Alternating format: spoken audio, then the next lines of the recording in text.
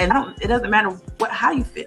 Saying he's led by God, but you feel like God is not telling y'all that. Do you still follow him? You said something interesting, Ish. You just said like men don't think the way that women do. So it almost sounds like you don't fully trust their expertise. So how could you successfully be led by So the majority of men don't have kids. Y'all are picking wrong. Y'all are literally picking the minority. Every man that's on this panel, y'all have more kids than all of us women? 51% of black men are single and childless. Excuses for the statistics. The statistics don't go well in your favor. So you say things like, okay, are they shooting blanks? Or they because men, I don't feel like men are overall passive aggressive. The majority of men. Do you think that silence is that passive aggressive? Because we will do that. Yeah, because there's niggas that'll use that as a way to trigger a woman. Like, because a lot of time a woman will tell you, like, when you're silent, it makes me feel like I'm ignored. So a nigga will do that intentionally. Yeah, no, I'm just, because I didn't agree with the passive aggressive part until Mary said that. I'm like, okay, I can see men and be like, you know what? I ain't saying nothing else. Will unsubscribing from the Democratic Party help fix Black America? Let's just unsubscribe. No, you got to know why. I don't think so. That's the only thing that get black people together. You know what I'm saying? Like that's shit like that. Shit like that. Shit like wow. That. What I think will fix is if black people truly understood politics. Because for a guy, because listen, it's so many different reasons for a man to want to hang out with his friends.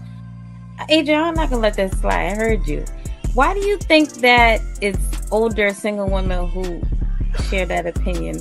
Sometimes that's the case. There has to be balance. Explain what White History Month is. It's honoring the achievements of the greatest ethnic group in human history.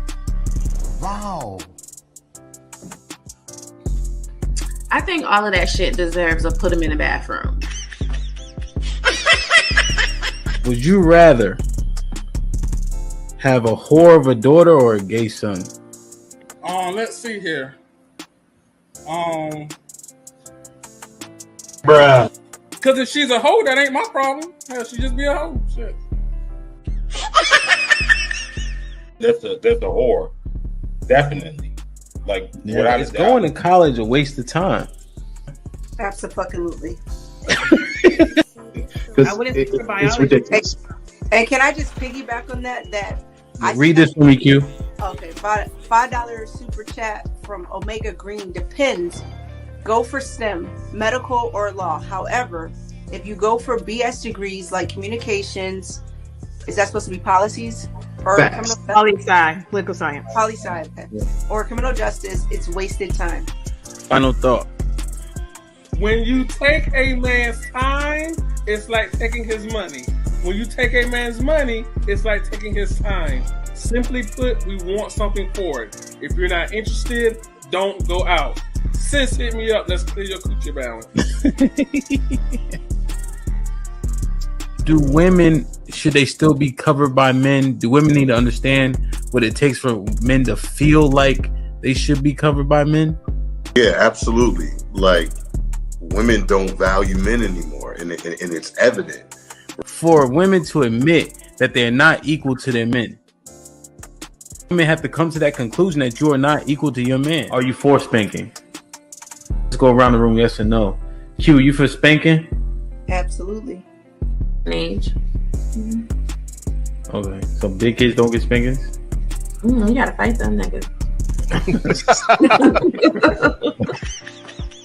There's no difference between divorced women and single mothers. The man will, in both circumstances, suffer comparably with no benefit to himself. The benefits don't outweigh the cost. But it's still better to go with someone who hasn't gone through that. It's still better to not choose them. Have men been getting over on household duties all this time? Listen, but I don't touch a trash bag to save my life. So let me ask you, could you and your wife switch roles in what you do versus what for that person hold y'all back or let y'all go? Physically, can't nobody hold me back. Ain't no such thing as a fair fight. But Ish, what can't be fleeting?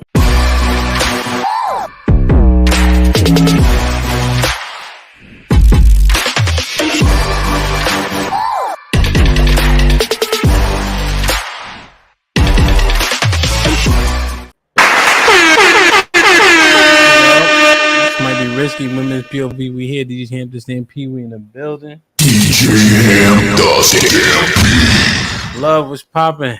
What's good? Long time no see. You good? Indeed, man. Them niggas was running amok after you left. Yeah, I tried to let them talk to me some more. I wasn't done windmilling, but that's all right. I'll see them next Tuesday at 12. Well, maybe 11:30 is good for me too. Well, another dude got up there and he took a thrashing for you. So I didn't take a thrashing though. I don't think I took a thrashing. well, I'm saying, so a lot of people punching you, you're gonna get thrashed whether you come out.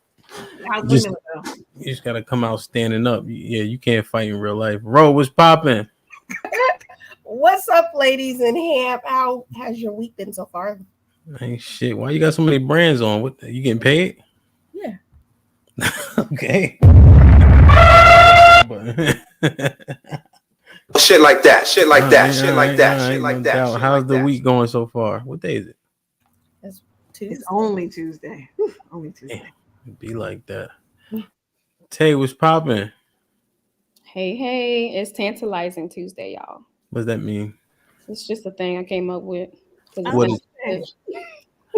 What does it mean? Make it tantalizing. So I figure out a way to make it tantalizing for you. Well, for people.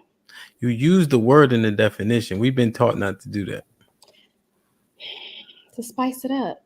To give you a little kick to your day. Because it's just Tuesday. To spice what up exactly? Anything you need a little zhuzh to. So you saying I should put hot sauce? What's up, Gway? You saying I should put hot sauce in my coffee? What are you saying? I mean, if that's what you like, I know people put hot sauce on their eggs. If that's how you want to start your day. Let me ask you a question. You think eggs and coffee are comparable, huh? I mean, I was just talking about breakfast and things you put hot sauce on. What do you sell that helps people tantalize or whatever that gay word is? That's not a gay word. Anyway, it's a descriptive word for things that spice up your life. It's just Bath and Body, like this candle I got burning. It's just a little CBD. I just put some on to calm my nerves because I got carpal tunnel, so it helps. Do you sell that? I do. Where can they get it from? Little drop ship situation at www.thepleasureplug.fun. What else do you have on the website? Things to if people are interested in sex. Toys. Spicing up their sex life. I have plenty of things that will help you in the bedroom. It's like she don't want to sell nothing, I guess. Fuck it, then don't sell shit. I'm a helper because some of the things that she sells not only will spice up your marriage, it'll spice up your single life as well. Yeah, listen, I don't be trying to make it about me, but yeah. I'm trying to make it about you. It's like fucking pulling teeth. Shout out to Nay. That was a good one. I like it. Christ, man. Okay. Damn. Somebody please drop the link. Oh, I can drop it. You already did. Oh, pleasureplug.fun for all things from the bathroom to the bedroom. In the chat so they can click the link. Yeah, man. Some of y'all need some pleasure in your lives, so click that link. Nay, what's popping, man? Glad to see you.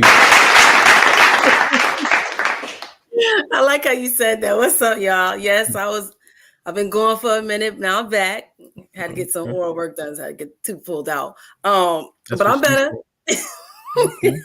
I'm better. How y'all doing, ladies? How y'all doing?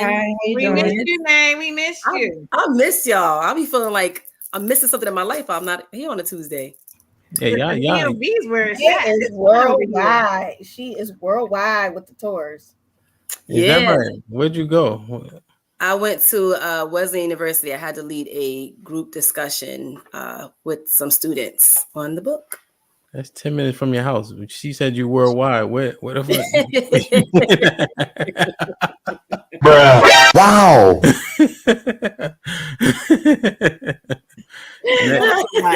Connecticut wide. How's everything going with the book and all that? It is going well. I'm actually in the process of book number 2. Really? Yeah. But that will be released next year. I'm in the process of it because it's going to be a spin-off from this one that goes more in depth. Word? You trying to make it like true to the game, huh? Yeah, like some volume series type stuff. Now you know the last true to the game that she start going crazy. Like make sure you keep it genuine but true. Do you guys know Terry Woods? Maybe not. No. Okay, she's an author. Yeah. Yeah, this True to Game is like it's a good read. Well, shout out to Shanae. We proud of you and all that. Shit like that. Shit like that. Shit like that. Shit like that. Y'all. Indeed. Did you send my shit? I sure did. I was in that post office today. I sent it. All right, you know I'm getting big now. You know what I'm saying? So it's gonna take. You know what I mean? I get in while the getting is good. Yes, thank you so much. Good to see you, man. I saw you say hi, but I was eating. I think was it yesterday or today when the guys was going back? No, yeah, today. It was this afternoon. Okay. I think I shared your comment, but my mouth was full. Pause. Okay. That sounds fucking crazy. Hold on. That's crazy. That was nuts. What was it full with? Huh? Nah, no ain't nothing. Shit, her mind in the gutter. Don't worry about that. Oh. How's everything? And how's the Midwest? Boring? It's good.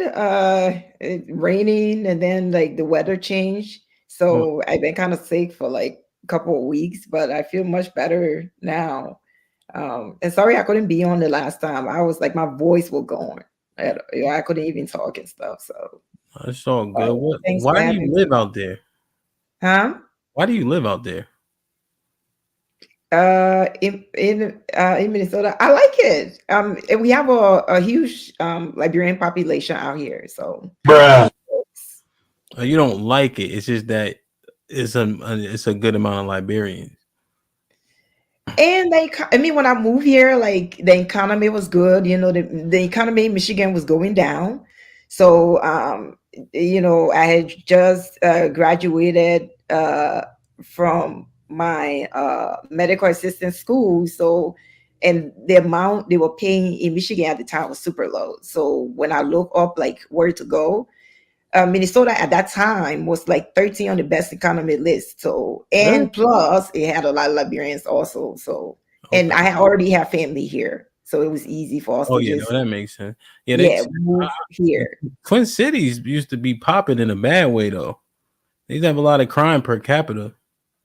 Now, the north side is like super bad, and in St. Paul too. Like part of St. Paul is like I think it's the south side of St. Paul. Yeah, that's what I'm saying. Yep. There's a lot of killings and stuff going on. So like the crime rate has increased in Minnesota since I moved here. Because when I came, it was a whole lot better.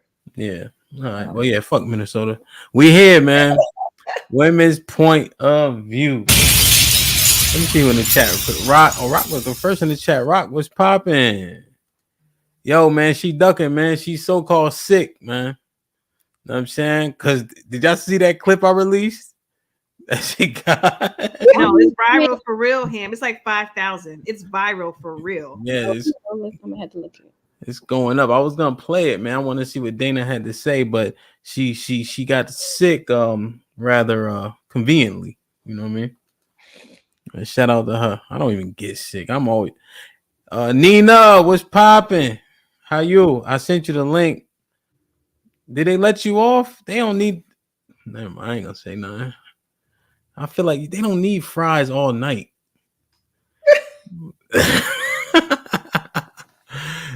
Mr. JTK 123 was popping. T, I see you. Lionel, they beat you in here tonight, Playboy. Pause. Who else in here? Damn. Let me check it out. Oh, Joel, of course. Quay was on time, kind of. All right. Let's get it popping, man. Love, what's tonight's topic, man? When divesting goes wrong. Yeah, so I wanted to look into this because I feel like, what's the rhetoric? Black women are difficult. They're not feminine, so on and so forth. What else goes along with that rhetoric? Anybody want to add in? We can't be. We're disagreeable and aggressive. You say aggressive yet? Sure, you can say it again. Oh, my bad. Did you say you don't submit? We're unsubmissive? Yeah, not submissive. Too independent. What'd you say, Tay? Too independent. Too independent. Don't know how to submit. Want to have your own. But you know, you looking in the news and all that. I feel like we gloss over it a little bit. So I wanna see if this is a fable or not. So, one of my relatives divested, right? And so he had a baby and all that. Now that the baby's here and they living together, he said shit done changed. She want to know where he at, where he going, checking his phone, the whole 9 yards. It's a white girl. So that got me to thinking. And then Love and I was brainstorming on topics. So I said, let's look into this. So y'all know the Jeezy situation, right? Yes. Right. Do y'all know the backstory and all that? I believe I do it. I mean, I believe I know. If there's any more of a backstory, I don't know, but for the most part, Yeah, I don't. I just know the statements that's been made, and I don't believe it. What are the statements? Oh, my fault. More love in the chat. My bad. Quentin just became a member. Bob added in. Bob is the GOAT, one of the GOAT commenters and everything else in YouTube. Bad attitude, yeah. Alex, what's popping? What's up, Alex? Tatum, always a pleasure, my brother. All right. So, Tay, what's some of the what have you been hearing? Let's get on the same page. Let's make for the chats on the same page. We on the same page. What have you been hearing? I got a couple clips, but I don't think I encompassed everything. Go ahead. So I just heard, and generally, that Jeezy didn't think their values aligned, essentially, when it came to like family and things. And then, but she wanted it. She wanted to fight for it. But that's essentially like, yeah, that's pretty much all I've heard. Okay. Anybody else got any rhetoric just in case I missed it? I think she actually admitted to this in one of her live on her channel, on her YouTube channel. She has a temper issue. She has a really bad temper. She don't know how to talk to people. And you know, Jenny been independent for a long time. If you follow her from when she used to be on TLC doing the clothing, the changing, the makeover, been very independent for a long time. And with her family and what she's been through with them, also that play a part into it too. You know, so like I think it's difficult for her to have a man lead. I think that's where she's having a problem. And what is she? She's Vietnamese, right? Yeah, she's Vietnamese.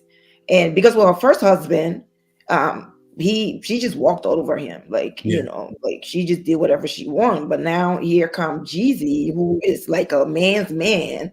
You know, he's not just gonna sit there and allow you to be talking to him any kind of way, degrading him and telling whatever you want to tell him because you angry and stuff like that. So I think that's where the hair body Kimi plays. Also, they say her mom is like super involved, you know, because I think her mom lived with them also.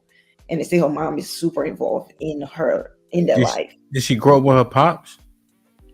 Her dad was very like a walkover dad. Like the mom walked all over him. The dad didn't really have say. They mean they're not married anymore, but I think like the family at one point they were all living together. So her dad was a pussy, and then her mom walked over him. But I'm just saying, like it's starting to get a little shaky, right? Because they supposed to be.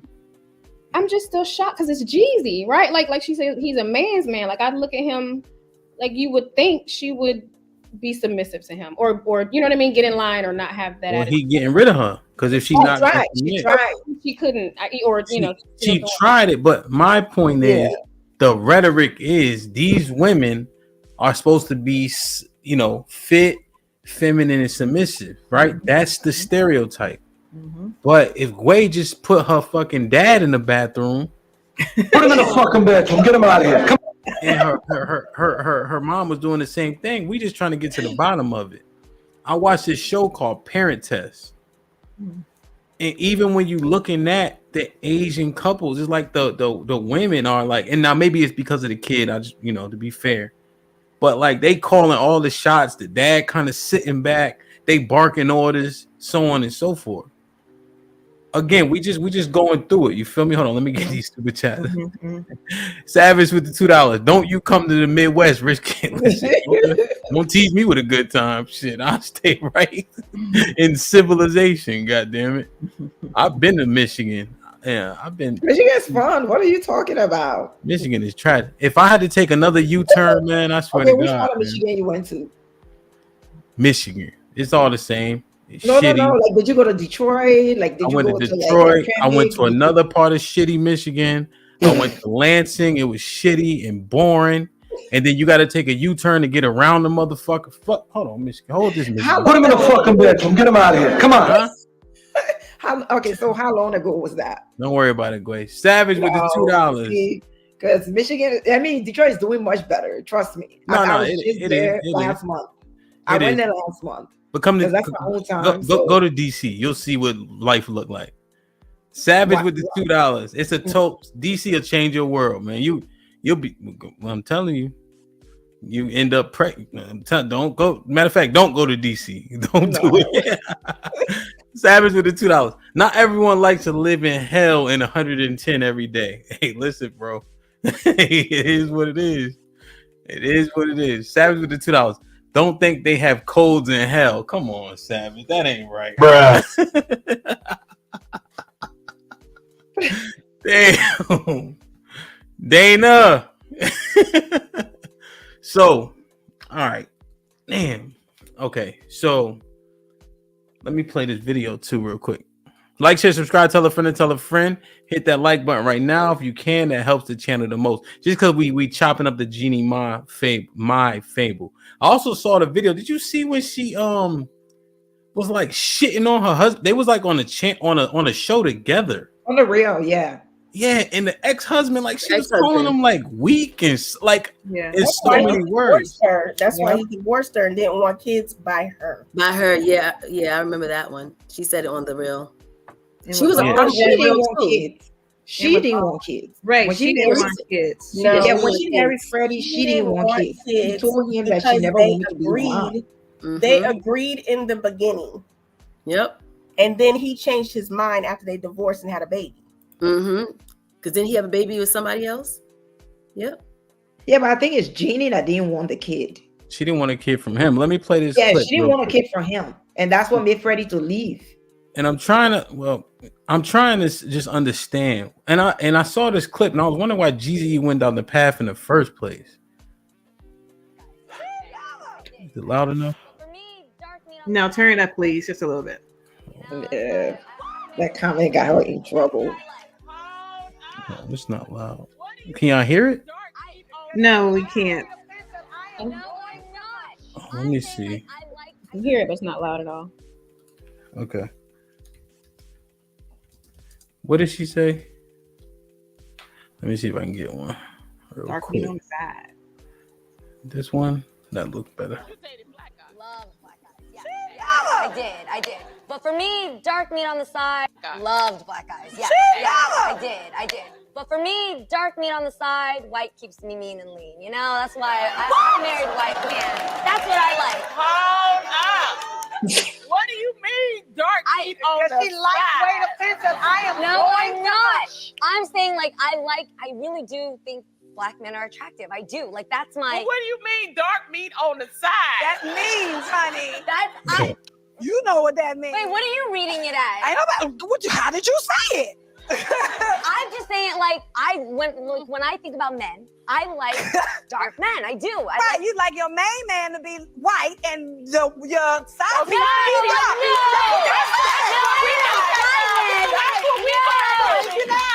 No, that is not what I mean. Explain what you mean. Wow. Is like I used to date black men. Okay, I think they're attractive. But what I decided to stick to because it just kept me happiest was my man Freddie, who happens to be white. Are you sure? Yes. Okay. You heard what I think she always liked black guys, and Jenny is like more American.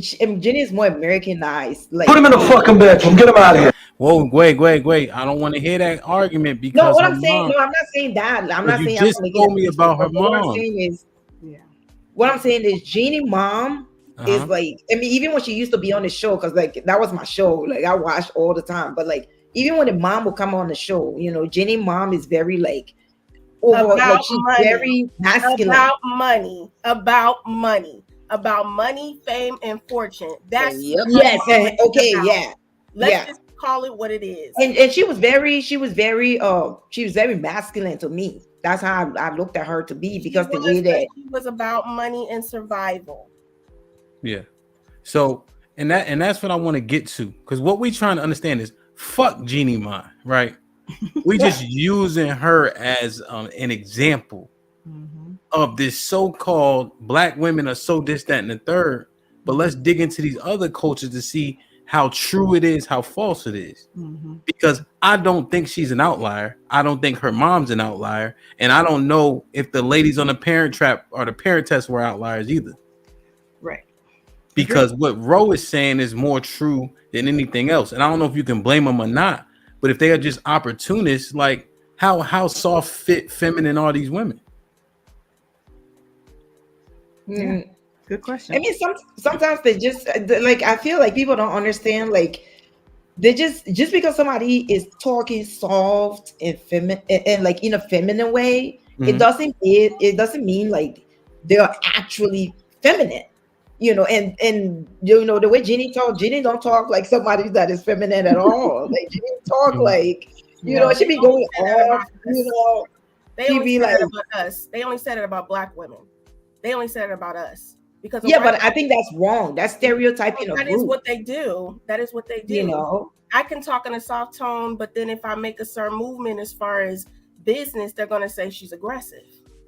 Okay, so Jenny Mai's mom has been totally about business, fame, and fortune. She only, even when remember when Jeannie Mai was having an issue with her mother and she didn't talk to her mother for a while? Because her mother wanted a certain stuff and Jenny couldn't get it for her, so they got into an argument and they didn't talk for a couple of months. So that type of mothering, like Hamp said about the show, that is not new. We also go through that in Black cultures as well. You talk about the sororities and their legacies and them having to go to HBCU and having to pledge and having to be a part of this to uphold a certain level. So it's no different. It's just that when it comes to us, we're more aggressive. We're looked at aggressively, whereas their culture, because they're small and petite, that does not immediately ring to them being aggressive. Yeah.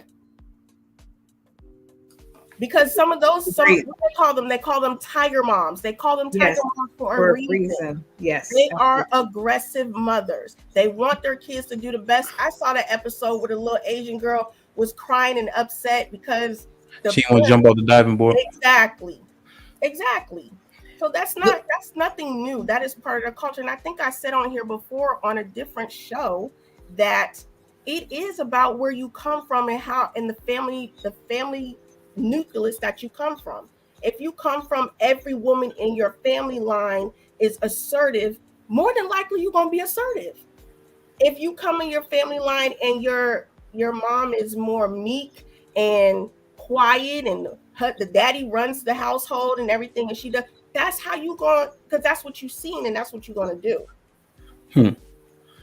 So I think, go ahead. Yeah. I just want to read this real quick. Okay. Average with the $5. She made it to 38 being a boss babe. She can't change her stripes. This doesn't disprove the red pill. This proves it. Any race that chases career is bad. Okay, so Savage saying it's more like cultural, I guess, to Rose's point. That don't even matter what her race or whatever you want to say nationality is. It's just the culture. Go ahead, love. I don't know if I agree. I'm just discerning. Yeah. Jeezy played himself. Jeezy played himself bad with this. His vetting process was absolutely flawed, and it played out in the fact they were married 2 years or less. And I believe he did that probably, you know, she was a good time, she was a certain status or whatever, and she was Asian. I think that also played into him wiping her up. This is his first marriage, if I'm correct. I believe it's his first marriage. I think so, yeah. So the fact that he wifed her after dating her, not for a very long time. Obviously, his vetting process was supremely flawed. That he realizes their values are not fully aligned. What was his vetting process?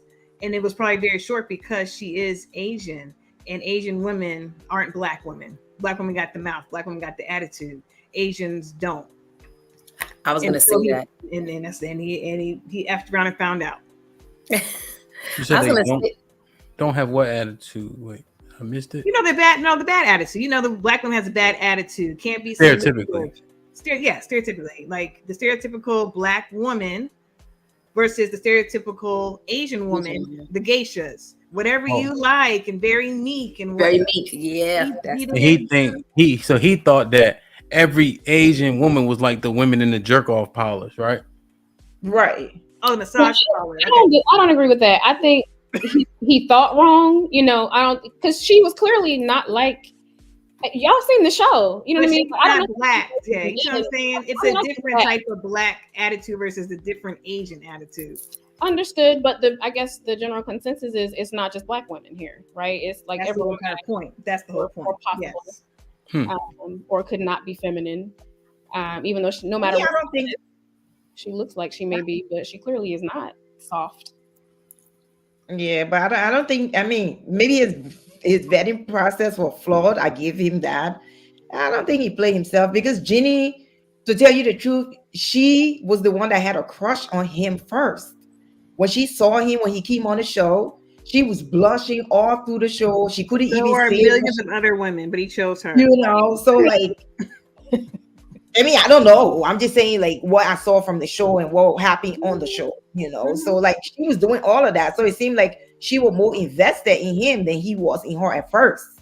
You know? She's a fetish. Like she said, Black men on the side. I'm attracted to Black men, but Black men on the side because white keeps me lean and mean. Yep. I prefer Black. I mean, she said it literally out of her own two lips. So what made her saying that okay, or ignored or diminished versus a Black woman that is a boss? What Savage said, a boss babe or whatever. You know, passionate or whatnot. Like, what makes her so different versus a Black woman that got the bad attitude and can't submit?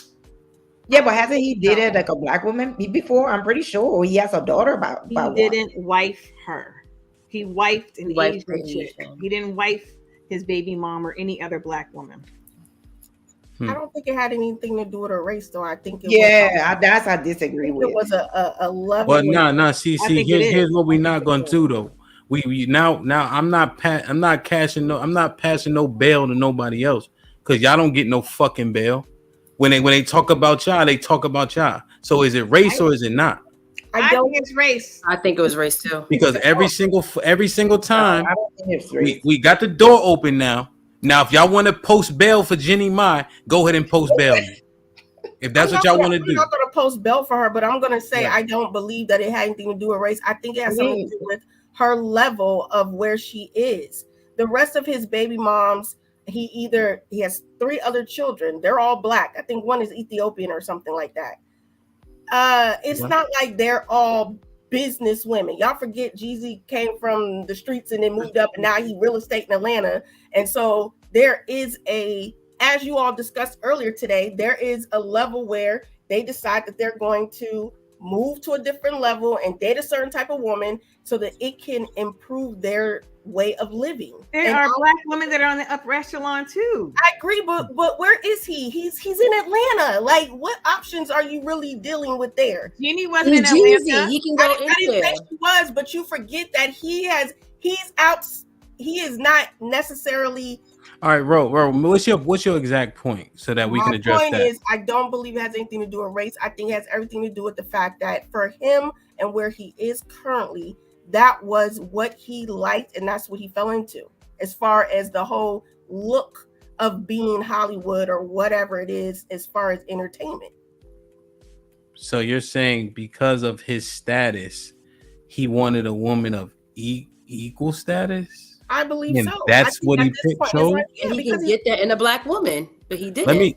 Let me look at Savage's comments. Shout out to Savage for the $5.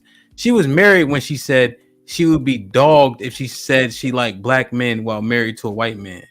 So she literally said those comments while she was married to that white boy. This is a disrespectful bitch. That's what that is. She did. And I gotta say it like that because that's what I mean. Like you don't comment about other men while you got a husband. And he still wiped her. So what about her? It doesn't make any sense. And Gway, that's the reason why Love saying Jeezy played himself. The black meat comment, how you only good to be a side piece. And then she said that about a black man while married. Just period. Comment on other men while married. And then she embarrassed her husband on the real. That sound like Jeezy fooled me once. Shame on you. Fool me twice. Shame on me. Exactly. And now she's a whole baby mama. Now she a whole baby mama trying to fight for a minute. He said, no, I don't want it. Yeah, I was genuinely shocked. I was like, damn, we lost one, but did we? Well, nope. Let me get a couple more super chats. I got another video. I just think people should date whoever they want to date. Like, I don't really care about all the race stuff. Like, whoever it make you happy, just date them. That's it. Problematic though. No. That's problematic because people use that as a scapegoat. Date who you like and date who you love. No, it's problematic. It's problematic when you you only date a certain race because of they're better than that, right? They're not black. That's problematic. That's problematic when you fetishize. Dang. Fetishize because of race you want to be with. That's problematic. I just feel like he didn't vet her correctly, and I think that there was a lot of things that she did or didn't. He didn't. Oh, didn't. Okay. He didn't. Like, I feel like he didn't vet her correctly because, like, if he had just watched the reel and saw all the things that Jeannie said and did on the show, I think that he would have found out that she's not this feminine, poised looking Asian person that he thought she was, because I think that watching her on TV. I think in the beginning she was just it was like she was playing her role just so he can marry her. That's how I feel. Like she was playing the role so that Jeezy can marry her, and then once she was married and felt like she just felt like then she could do and say whatever or treat him maybe the way she thought she was treating Freddie. And Jeezy was like, hell no, it's not like I'm not Freddie. I'm not gonna stay here for 8 years. No, I'm not gonna do that. So I think because she was really shocked by the divorce. So it's like a wake up, like somebody had to like wake her up or something. And what made her think that and that's the audacity of her, other non-melanin women. The audacity of you to think that you can't get divorced, you can't get left. If you're trying to fake me out, this is not who I married. You played in my face. I didn't sign up for this. I signed up for that. And so for her to be so shocked, because I'm very sure he sat there and said, I got a problem with your mom being here every single day, all day, running her freaking mouth. And the brother lived there too. I'm tired of your brother being here. Everybody, all of them live in that house. I know he said that at least once. But that's not Go ahead. Now he need to do his due diligence though, Love, because oftentimes in those coaches, they do that. They live together. Right, but I get that, but he blames himself. But my thing is this. I'm talking about her being shocked.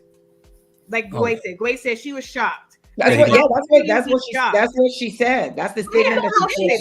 How was she shocked when she stated that she didn't deal with her talking crazy to him and triggering him? Yeah. No, because she said that they were both going to how you call it classes, like therapy classes. And she said she was getting better on her show. That's what she said. She was getting better, but she has a temper on her. She admitted that. So like that's what I'm saying. Like I think she felt like, because they were married. So, and she might have thought like Jeezy was going to be cool like Freddie. I don't know. Pushing over like Freddie. Yeah. Yeah, like she thought that was it, and then she like find out that no, I don't do that because Jeezy has more money than her. She signed a prenup. Now she's fighting the prenup. Like why? Yeah, well, he recanted. He said that I think I saw something say he wasn't going to divorce her or something. But I think the key to Gway's point is she was saying like she's always had yes people around her, including her husband. Yeah. So now that she got with Jeezy, he's not a yes person. She didn't realize how much of a temper she had until now, which I think is is That doesn't make any sense. Like that's weird. She didn't realize. I didn't know about the therapy part. Whose idea was that? Was that her idea to go to therapy? Yeah, well, Jeezy wasn't putting up with that, so I mean, she had to go to therapy. Her temper was horrible, and she always talk about that. Like that's not a secret, you know. Even when he interviewed after he got with her, and then he did an interview, Jeezy, and the interview person asked him like, you know, like what about her comment on the show about dark meat on the side?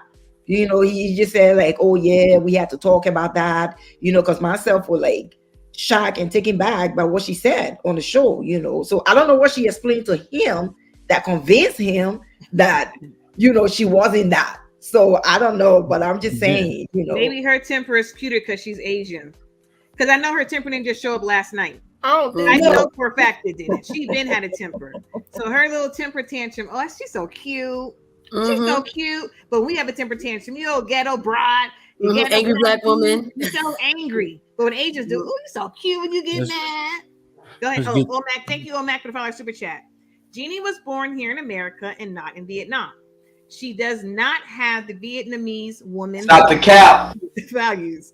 Jeezy saw she was not worth his time after he married her. That's crazy. I agree with that. I think that be careful, Omac, throwing her so much bail. You can go broke when you bailing people out and they keep doing the same shit over and over. So the one thing that Gway pulled out, she put the hold on. Let me show y'all what Gway did to the mom. Put him in a fucking bedroom. Get him out of here. Come on. Because Omac, the reason why your comment doesn't have as much weight to it is because the mom is Vietnamese. So now what? You see what I'm saying? That's the part that we cannot skip over. We cannot skip over. Yeah, if we're saying Western women, okay, cool. But even the mom was like Jenny. Savage with the $2. She was married to a white man when she said that. Yeah, I got you, Savage. We understood. Matt was popping. With the $5, shaking my head. Men keep trying marriage and women won't conform to a joint life. I see I'm blessed. Men get out of here. Bad women are clueless. Damn, Matt, what they supposed to do? Just jerk off for the rest of their life? Yeah, he's married. He's a married man telling men not to get married. What? No, but no. So that's the thing. He's saying it's a bad crop out here, right? But see, that's the problem, bro. That's the problem with niggas in society now. Like here's what happens to people in their morals. Somebody in their family turned gay, right? Now gay is okay. Everything is okay. They don't want to speak against it. I love everybody related to me, right? But if they doing something I think is harmful, I'm going to let them know. Point blank, period. But people sacrifice their morals and values when people close to them start doing the things that they thought they didn't like. That's the problem. I'm preaching like a mother. Let me. Damn it. Yeah, like, you know, the way that. Hold on, Way. I'm on one right now. Okay. No, I'm just reading the super chat. Savage with the $2. He had a prenup. Yeah, we told him we said that. Oh, they saying that in the chat. Nobody actually said it. Prime VA was popping with the $757 $10 super chat. Here in Hawaii, Asian women married to black men is pretty common. The divorce rate with black men and Asian women is only 15% per the 2020 consensus. What is the divorce rate supposed to prove? I don't know. I don't know what the last. I think it's such a small number. And you're talking about the what is The Rock? What is he? He's black and Asian, right? He's Samoan. Samoan. Yeah, he's Samoan. Yeah. Are they the same age? Are they Asian like that? I think they're of Asian descent. I think. Aren't they Pacific American? Pacific Islanders. Are they the same? Yeah, like are they more closely related to like the people of Australia? I don't know. I'm just related to Native Americans. No. Or like Eskimo, right? Yes, correct. Mostly Native American, related closer to them than Asian. So the Vietnamese, Chinese, Japanese, that's, would you say, now, would they be more closely related to like the Thai or the Cambodian or the Hmong? They have like a similar, like a darker skin tone, but skin doesn't always make the difference. Talking about Samoans? Yeah. Samoans are closer to Native Americans, period. Yeah. Okay. Yeah. Okay. All right. Gotcha. And somebody can correct us. We could be wrong. Right. We could be. Who knows? Yeah. Alice for the $5. He also didn't like that she posted everything for the internet, in addition to her family moving in. They weren't aligned as a couple with life. It's true. Prime VA 7x7 with the $5. She's an Americanized Asian. What did y'all expect? LOL. So the consensus I'm getting from the gentleman is Prime OMAC that she's Western, and the Western woman is the problem. But we gonna so no more black women, none, because it's been black women are the problem. Black women this, black women that. So now we're just saying Western women. Is that what the consensus is now? Because it's like the goalpost keeps on moving. But go ahead, y'all. Savage with the $5. Rumor is he didn't like her family there all the time. Also, she wanted to keep walking their kid in public, and he didn't want that because rappers die. The kid's a rapper? No, I guess. Well, he's a rapper, so it might be your kid might be targeted. Like you never know. That's what it's saying. That's what he was afraid of. Especially in the West. Nah, the West they were smoking rappers. PNB Rock. A couple cats just got smoked. Yeah. People. The point is, people do a lot for clout. And they just killed another rapper that was they just killed his mom, I think like a week ago. Like his mom was coming out of the car, I think in Atlanta, Georgia. He's in prison, but they just killed his mom. It's crazy. Because they couldn't get to him. Yeah. Mills 36 with $2. Ro, what up? I'm a BBW lover. Last one I'm gonna read, and we're gonna get back to it. Prime with the $10. I meant, what is Jeezy and Jenny divorce supposed to prove? A lot of Asian and Polynesians live here, by the way. Majority of the population here are Japanese and Thai, I believe. Well, I think, Prime, we're going through to see, like, we've been saying for so long, black women ain't shit. They're not submissive, this, that, and the third. So now we're looking at other cultures. We just started with Jenny Mott. You know what I mean? We just looking at it. Because now I'm getting a sentiment like it's Western women. I feel like the narrative, motherfuckers, is flipping it a little bit. Of course, you feel me? Of course. No, that's all I'm saying. We trying to understand, man. All good points, though. All good points. Like, share, subscribe, tell a friend, hit that like button right now if you can. That helps the channel the most. Anybody got a final thought on Jenny, Mai, and Jeezy and all? We might come back to it, but just for now. Jeezy played himself. That's my final thought. I hope to work it out, I hope to work it out. That's my final thought. Okay. Anybody else? Nay, you good? Yeah, no, I think if she got them issues, she needs to go through some healing. So she needs to not be with anybody. And he can keep it pushing too. Do your thing. Just co-parent for the kids, but then you need to work on how to do that well. I'm gonna slide in Jeezy DM, see what's up. Shit like that. Shit like that. Shit like that. Shit like that. Shit like that. So I gotta read this one before I hit the next one. Bob with the $10. Asian and white women do not resort to threats of violence in speech nor in action the way black women do.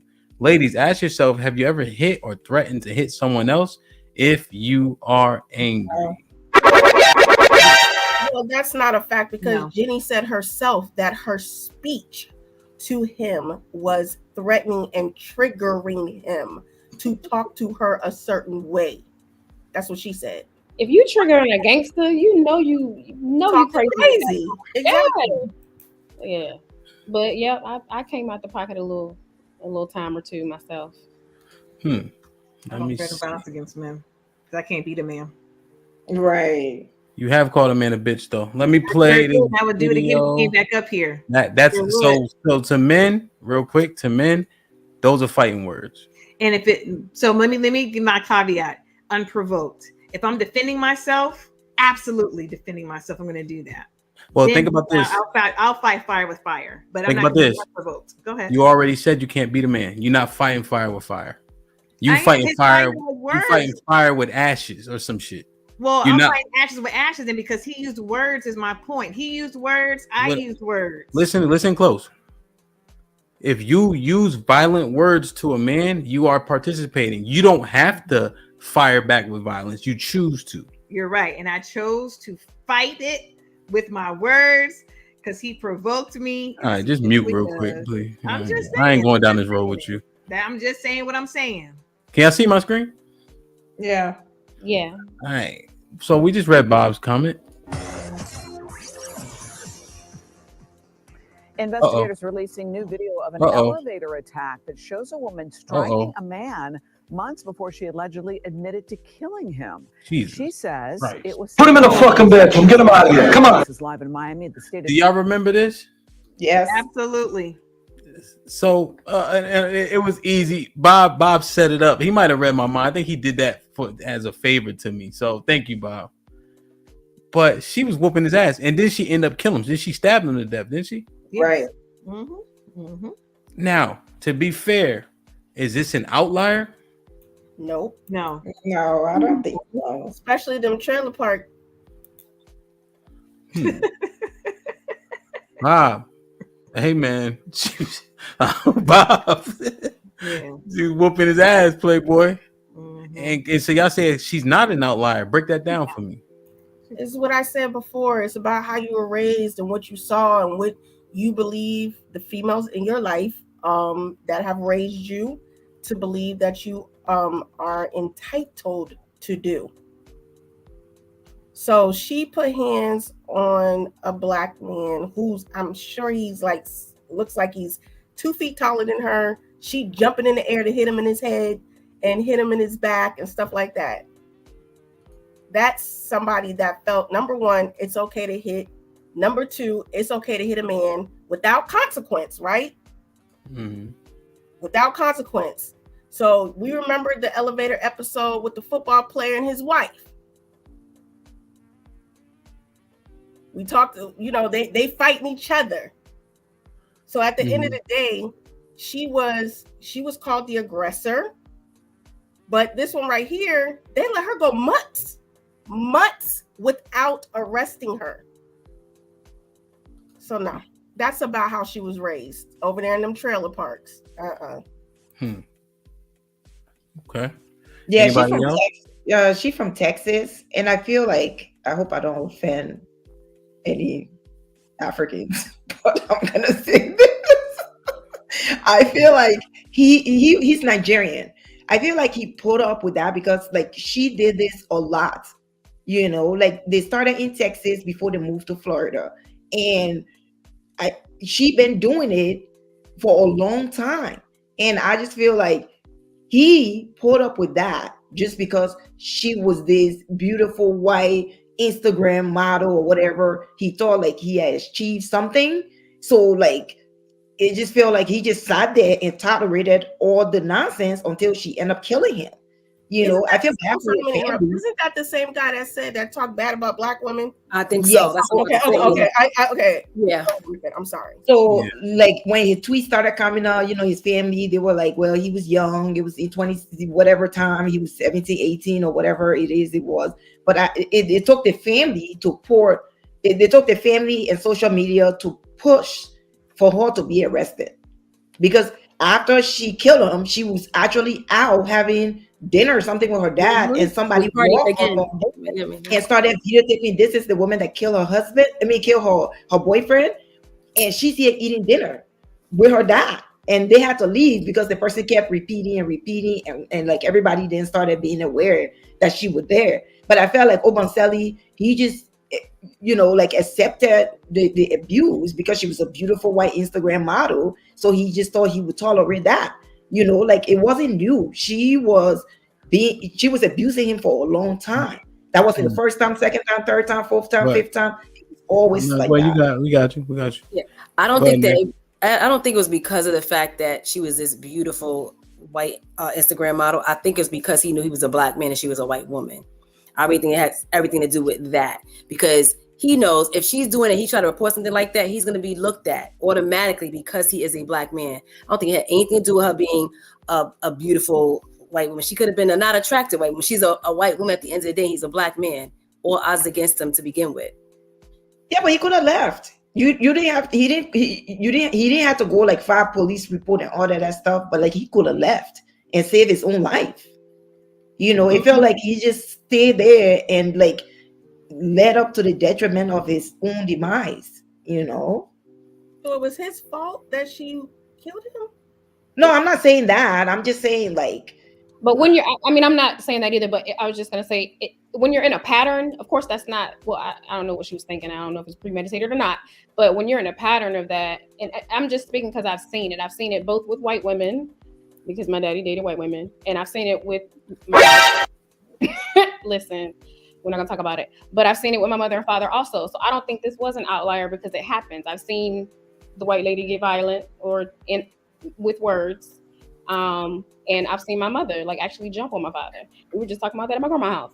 But you know, and that's not okay. And I don't condone that. That's not a relationship. That's not how I want mine. But when you see the things, you get to see, okay, well, that's not how I want my life.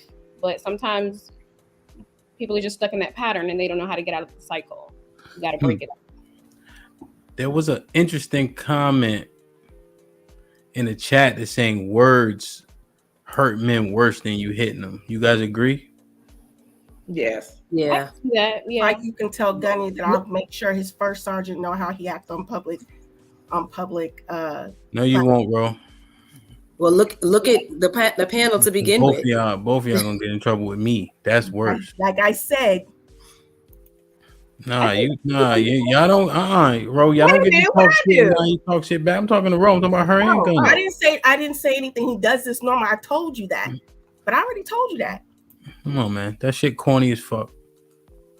Savage with the $5. Western women are a problem. That's why the passport bros are a thing. Okay, so we getting some. Okay, good. No, I'm saying I'm agreeing with you. Go ahead. Let me see. Is this already read this one? Oh yeah. So okay.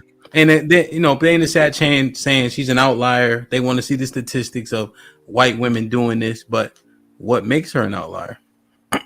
Pardon me. OMAC with the $5. OMAC was good. I'm a war veteran. The old dogs in the unit would tell us to be careful with marrying women from overseas. Could get an Americanized women attitude. I got another clip too on that point. That American women or Americanized women are problematic. No, marrying those women from Vietnam and things. When you bring them over here, they change. They change. What's the word? Assimilate. Yeah, that's what they really want to do in the first place. They can't. I got my green card now. I mean, that's what they do. Go ahead. Yeah, I got you. Hank with the $2. Hank, what's good? What's good, Hank? What's popping? Nay, where's my damn book? It's on Sinead. Wow. Thank you for making that comment because you giving me marketing, promoting me. Thank you. He buy one already? Anybody? No, he did not. No, he did not. All right, just check the record. Caesar's Palace with the $5. Can the ladies show us in mass where white women are hitting black men in public? Or where do you have black men coming out online saying white women are hitting them? So just like him said, words hurt men. Words hurt worse than But love. He's not asking that. He's talking about physical violence. Right, but I'm I don't think anybody's really hitting anyone in public like that. They're doing it behind closed doors. That's that part too. But when white women are not this innocent, non-aggressive or non-violent entity. They're not. And that's what I was trying to address before you cut me off. So it's not about hitting people in public.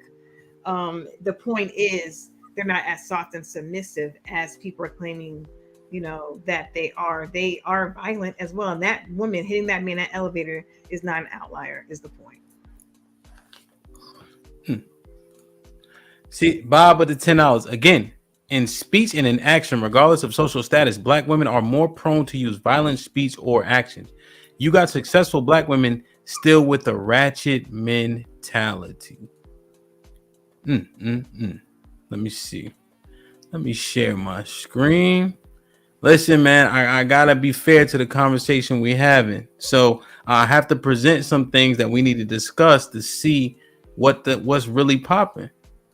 I'm not going off this subject, so same. I'm staying here.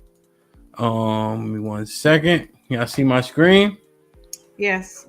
Yeah.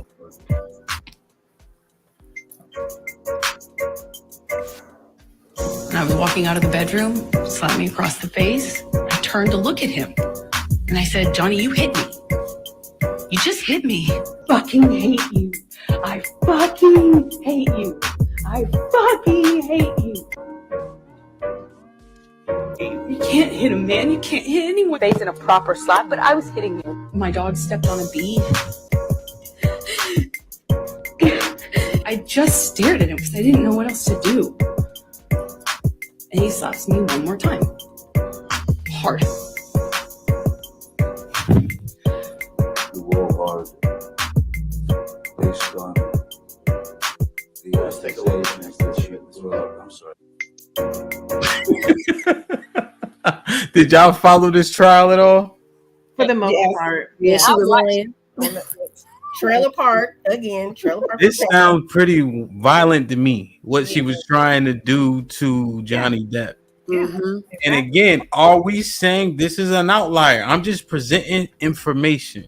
No, Trailer Park from Texas. No, I don't know what. Look at these documentaries. It's always a white lady. Get the fuck out of here. I'm just saying. Listen, I dated a guy and got played for a white woman. The white woman was doing all kind of crazy stuff, and I said, "I told you. I'm trying to tell you." Whatever they were saying it in writing. I was like, "Listen, and you think I'm crazy? No, you was crazy. I try to tell you." I mean, we all crazy. I guess. we all have a little crazy, but yeah, nah. White women be doing it too. They different with it though. They are. How are they different? I think they do under the guise of, I'm great. I'm submissive. Yes. Anything you want, honey. It comes with privilege. That's how it's yeah, that part too. And it's like, yeah. And anytime a black woman we speak up, we say what we don't like, we don't tolerate. It's, you know what?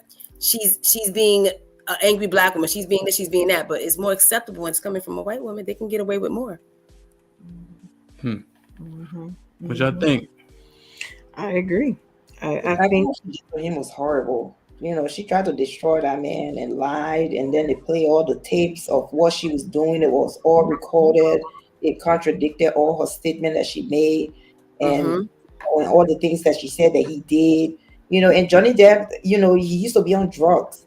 So like when he went to rehab, got sober, he was doing good before he met her, and then after he met that crazy lady, you know, he started doing drugs again. He went back onto the drugs. She was doing so much stuff. So even when his mom died, she didn't want him to go to the funeral. You know, so it was all the stuff that was happening. And for some reason, she was lying at first. And the movie, because when she came out with the statement, it took Johnny Depp off all the movies he was on. But they didn't do the same to her when they found out that she was lying. You know, so that was just wrong what she did to him. But I'm glad he survived that. He's doing way better now. And she owed him, I think, like $10 or $12 million or something that she needs to pay him back. Weren't they doing drugs together, though? I thought in the documentary it was kind of talking about that. But well, because the way I guess he was like stressed out and then ended up back on the drugs, but she was already doing drugs. She was stressing his ass out. I'm glad he got it. So he ended up turning back to doing, he relapsed. You know, and then from there it just went downhill because it just seemed like even on the recordings and stuff like that or the videos, he just looked high, like out of his mind high, you know, and he was just slurring and doing all type of stuff. So that white woman drove him back to drugs. Soft and submissive white woman drove him back to drugs. Had him relapse. Pick the right partner. Pick the right partner, no matter whatever. Yeah, it don't matter. Color they are. Pick the right partner because I'm just saying these soft, submissive, angelic white women. She, that angel drove him back to where he tried to get away from. That one, the angel. This ain't no outlier. They're not outliers, is my point. Because all these comments or super chats, you know, but the white women they don't do what black women do. Like you still keep on trying to turn it back to black women. Now we done show 2 different examples within 5 minutes and giving examples.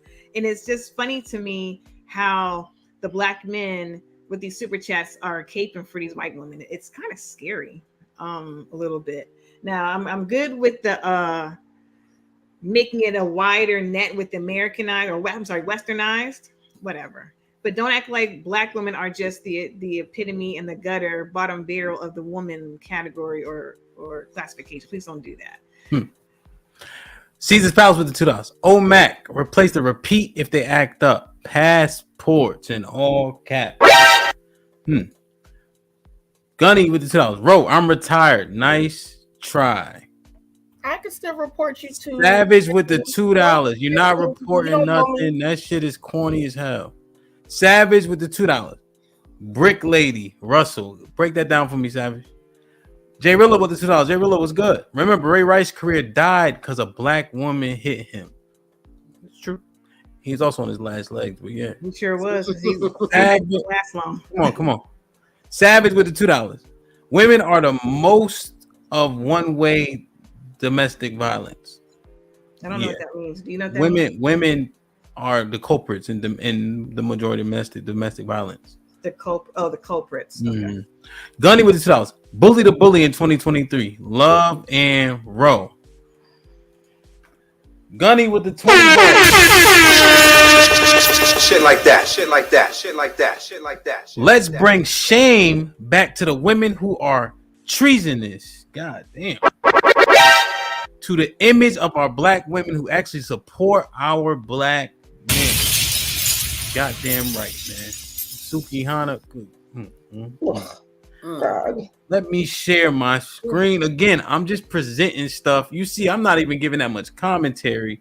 I'm just letting the ladies react to it. Like, share, subscribe, tell a friend and tell a friend. Hit that like button right now if you can. That helps the channel the most. So where did we end up on the Amber Heard? It sound like violent words to me. They were. Johnny Depp provoked him for sure. Let me see.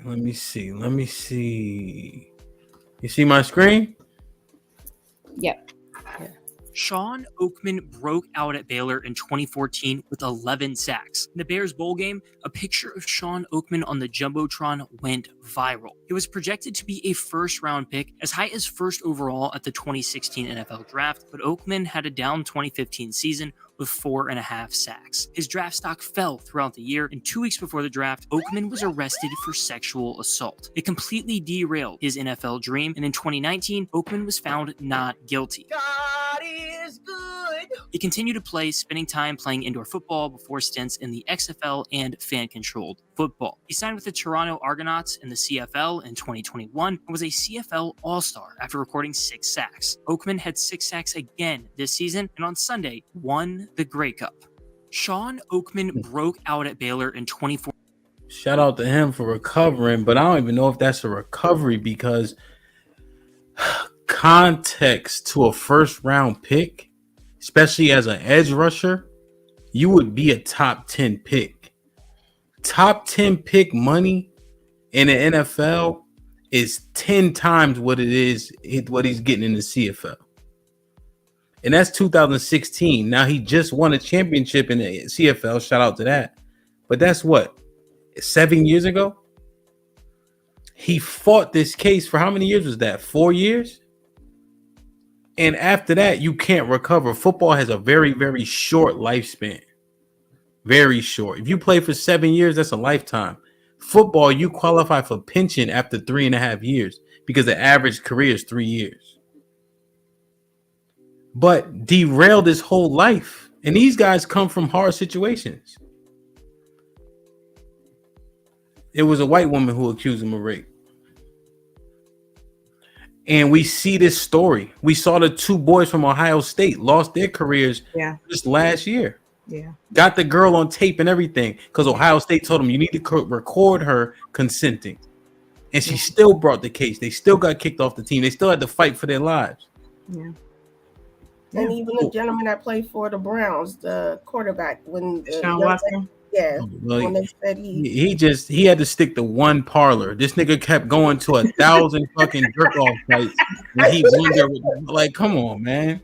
Put him in the fucking bedroom. He should have found one masseuse, but he want to just explore the world. He got a problem, asshole. So, but that's Ro. That's the kind of a little bit different because that nigga just wants some weird shit. But and he had a girlfriend. Deshaun had a girlfriend. What's her name? Yeah, he just had a fetish thing like that. I'm kind of Ro brought that in. Now you could spin it and be like he was wilding. We talking about these false accusations. Right. Yeah. Didn't Jameis Winston get hit with a? I mean, there's so many of these brothers. It's a lot. So what is? Because I'm seeing it in the chat, and they may have a point. They may have a point that we're picking outliers. However, this shit seems very common with these accusations. Yeah. So I want to know what's up with these white women. Are they fit, submissive, passive, feminine, or are they just opportunists?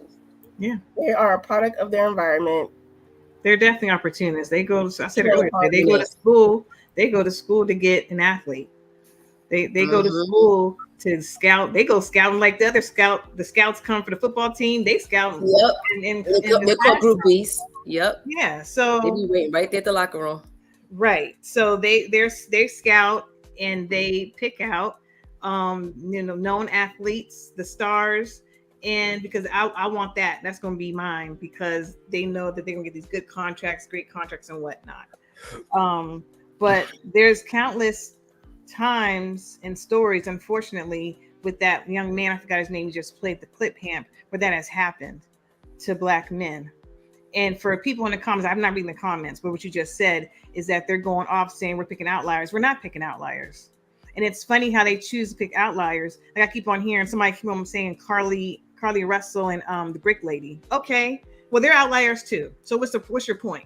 Like you don't have case after case after case after case of a woman. Love. That's why I tell y'all stay out the chat. No, Ham, listen. Because I'm not gonna listen for a second. What I'm saying is this: this is what happens. People can give you what is it called, Ro? When they show you the bait or they show you like a they bait you.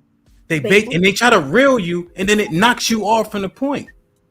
Ham, it was a literal super chat. No, I'm not saying that. I'm saying you don't have to address every super chat. They bait you in there. Now here's what you gotta do. Defend Carly Russell, which has nothing to do with what we're talking about, and then defend the Brick Lady, which we don't even have to.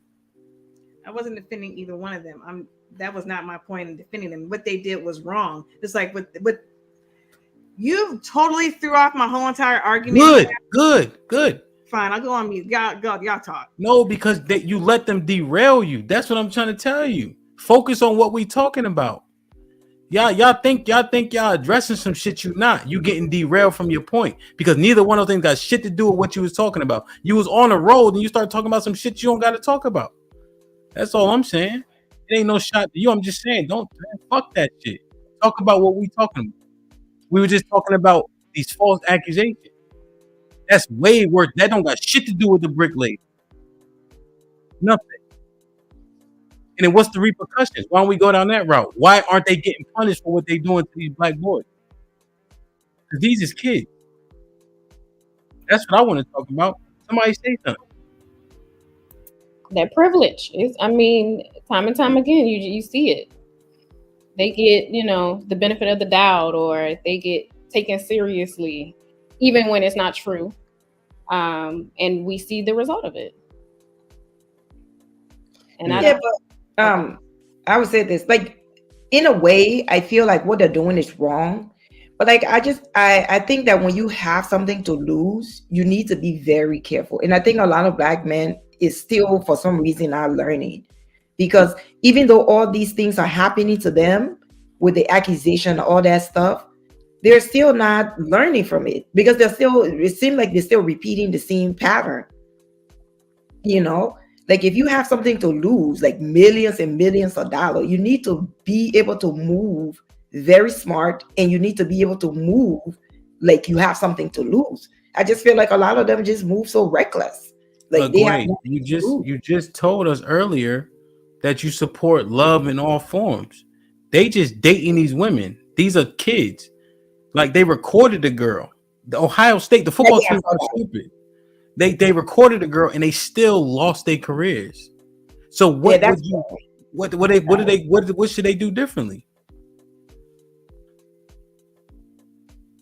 If women that do these things, especially for them, like I feel like they need to be charged. Whatever you was going to charge that man with, like you should charge her with and let her go to jail. But I'm saying you talking about the boys. What should they do? Not the boys, the women. Yeah, like if when you lie on somebody and it turns out that you lied and they have proof that you lied, I feel like the women needs to go to prison because that's what they were going to do to the men. But it ain't happening. And that's that privilege that Tay was talking about. That privilege is dangerous if what we saying is true. You think you can't be touched. Did you see that boy in Florida that got off? I know Ro probably seen it. He got off because his disease was like something about privilege where he didn't understand consequences. Yes. Yeah. Remember that? Yeah, I remember that story. Let me get a couple of these super chats real quick. Affluenza, that's what they called it. He had Yeah, that, yep. Savage himself, look up Duty Low. I don't know this. Y'all know this? I can look it up though. Savage with the South. The guy on Martin got killed by a black woman. Who? No, Tommy died from cancer, I think. But you're talking about Romeo from the Steve Harvey show. Yes. He got stabbed to death. Yeah.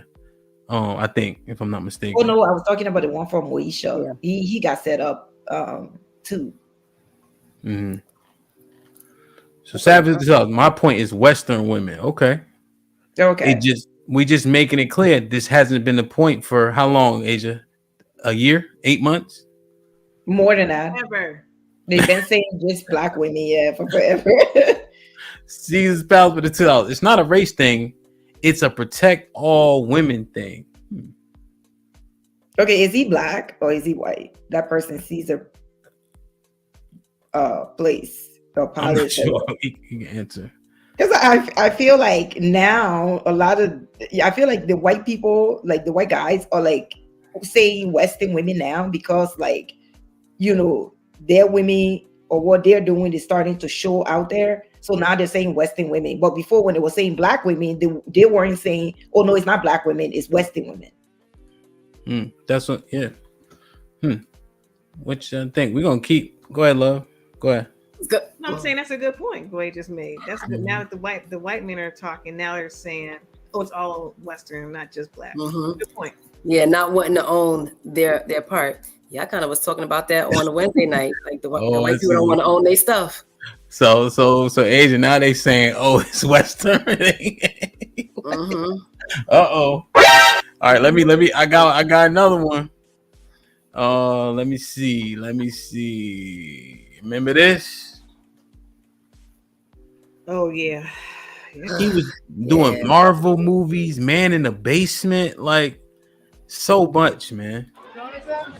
Already facing 11 misdemeanor charges, addressing a turn in the case against Jonathan Majors. The breaking news: multiple alleged abuse victims have reportedly come forward to cooperate with the Manhattan District Attorney. Variety with that headline and new questions about his future in the Marvel Universe. Thought you could win. Jonathan is still set to reprise his role as Kang the Conqueror in the Avengers, the Kang Dynasty. Could bank a $20 million payday. It's a whole different fandom. It's a whole different level.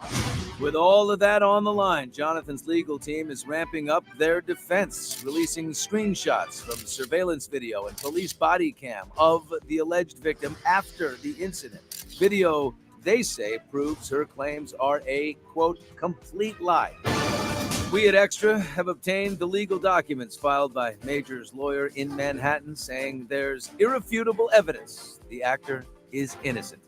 The docs claim that the alleged victim not only went clubbing after she says Jonathan attacked her in a car, but that the driver of that car, quote, saw and heard everything and disputes her side of the story. The charging docs say the woman alleged that Majors put his hands on her neck, causing bruising, leaving a laceration behind her ear, and broke her finger. But Major's lawyer claims he was the victim. All right. What I mean, this shit getting shaky, man.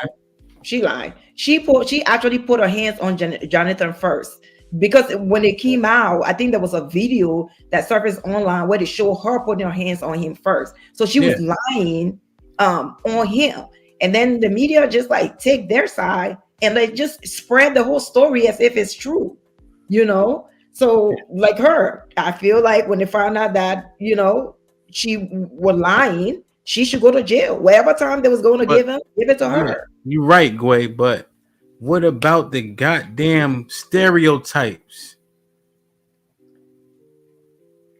And again, this is only 7 white women out of I don't know 60 million. But what we're saying, because even when you take black stories, it's gonna be 5 or 6, right? That we predicate stereotypes, because a lot of times people are talking and they don't even live in the hood. They don't live around the way. They just think they know what they know. Not saying it's true or not, but people only go off of what we're shown, right? What's propagated. You feel me? So I got these clips. We know there's a bunch of rape cases, and I noticed when we played the rape case, nobody said, "Show me the statistics on the rape cases, on the false accusations." I noticed nobody said that, right? But when we showed the Nigerian dummy getting beat up and then he got stabbed to death, God bless the dead. I mean, I didn't mean to laugh. I'm sorry. No, I mean, it's what it is, right? God bless the dead. But like, he was dumb, right, Gway? Because it was happening from here to there, from here to there, there to here, in public and everything. Just, like, for some reason, he just sat man. there. So I'm just looking like this Jonathan Majors thing is not new. No, we know that shit happened. What's the boy that was on? And I'm just painting a picture. Y'all could go in. What's the boy that was on? What's the show with the girl? She was like, she worked in the White House and she was having sex with the president. Monica Lewinsky.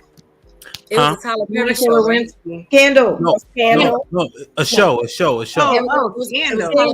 Scandal. What happened with that dude? Remember?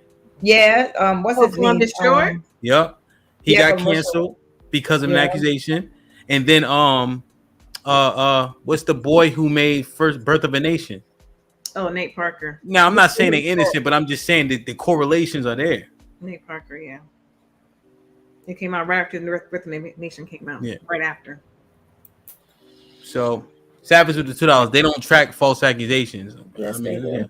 Oh, they need to. They need to.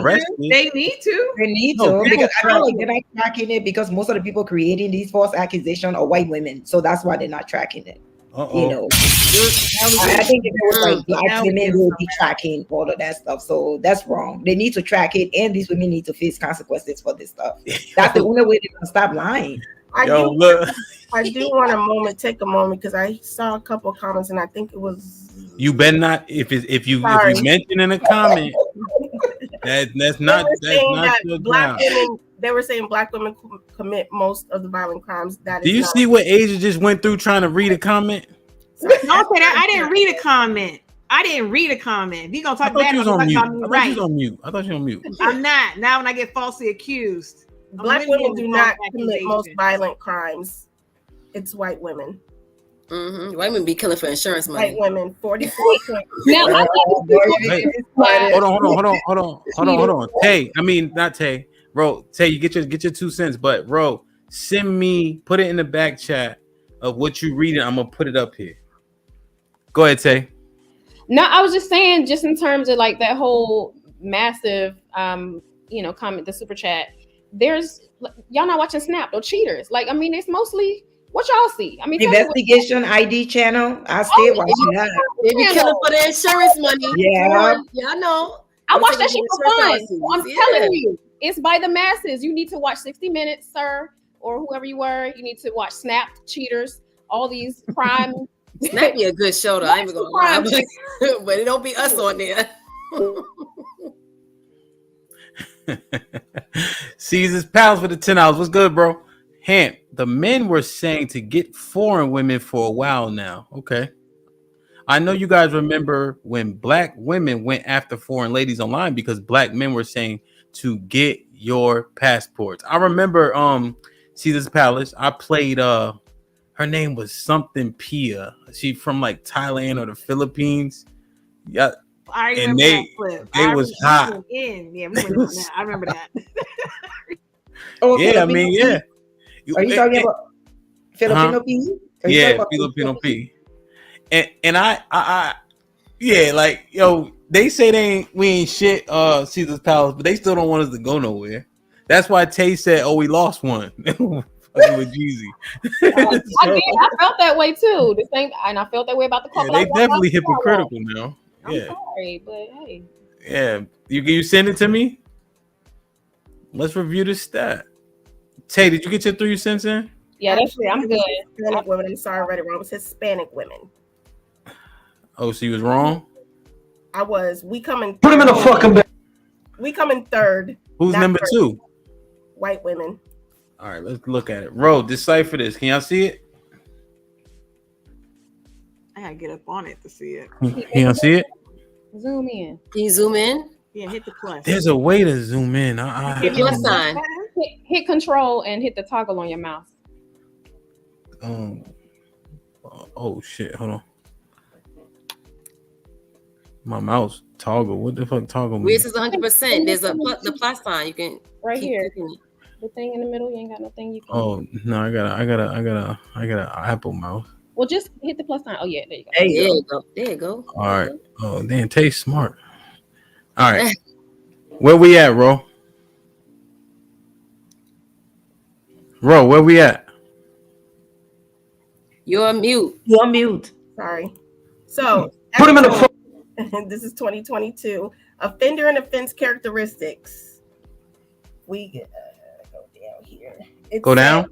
Where it says 41.5% of female offenders were Hispanic, 33.8 were white, 18.2 were black, and 6.5 were other races. It breaks it down into drug trafficking, female fraud offenders, female immigration offenders, and Where's violence? I thought I saw it on here. Hold on. Right here, 82% of veterans are sentenced for an offense involving weapons. Where? Right here. 82% of female offenders. 8.2. Right there. 8.2 where it says a female offender sentenced for an offense involving what? Stop right there, Ham. Stop right there. You see it? 8. Right. 8.2 female offenders were sentenced for an offense involving weapons. Where is the... Basically, it's saying that black women were lower. Right. The lower percentage. It don't even matter. Wow. Oh, man, we never looked into this shit before. We just and don't get me wrong now. We got to do much better in how we conduct ourselves, no question. Yeah. But so the stats said what they said, right? It said offenders. What does that mean? And the percentages, how much do the percentages have to do with how many of us there are in the country? Because percentages are percentages. We're not talking about what's it called? Just numbers, right? We're not just talking about 100 people did it. Right? And what was our percentage in that? For which one? Just the offenders. Oh, black women were only 18.2. Mm-hmm. See, I saw that. Okay, but what's our ratio in the population in the United States? 14%. Yeah. So there is a slight overrepresentation there. Yeah. And what was white women? White women were 33.8%. And they're what, 60%? Yes. Of the Of the population. country. So there's something there. I wonder how they allocate the Hispanics as well sometimes. Well, Hispanic is only 25% of the population, so I don't know what their number is. They were first. 41.4. Yeah, so it's huge. Yeah, go ahead. Just a clarifying question. So are we talking about the percentages we're looking at? Is it people out of people charged or out of people period? Offenders and offenses, yes. Okay, so that's just the people charged, meaning, or you know what I mean, that got some legal action involved. That I'm just saying, still some people we leaving out, so the percentages could be bigger. Yeah, and I mean our rep. I mean, if you look at to Gway's point, 25%, 40% for the Hispanics. 1.5. Huge overrepresentation. 1.5. Right? If they're only 25% of the population. But I just hear the rhetoric, and it could be the spaces. Again, I want to be fair. It could be the spaces I'm in, but it's always black people ain't shit. Black people tearing down the country. And now we talking about women specifically, and the math ain't mathing the same. And then people want to deflect when we start talking about these situations that happen. So, and now it's Western women. I'm feeling like the accountability is dropping. Because I hold y'all to the fire for y'all conduct. And my women and black men, and I'm actually out in the street too. So Why can't Savage say these white women been acting the fuck up?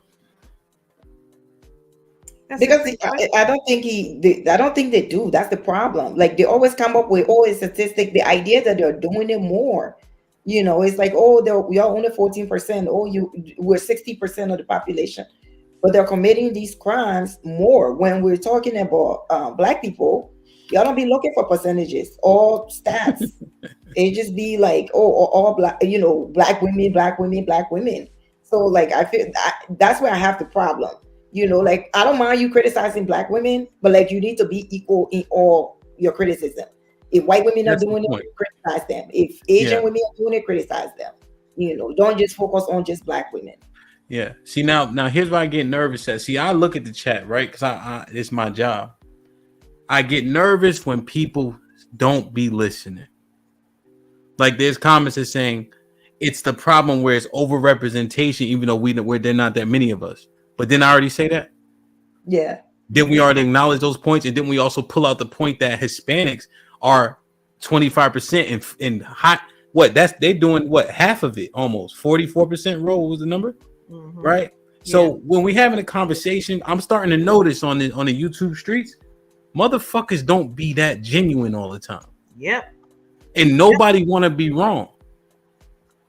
I don't give a fuck about being wrong as long as I can learn. But you know, I digress. I'm wilding right now. Go ahead, Tay. Say something cute so they can get back soft in the chat. No, you listen. You got it. That was a word right there. Because I really think that we get, you know, we always the villain. Black women this, Black women that. But now you see, we ain't out here tearing the streets up like y'all thought. Period. Out of 18 women that got the death penalty, only 4 were Black. What was the other ones? White. All of them? Out of 18, we ain't that crazy. Wow. Just watch like true crime. Like I'm like a super fan of true crime. Like I watch it all the time. They be wilding way. Yes, I mean, like they conspire with a brother to get rid of the husband that she been with for 20 years, 30 years. Come on, for the insurance money. Yes. We ain't trying to do that. We got kids to raise. We ain't trying to do all that. We gonna give you some attitude, but we ain't trying to go to jail for no stupidities. No, we ain't doing that. That's white people stuff. Yeah. We ain't doing that. Damn, man. How can you spend all that amount of years with somebody and it be so easy for you to just poison them, feed them, what that thing, freeze? You know, sometimes like they feed them stuff that would suffer them till they die. I'm like, oh my God. Yo, it'd be like Misery. Y'all seen that movie? Yes. Yeah. Yo, white women be on some Game of Thrones shit. Like they be killing these motherfuckers all types of ways, man. I don't know, man. Hold on, let me. Oh man. Like, share, subscribe, tell a friend, hit that like button right now if you can. That helps the channel the most. Hey man, the chat is going off, man. I appreciate y'all. Hey, but yo, we had to attack something different tonight. You feel me? Like, I feel like we always on the chopping block. I ain't even saying we, like y'all, Black women always on the chopping block. You know what I'm saying? Because in these streets, they don't give a fuck how big Way put Liberian on her back. They still gonna call her a nigga when she walk by. Point blank, period. That part. That's true. They don't give a fuck. Yeah. You know what I'm saying? All right, hold on. Let me see. Let me see if I'm missing these super chats real quick. Caesar, he said I'm Black. God damn it! I gotta make Caesar Palace a moderator. He always showing love too. Savage with the $5. I talk about women all the time. I don't say Black women. Savage. Put him in the fucking bedroom. Get him out of here. Come on. A couple of his chats earlier, he said Black women. YKS with the $5. It's always been a Western woman thing. Most men agree that Black women are the worst, though. Only black people and white simp will say they are not. I don't know. You got a white woman. Savage with the $2. They don't track false allegations. You read that one. You need to. Yeah. So Savage, people are getting arrested. So they track arrest records, right? And if it's false, they're proven not guilty, right? But the arrest record still stands. So you have a arrest record, you have a conviction record, right? You have a jacket depending on what it is that happens to you after the arrest. Caesar's Palace with the $10. Well, Savage, you know, I'm talking jail shit. You a jail nigga, you know. Caesar's Palace with the $10. Savage with the $2. First 48 in the hood, 99% all the time. That's true. Yeah, that's but Snap. It is, but it don't be women be Snap. Yeah, we talking about women. You know what I'm saying? They don't be women on first 48. Yeah. Savage and Fouls. Whites are 60%, Hispanics 25%, and blacks are 12% of the population. Yeah. Yep. And we acknowledged it, right? Because we were 18% in that stat. So there's an overrepresentation. 25% of the Hispanics, and they were 41%. That's way larger. I just want to make sure that's acknowledged. And the white people, what, 40% or 38%, was it? Right? Yeah, So, I think it was like 38%. Okay. So we get it. We said it. Savage with the $2. I only talk about women. I don't pick race. Because you better not. But go ahead. Oh. Nah, man, it's a free A. That's one thing that we gotta make sure we represent well in America is the First Amendment, because that shit is already under attack. Right. So we don't let people talk, then people stop talking. Caesar's Palace with the $2. Men are actually raped in the U.S. more than women. Send me that. Oh man, damn. Well, I think I saw a documentary on that, but a lot of men don't report it because they feel like they feel shame, you know, like going to the police and actually saying that, you know, women rape you. You know, most of the time a lot of men will be like making fun out of you and saying like, what are you talking about? There's no such thing. You should be happy and stuff like that. So, you know, but I didn't know the stats, so I don't know if that's correct or not. Yeah. I don't know, man. We gotta dig into that. Let's get to this right here. Funny. Like, share, subscribe, tell a friend, hit that like button right now if you can. That helps the channel the most. What are the likes at? Let me before I can you see my screen? Yeah. All right, my bad. First off, what are the likes at? Somebody let me know, please. We got people bouncing in and out. So we only at 50 likes. Come on. We could at least match the number. I know people been jumping in and out back and forth, but that helps the channel the most. You feel me? Please do us that solid. All right, let me share my screen.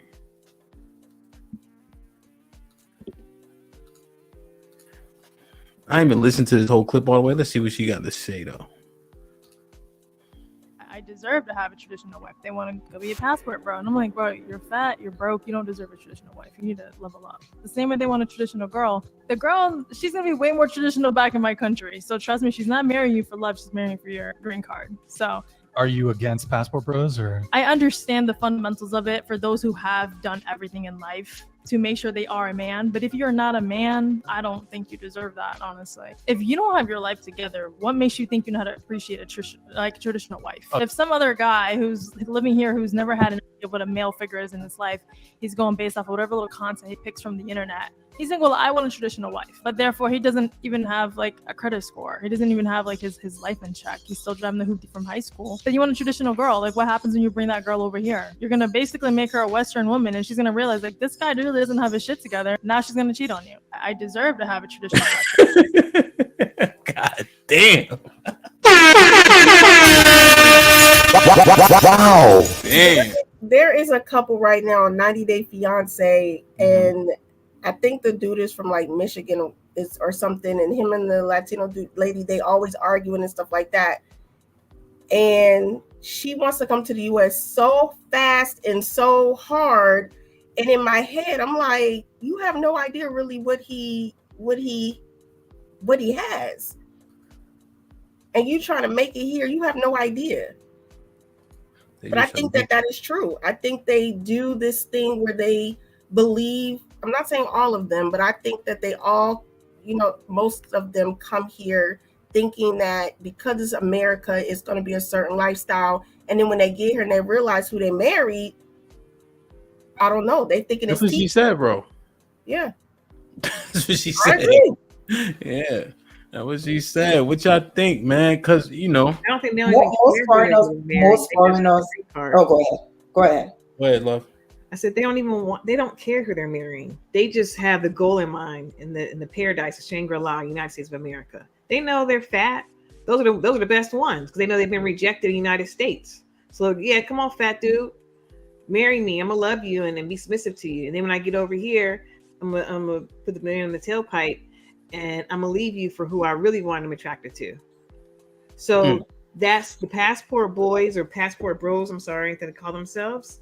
They're tricking themselves. Like they're nothing but tricks. They're foreign tricks because you're going over there to get you a pretty woman that wouldn't even look at you over here on this side, but you know you're going there to trick to bring a woman over here, and she's going to tricking your butt and leaving you for what she really wants. You have to get that which is the green card.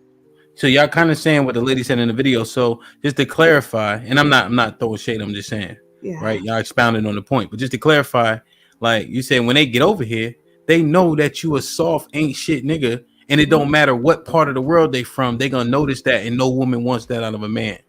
Right? They know United States men come over there for a reason and wipe them up for a reason. They're not stupid. That's their ticket to American culture They're because they want very to their cunning. country. They're coming here to the lands of the free. That's exactly what it is. Yeah. No, but that not even that point though. I like the point that y'all made though.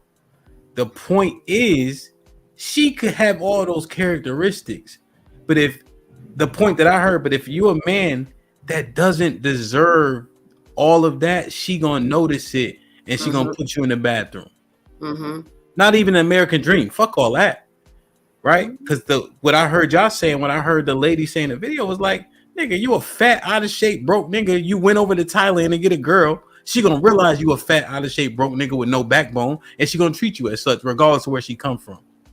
Yeah, they do that. Did I hear it right, or am I bugging? No. I think I heard that. They do that too. I heard it too. I was They thinking do that she'll their- become more westernized, and she'll realize that in that sense, like she'll lose some of her traditional value. I was hearing that part too. Like she won't be as traditional anymore because she's gonna come over here to the States, and she'll change a little bit. I guess maybe I heard that. Yeah, especially if you don't have like your family with you to keep you in check, it's a lot difficult. Because when you come from back home and you come over here and you actually have your family that's still intact and your mama that still treat you the same way, like when that tradition is embedded in you, sometimes it's difficult for that to just go away. Or if it do go away, at some point it will come back to you and you realize that what you're doing is wrong. But a lot of the times I always say to people, trust me, if they say I have to pick to go marry somebody back home and bring them in order for me to be happy, I'm gonna be single. It costs a lot of money. It's not cheap to process those papers, and a lot of the times they're lying to you. They're not telling you the truth at all. So either you find somebody over here, I think a lot of the times that they are looking after the wrong thing, which is the aesthetic. They're looking at how big her butt is, all the wrong things that they're looking at instead of trying to search for somebody who is you attracted to first, because that's the first thing you see, but also you can sit and have a conversation with, and to realize that where their mindset at and what they're doing, But I think a lot of them just make the mistake to think that if you just rush to these foreign countries and marry these women and bring them here, then they're going to stay the same. No, if you're not bringing that entire, the mom, the dad, the grandmom that's going to keep that value installed in them so that they don't change and hold them accountable. No, a lot of them are going to switch up on you and end up leaving you, especially if they find out that you stay fat, you're not doing anything, you're lazy, you don't want to work. No, those things are not attractive. Even if you're in the US, to any woman, that's not attractive at all. Because, you don't have to be like fit in shape. But if you're not decent looking, and you just all flabby, everything just all, like. All right, Glenn, land the goddamn plane. Yeah, I don't think it's about just the weight. I just think it's about the value, period. Like, not the value, but like your morals, like your traditions and everything. Like, if it's a traditional woman from overseas, she's going to come here and he's not a traditional man. I think it has something to do with that. It has nothing really to do with just the weight factor. There's so much more to it than the weight factor. It's the traditions, period. But she's also, the attraction is different, meaning like the fat ugly guy, I guess, was looking at her and having a trophy wife or whatever, and then she's looking at her. She's attracted to something different. The money and the and her green card status, like, and what kind of car he driving. So she didn't say she was gonna leave him. She said she was gonna cheat on him. So it's just like, sir, you settling, she's settling. That's, I mean, why? Why would you go across the water to settle? You can settle right here. But anyway. I mean, no, I dropped the link. I think we brought some good, solid stuff to the table. I just seen a lot of, I don't know, man. I'm getting concerned. I just feel like it's a like, you know what I'm saying? And I gotta post this. Like, share, subscribe, tell a friend to tell a friend. Hit that like button right now if you can. That helps the channels the most. Savage with the $5. They don't track what percent are false in arrest as a stat. Okay, that's fair. You're right about that. Savage with the $2. Passport bros stay there. Okay, so they don't come back home.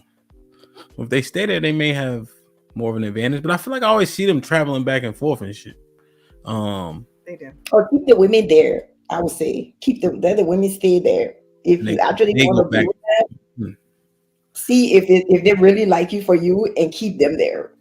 Yeah, but we know most of those women are very hypergamous. They're looking for an opportunity of what that man can provide. You know, like, I don't know if he's fat, how much that deters them, as long as he can provide and pay for shit and maybe get him over. That's here. all that matters. See, this pals with the $5. Passport bros have a lower divorce rate with women overseas. So what's the problem again? Gway, you're not a guy, and most men have better outcome overseas. Okay. I'm from overseas. What are you talking about? You know, like, I lived overseas. I know what's going on overseas. Like, stop it. You know, you're still a woman, Gway. You're still a woman. Yeah, fuck. I'm just saying, guys. I know I'm a professional podcaster. What I want to do, I'm gonna bring them up.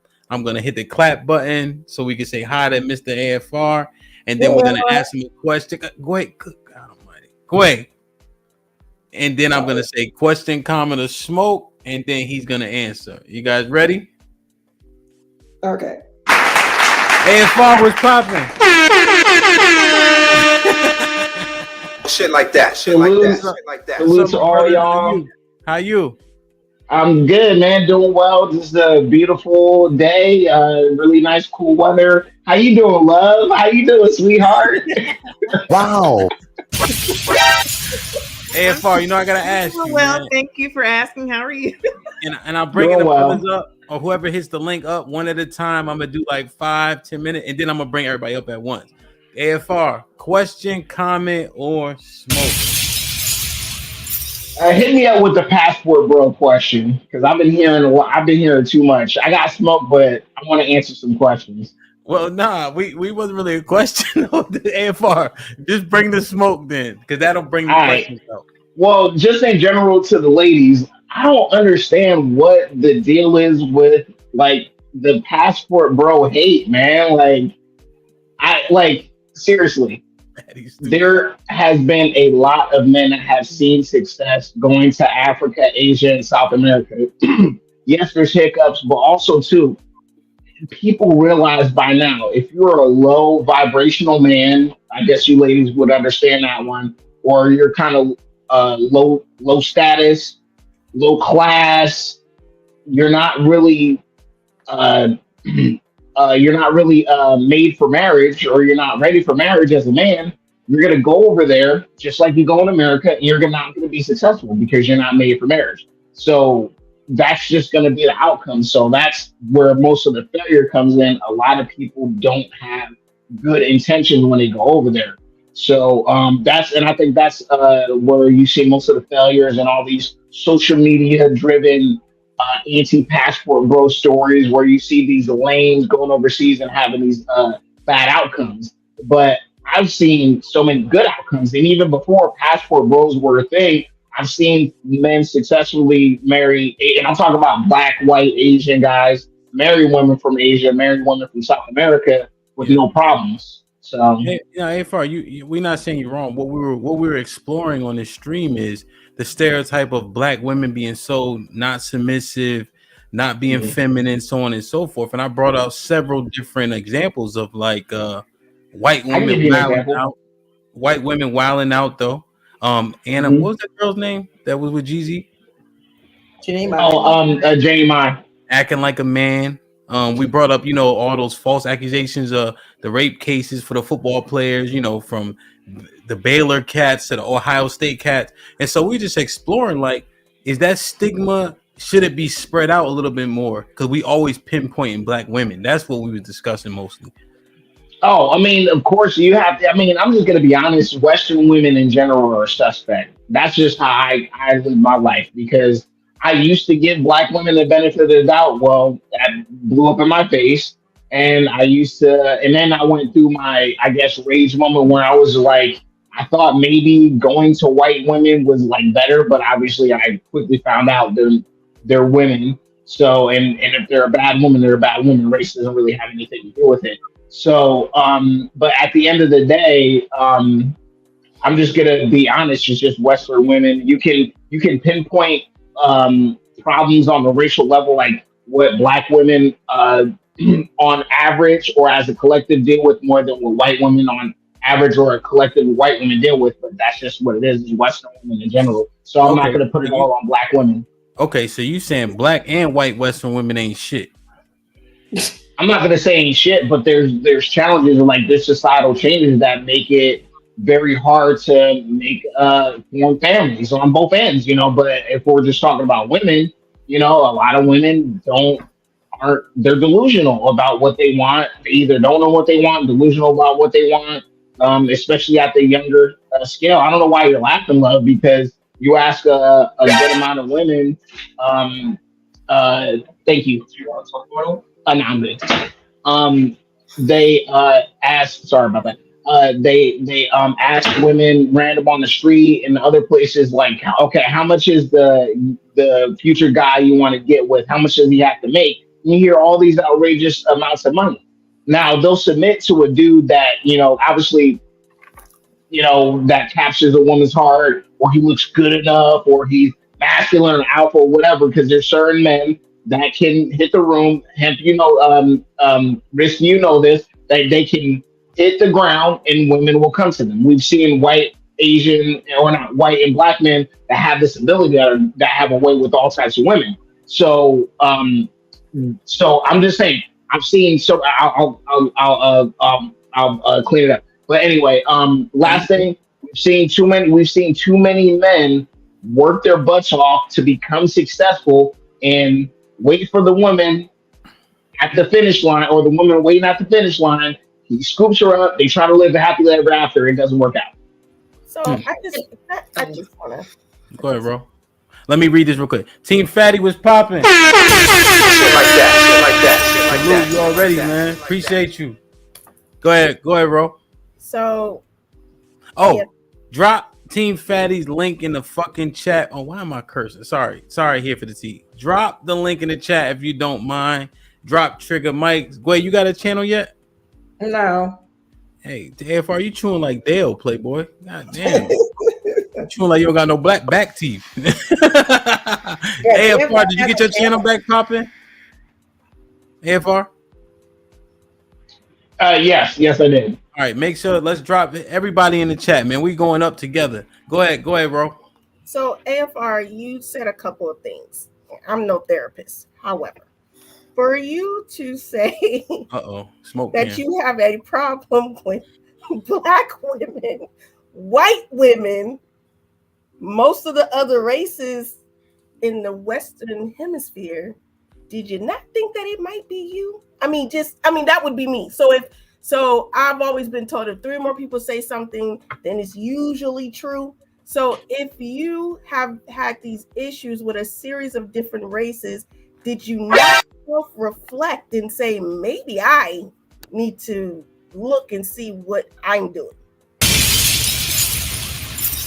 Yes, definitely, bro. I've explained several times since I've been in these YouTube streets that When I was younger, I was not ready for marriage. I was not I wasn't a bad guy. I didn't like screw women over, but I wasn't masculine. I wasn't raised I didn't have a father, so I didn't know what an actual man was like. So I had to do trial and error, fix a lot of those deficiencies. I went through a lot of counseling.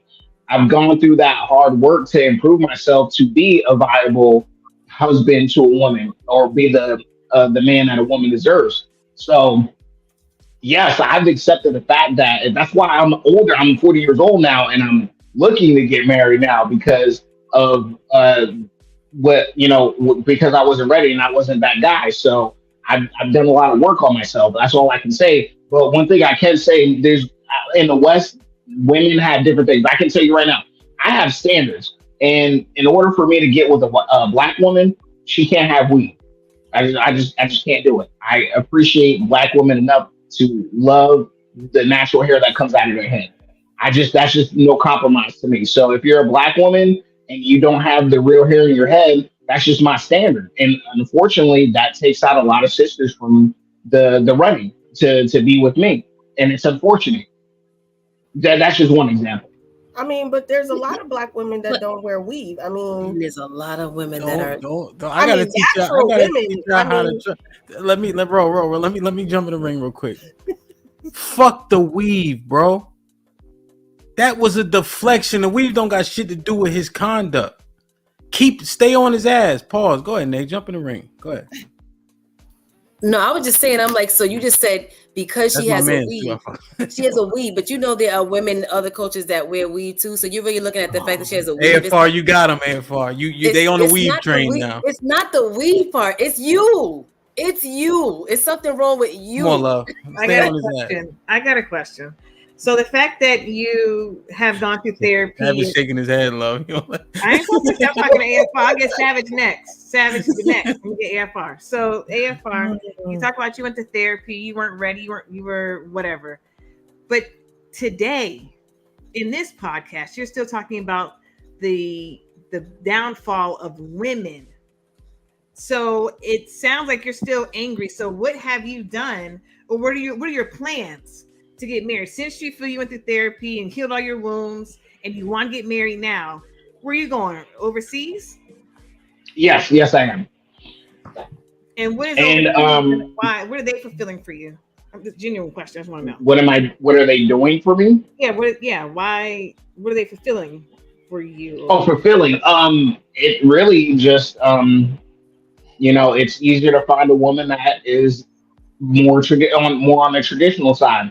I'm a modern man, so people demanding, for one, I don't make enough money in the West, like where we live in America, to satisfy a woman with my financial or my buying power. So, but you're a modern man. If you're an admitted modern man, what makes you worthy of a traditional woman overseas? Well, when I say modern man, it's that I understand that I cannot demand a woman that's 1,000% traditional. Okay, we're gonna have to navigate the modern world. So when I get with the woman, she's gonna be able to accept the amount of money I make, and is gonna be okay with the living conditions I'm going to provide for her and our future children, and just go from there. I'm not bringing her back to America at all. And I'm just going to build my family overseas because it's a more affordable. And like I said, a lot of women in my age range and a lot of women in America want a guy to make a lot more money. That's just what it is. You're going overseas. You're a passport bro. Are you considered yourself a passport bro right now? I don't want to in your mouth. Oh yeah, I might as well be, because even though I've had a passport for well over 15 plus years. So. We're on a time limit. I'm sorry, just 11 o'clock. So your passport, admittedly, you're going to go overseas because you're a modern man going over to get a traditional woman to make her more modern. That's literally what you said. So do you really know what you want? Nope. I didn't say modern that. Times. You did say that. You said I said we're going to navigate. I said we're going to navigate these modern times together. Well, y'all not even. They will make her untraditional. Y'all not even modernized at that point. popping right you just did. You in the combine right now. Next. You're not even. Yeah, you're not even that'll make her anybody non-traditional. like She that. become modernized if you're going to navigate the modern world. I guess if that's how you I'm think done. about it, go ahead. Thank you. Bruh. Hey, Pam, have a good night. Bruh. Wait, did you guys get an answer? Yes. Good night. Yeah, Thank you. he doesn't know what he for coming wants. That's the on. answer. He doesn't really know what he wants. Answer. Next. Let me No, ask I know what I want, but you guys are just in attack mode. So That's not Right. attack mode. Wait, You got a said question. you want a traditional woman because you're a modern. yeah, a woman. Listen, when I say traditional, and this is what I mean, the woman that's not gonna like when I'm dating, and especially overseas, especially, they always ask me questions about my past, what kind of man I am, what my future is. Over in America, it's 75% of what you do, how much you earn, and then they'll be like, what happened in your last relationship, and they'll talk about themselves or something like that. But they never really, really want to get to know who you are. It's really more of a situationship. I'm just going to be honest. Most women, and black and white and Asian in America, always want to. It's always financial, which that's an important part. I'm not going to take that away from it's important or take. Oh, go ahead. Sorry. No, be concise. Just Okay. All I'm saying is most of it is values and money. What I've found in America, it's values and money. Okay. So we want to know what the hell you got going on in your past that can impose on our present and our future. Not even that. We're going to ask those to questions. Let's go back to the women overseas asking you who you are, where you're from. You don't think they scouting you out, bruh? Mm-hmm. You don't think they trying to figure out whether or not you're going to be able to afford scouting, their brother, their sister, their daddy, their farms? You don't think that they're scouting you out? You're like a piece Okay, scouting out, getting to know, it could be the same thing. I don't know why you're. They're just doing what you're saying we're doing. They're just doing it gradually. They are still vetting you. They're vetting you to see if you're able. That's what they're supposed to do. That's what they're supposed to do. Yeah, that happens. I think you're gonna have to have a little bit of bread anywhere you go to AFR for sure. Let me get these couple super chats. Then who is next, love? Who did I bring up? I wanted to ask. The next was Savage. Oh shit. I thought Savage They wanted to was. ask AFR a question. Oh, Mike was? I think Mike was. Yeah, Mike Caesar's was. Palace with the $5. Black women are using scare tactics again to force men to stay. Huh? Oh, stay with us because the better fit, better attitude, better submissive women are going to leave. I want to go ahead. I want to say something. Unpopular truth of the fight was popping.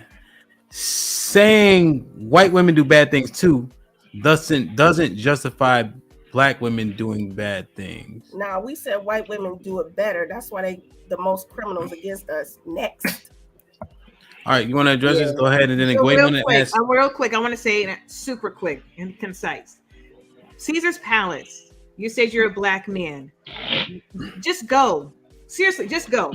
Go to where you want to go. Wow. Go who we want to be with, because I promise you, you have a wild hair up your butt against black women from every single super chat you've said, and that's fine. We get it. We're not your cup of tea, but you do know you're watching a panel full of black women, so you can go. So you can, if you don't want to be with us, you don't want to date us or marry us, fine. We don't want to date and marry someone who doesn't want to be with us either. So no, we're not going to beg any man to stay and please be with us. Please be with us. All we're saying is we're not the bottom of the barrel. We're not the worst of the society or whatnot. That's all we're saying. They consider us the bottom of the barrel because they can't handle us. That's what it is. Do we have to handle you like an animal? Do I need like thick gloves on and a cage to handle you? Yo, AFR. You can't deal with us. Stop for a second. Nay, you lose people with that foolish rhetoric. But no, I don't think so. You don't. What I'm saying is handle you. That's the wrong So take. deal. What we're saying, you shouldn't have to be handled, right? We lose people like that. You know what I'm saying? Now what happens is, Nay, you prove their point. What would be the best word then to say? There's a better word, we can figure it out. But what happens is you further the point where you say you got to be handled. Because that's when Can I add that's when they something have to that, Ham? they handle you like an animal. Like as soon as you Can say I handle, add? You can say handle with they handle care. like an Handle with animal. care. No, wait. Let me. That's what a handler does. That's what a person who handles things. A handler.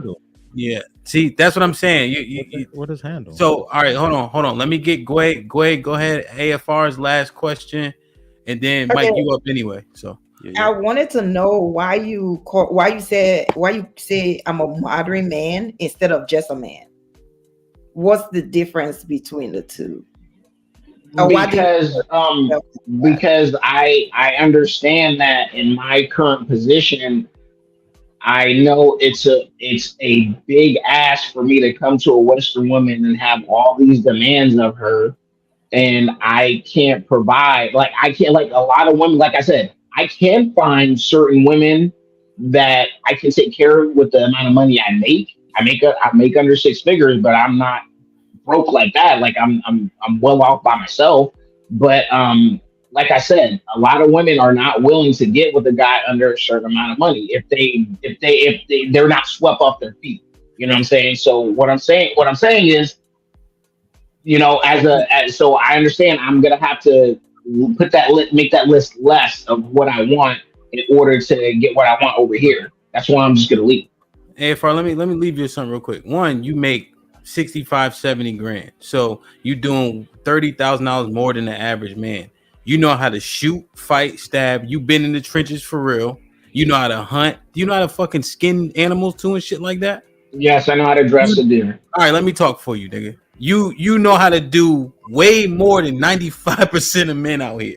So stop shitting on yourself. You got to come hang out with me. You might get a noogie or two, but I swear to God, you're going to feel better about yourself. God damn it. Don't say nothing else. Question though about why you consider yourself a modern Yeah, man. I don't think you should call yourself a modern man. I Right. just think you say a man. You're just a man, you know. But And he asked the question. He told him why. Gway, let him just live on what I just gave him. That's better than what you about to say anyway. Trigger Mike, what's pop? Gway, I love you. Trigger Mike, what's popping? What up? Good evening, everybody. How are you doing? Ain't shit, man. I'm sweating and shit, man. This shit been fun, man. What's up? You got a question, comment, or smoke? I have a few questions. So, just a little background. I hate this topic of divesting. I hate it so much because it's such a internally harmful topic, right? And naturally, it's going to cause more discord between men and women. But I do got some questions for the women from the dialogue that I heard. All right. So, first question is, and anybody can answer, of course. If Black women are the most disrespected person in America, do you expect that to change if you are all married to men of other races? I'm sorry, repeat that question. It's been said repeatedly that Black women are the most disrespected person in America. Do Black women expect that to change if they divest and marry men from other races? Do you expect to stop being disrespected? No. no, I don't think so. I don't think you're in a way you probably will still disrespect you if it's a bad person. It's still gonna happen. All right. My second question is, and this is no smoke. This is really just me asking. Black women are surveyed as the least desirable group of women in America, and I believe personally that's not beauty related. That's not beauty related. Why do you think that most other men from other races, what do they find undesirable about you? What do you think it is? I think it's based off what you all say. Attitude. I think it's based off what Black men say and how Black men treat us. No, I mean you can't say that though, because like you have to see some but of I these can. But I can. these women are displaying these behavior on social and I'll media. explain why I can. So these women are displaying this behavior on social media. Like a Black man don't have to tell you that. You see that all over the place. You do see it all over the place. You do see it. But we've always been in those roles of being sexualized or being sexual. This is not new. It's just being more, it's just out there more because of the outlets that's there. So let's not pretend like this has not been going on and having Black women being sexualized and being sexual. Now, yeah, but okay, so if you're sexual, that's good. You can do it inside your home. You don't have to represent yourself out there looking like that. So you can blame somebody for that when you're putting that up there. Again, I remember being in elementary school. We look at National Geographic pictures of Africans with their breast out and little kids laughing and saying, ha, he, he. So that's fine.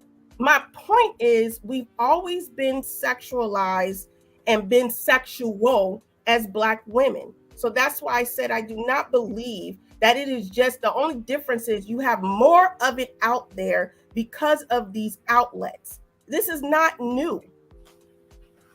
I'm still not getting your point. Okay, it's not new. I know. But does that make it okay that we are representing ourselves out there like that? What I'm saying is Black women have always had themselves in a sense where we have been looked, our bodies have been looked at a certain way, and women have put themselves out there, whether they've been in porn videos, whether they've been strippers, whether they've been whatever, it's always been there. It's just more outlets now because people see it more. Yeah, but that's not a good representation of us. Nobody's saying that it's a goal. I'm just saying that's the facts.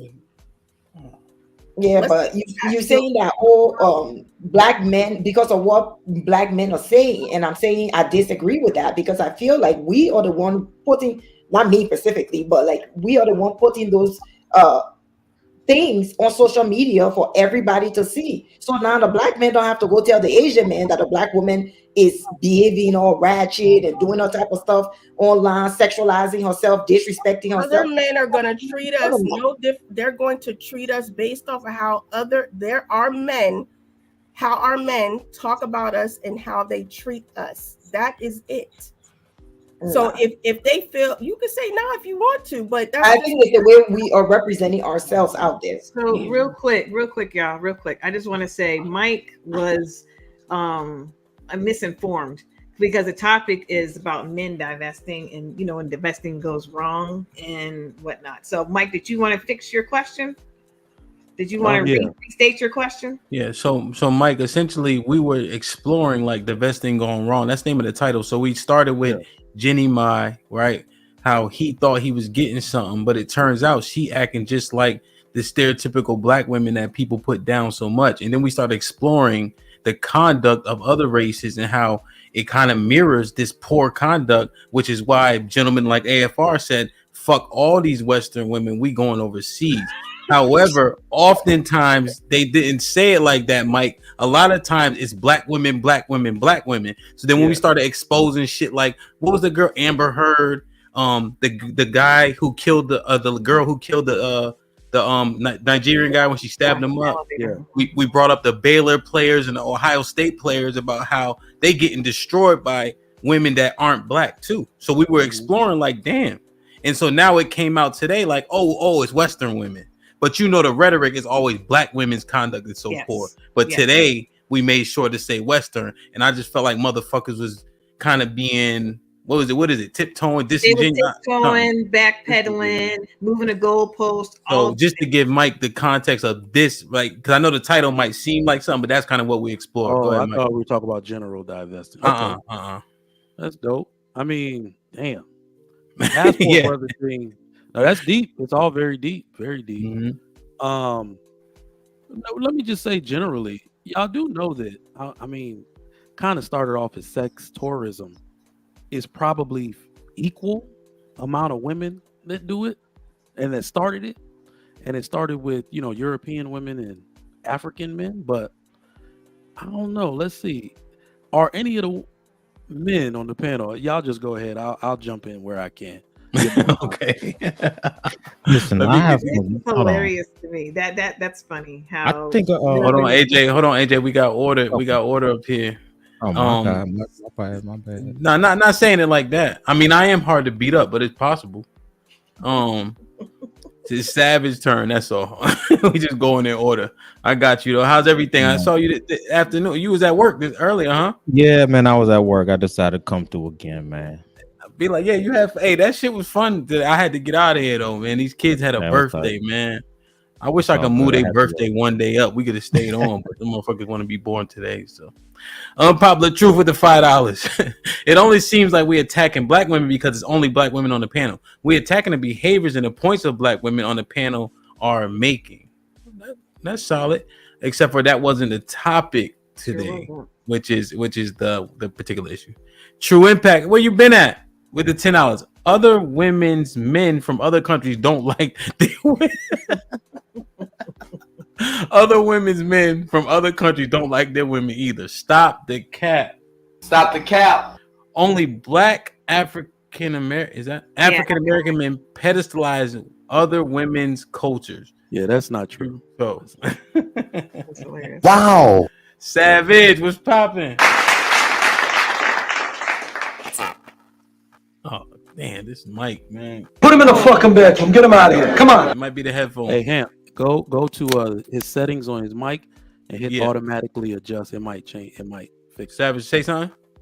No, hold on a second. Hold on. Try Savage. Hold on. Damn, So real quick, because I just have a quick question for Mike. Because when you thought it was about black women and black women, do you think black men? So my question, now that you find out we're more still talking about how black, how divesting period from the man's perspective, and the white women doing the false allegations and everything else Ham just said. What is your commentary about that?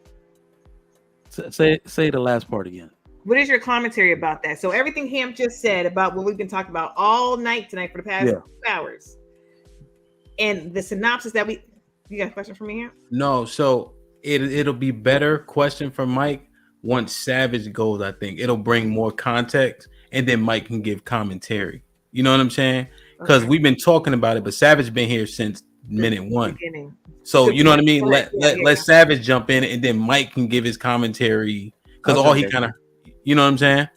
If not saying it's a bad question, it's a great question, but I think that'll help kind of. Savage, what's popping? Is my mic better now? You good now? So I have some critiques. I'm not going to say smoke because I don't need to get piled on by the women tonight. But to address a few things, all right. Anytime I'm on these panels, I only talk about women. I don't say women specifically because I'm white with black women. So saying black women as a white man, I would get hung faster than I normally do on the panel, for one. For two, to address you, Risky, don't ever come for the Midwest again. Don't you do it. Man, the Midwest is Snoop Dogg shit, bro. I can't say nothing else, man. But a couple things. So whenever we bring up any sort of statistics that's based on populations, I've always stated when you go by the population of the people, white people normally commit crimes based on relative to their population. I've had that position multiple times. We've talked about this. The issue really isn't so much that one group does it more than the other group. Most men are getting tired of women. That's why the marriage rates are down to 51%.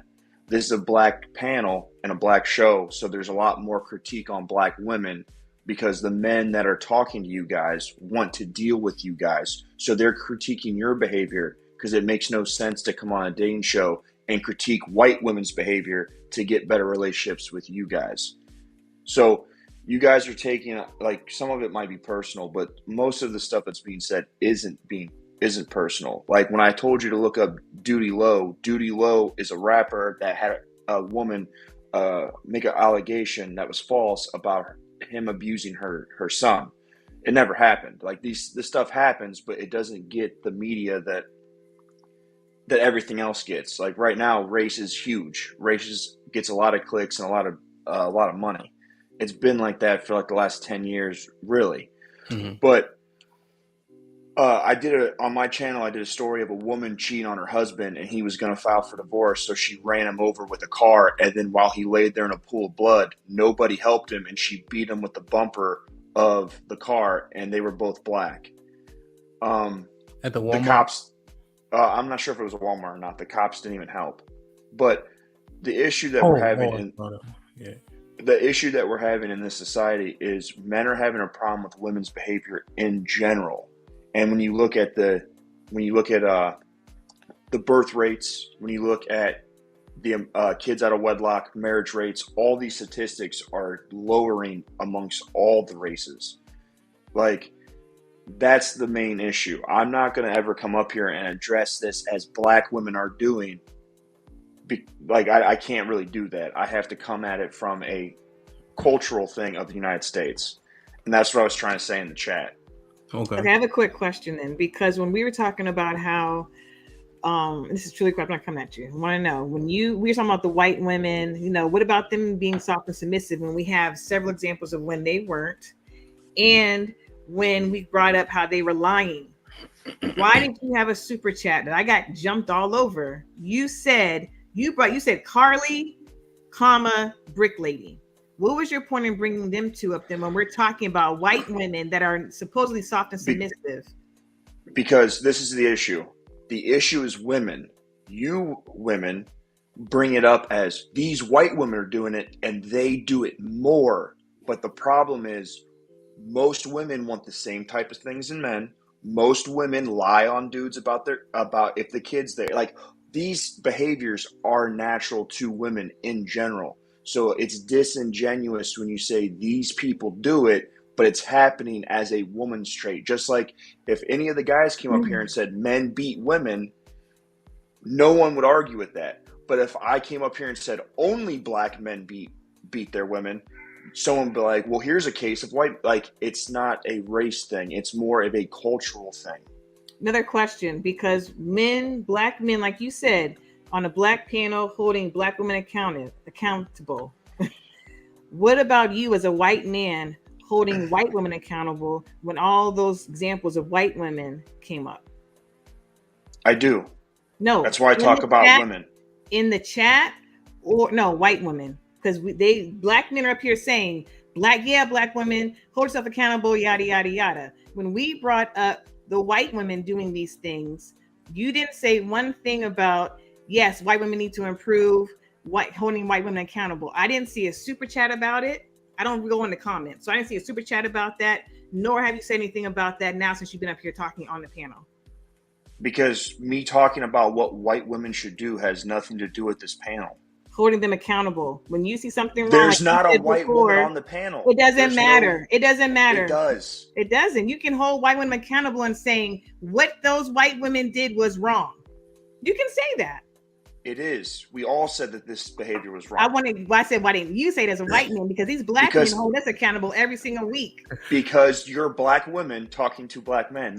If there was a white woman up here, I would have addressed a white woman about it. Speak into the ethos then. And to speak into the ethos about the white shit like that, shit like that, shit like that, shit like that. Hold them accountable. Do you remember the first time I came on this platform? I was talking about marriages and how women act in marriages, and I brought up topic. No, seriously, Savage. I'm really asking, like, why didn't you hold? I want to know, why didn't you hold them accountable? That's all. I just want to know why you didn't do that. I told you because they're not on this panel. But you can still address it, though. All I'm saying, why didn't you address it? Because there's no video. How many white women are in the chat? Do you know the statistics? Not Ham. What's your name? Savage. It's not about white women in the chat. I'm saying you, as a white man that has seen the atrocities, giving examples and videos on this show, why didn't you address any of them? But you decided to put up Carly, Brick Lady. Yeah. Because that was addressing the comment that was said that these white women do it more. And my point was, it's a female behavior. Every super chat I said was about women and Western women. It was not based on race. It's not about accountability on behalf. It is. I have not heard an accountability statement from the white man about white women doing wrong things yet. That's all I'm gonna say. Doing wrong things to Black men. Because you're not gonna admit to it. I can hear you. I can see this is going to circular argument right now. You're not gonna do it. There's no white women on this panel. There's none. But we know white women, and there's white women out there that could potentially watch this show later. Yeah, I want to jump in real quick because I got my sea legs now. Now I know what y'all talking about. And one of the things about this accountability thing that we keep doing, I think it looks a lot different in theory than it does in practice. Okay, we can't really hold people accountable. What we are doing usually is addressing our concerns, and that's usually going to come in the form of talking to your own women. All right. I'm not going on any white panels. I'd probably be bored there. Okay. The same way they don't season their food, I would probably not find their panel interesting. It wouldn't be seasoned. Wow. Savage is married to a black woman. Do you have a child with that woman? No, He's married to a white woman. I'm Hold on, married y'all. to a white woman. Yeah, black child. You have children with a black woman? I have a child with a black woman, and my wife had a child with a black man. Okay, so even whether y'all like it or not, he's kind of invested in this conversation in a way. There you go. Right? There So you go. no, I'm just Your saying point, this Mike. Are you is kidding me, how Mike? he Put him in the fucking bedroom. Get him out of here. Come on. This is how he ended up in the Nah, conversation. not true, But when man. I talk about Nah, not true at all. holding people accountable, when it's let me just put it this way. I feel robbed. And when we have this accountability thing about black men divesting, this is why I think they're doing it. Because I have a personal, like I'm African, right? I'm Nigerian, but I've only ever loved black American women. I knew I was going to marry one since I was yay high, right? So now that I have married one and we have 2 beautiful children, we've been married 5 years as of August, right? So my children need role models. My daughter needs more black female role models. So I'm very invested in this conversation. And when I come out, it's to address concerns to those women who are supposed to be those role models and the way that y'all are behaving. And Mr. when Trigger, finish. Go ahead. Finish. yeah, what we usually see is a lack of acknowledgement from our women about their behavior and the doubling down on bad behavior. Right? Yeah, I said How did we that shit. turn this into Yeah, this? Hey, I'm Mr. not Mike. going for Mr. it. Mike, I'm would you be considered a divester because No, I you would didn't not. date somebody from your culture? Me? Yeah. No, I was raised here, No. so I wouldn't be considered a divester. But your If I culture was is what, if I was Nigerian? from over there, yeah, I'm sorry, if I was raised primarily over there, yeah, probably. Are both your But I parents was raised- Nigerian? Yes. Okay, I'll just question. But to add on to this situation, I Wait, think hold on, that AJ. also, Are you addressing Savage or generally? I'm going to agree with Savage and in general as well. All right. Well, let me. I gotta talk to Savage real quick. All right, go ahead. Before you get in there. Where is he? Don't hide from me. I wasn't hiding. Savage. Here's the problems. If you're talking about all the women, the Western women, then when we brought up tangible and viable examples of poor behavior from white women, all you have to do is agree. But the samples that you brought up was putting it back on what black women were doing. That's where it gets cloudy. Because if it's women doing bad, all you have to do is say, hell yeah, these white women ain't shit too. But that didn't happen. Every super chat I had kept reiterating Western women. I said it multiple times, Western women. Yeah. So I kept the same exact energy throughout every super chat. Kinda, right? So like this one is it, right? But then this one puts it back on black people, right? Because this one refuted the false allegations, right? Of black players being their lives being destroyed by white women. And then this one, so you did say Western women here. But that one about the black athletes wasn't racial. They don't track false allegations of rape at all as a statistic. No, That's you're not a right. Race thing. You're right, but it was race on race, right? So this one's a Western one, and then we got this one again. You asked the question. We need to check these stats, and I said they don't track them. All right. I concede. I don't mind conceding. I'll concede that one, but I'm gonna kick your ass on the rest of these, right? So the Martin guy, you were talking about Romeo, right, from the Steve Harvey show, but this was back on black people. That was all good. But see, that's what muddies the waters for me, because if it's women ain't shit, then women ain't shit. There's no reason to put it back on Romeo and black people. This one too, right? Okay. You feel me? So that's why it was kind of shaky when you were explaining it to Love. Yeah, go ahead. Again, because these super chats are referring to something you guys say, and then you read them later. There were multiple comments that say these crazy white women do this. Black women don't want to go to jail. That was said. We got families to raise. These women are privileged and crazy. So my super chats are addressing the things that are being said on the panel. No, I know, but they're refuting, right? They're putting it back on black women. They're putting it back on the black culture when we're talking about white women specifically. I know you telling the truth on what you're saying, but the super chats don't reflect it. If somebody was reading in a vacuum, they would look like you're deflecting and trying to protect the poor conduct of white women because you're putting it back on black every time with your super chats. But I never said white women don't do that. I never said that that's a lie. I never in any way caped for white women. No, it was about women, but it was But- about women all the way through. You're right, but you didn't say they do it. You didn't acknowledge it. You didn't push it forward. It's several examples of black people doing bad things in the super chats. And now you got to give me credit. I read the super chats on time better than most platforms. I'm not perfect. I'm not saying that you don't, but I'm just saying that like it's hard for anyone to respond to something that's said because conversation goes. It keeps going. Yeah, that's how it works. All right, get from next to me. I'm done kicking you. But I'm not buying it. I'm not buying it. Can I say something, please? No, you cannot. AJ. You know I love you, AFR. So Savage, love, you can come back with Savage. I just gotta get AJ in. AJ has been patiently waiting.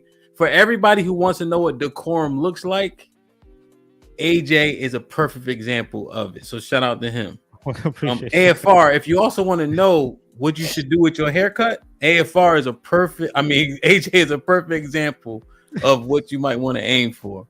All right, go ahead, AJ. I love AFR. Hey man, what's the deal? Appreciate it, man. Hey, man, I just wanted just to hearing through and through, man. I also feel that that guys in general are also delusional, thinking that they're gonna go out to another country and not wreak the terror of a woman. A woman's terror is universal. So for black, I understand what black women are talking about when they're saying that we're being pinpointed at, but you also have to understand the culture of black people, because we tend to put a lot of our personal business out in the open on social media. Other cultures don't do that, so you don't really see the shit that's happening. Because I got a Chinese homeboy who's married and he bitch about his wife all the time. I got a Mexican guy, he's married, bitch about his wife all the time.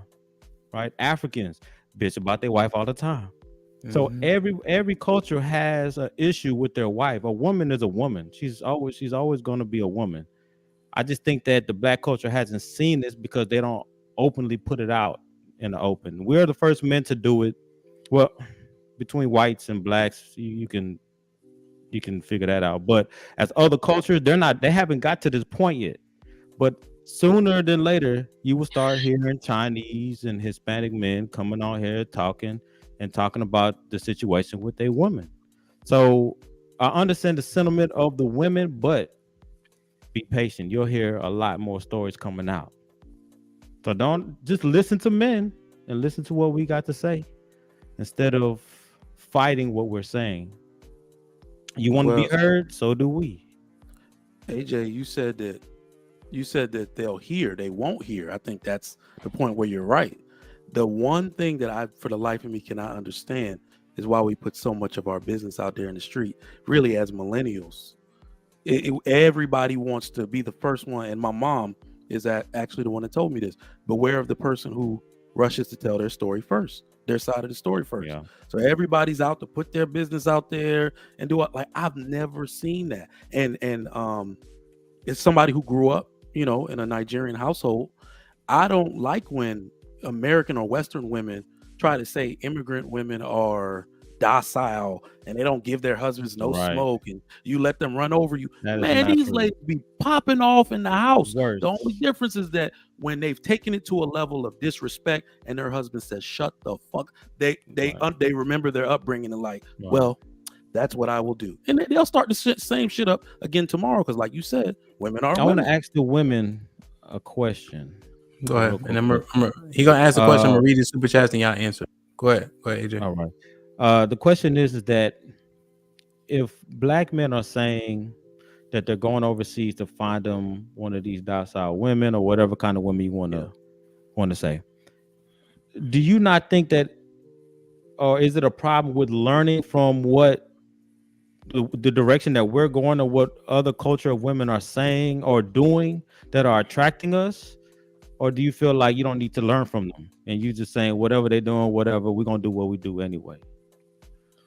Damn, I'm not understanding the question. You mean Are they willing to listen to other cultural women about keeping a man or holding a man down because it's not working for us, but it's working for them? Are they willing to listen to them and hear them and ask them, hey, what are you doing? What is it this? What is that? Or do you think that they know what to do and they just not gonna do it because they don't want to do it? So you saying are they no. Let me read the super chats. But that was a question for the ladies, right? Yeah, for the ladies. Yeah. Okay. Let me read the super chats real quick. T.O. with the $2. Trigger Mike and AFR salute. Unpopular Truth with the $2. Fact Savage 100. How many exclamation points? And then B Love was popping with the $2. It's not always about race. Women are women. Okay. True Impact with the $10. Watch Judge Judy, Maury, and Jerry Springer. Then talk to me about white women. Oh yeah, fresh and fit white women too. True Impact ain't having that shit tonight. Be Love with the $2. Black people are black people's worst enemy. Gunny with the $20. Shit like that. The white man takes the focus away from us again. Ellipsis. Accountability amongst our own people is like kryptonite. Stay focused on black folks. Need to fix among each other. Yeah, I think that's a good. I think yes, he's right. I think all people should do that. But if we're talking about a topic, that's what we're talking about. Like that's one thing everybody got to understand. Like we talking about something, we talking about something. AFR, what? How long is it going to take? Because I really want them to answer AJ's question. It'll be very quick. All I wanted to say was that whole thing with Savage and Love and all that. All it was an exercise in Savage excoriating the white woman to make Love feel better. That's all that was. This isn't about accountability or anything. She just wants to feel better by seeing the white man talk down on the white woman. That's all it is. It's symbolism. Most black women love symbolism, and that's all I have to say. Thank you. You know why? I think that you come off simpish because Hemp said darn near the same thing I did and put a smoke came up between them two and brought up his super chats to regurgitate to prove his point. I don't have access to do that. So you speaking to Hamp too then, but you chose to call me out when we kind of said the same exact thing. You're a simp for that. And I don't need to feel better or pleasured or comfortable by talking to Savage about white accountability, sir. You like to hear yourself talk. Jesus Christ. AJ, ask that question one more time. I think I understand it. I think I understand it. I can re-ask it, but go ahead, ask it again. I know the question was just because you see a lot of black men going to other cultures, white or whatever. Do black women see that as a opportunity to learn something, or you're just not going to listen to what black men are wanting or going towards to be attracted to? Are you asking us to step outside of our culture and adopt the culture of other women? Is that what you're saying? Because that's what kind of sounds like. Yeah, I would go ahead and add that to it. Yeah. Okay, I just want to know so I can think on that, because I can't see myself wanting to adopt somebody else's culture, but someone else can answer. We celebrate it every year. You do Is it adopting their culture or some of their behavior? Right, that's what I was going to say. It's behavior. Okay, let's make it behavior. Just behavior. Yeah, that's what he's asking, honestly. Oh, okay, because it would sound like culture to me. Okay, let me think on that. Behavior is culture, kind of synonymous, but okay, yeah. I understand the question. I got a couple people in the back. I need to rotate. Who was first? AFR was first. I think he just stepped out. Hold on, give me a second. So go ahead, love. Go ahead, love. So AJ, I hear your question, and I don't necessarily know if I want to adopt their behaviors, especially after we talked about tonight. And I don't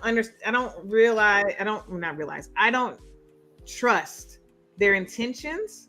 And so if I feel that they have covert or malicious intentions, I'm not going to adopt that.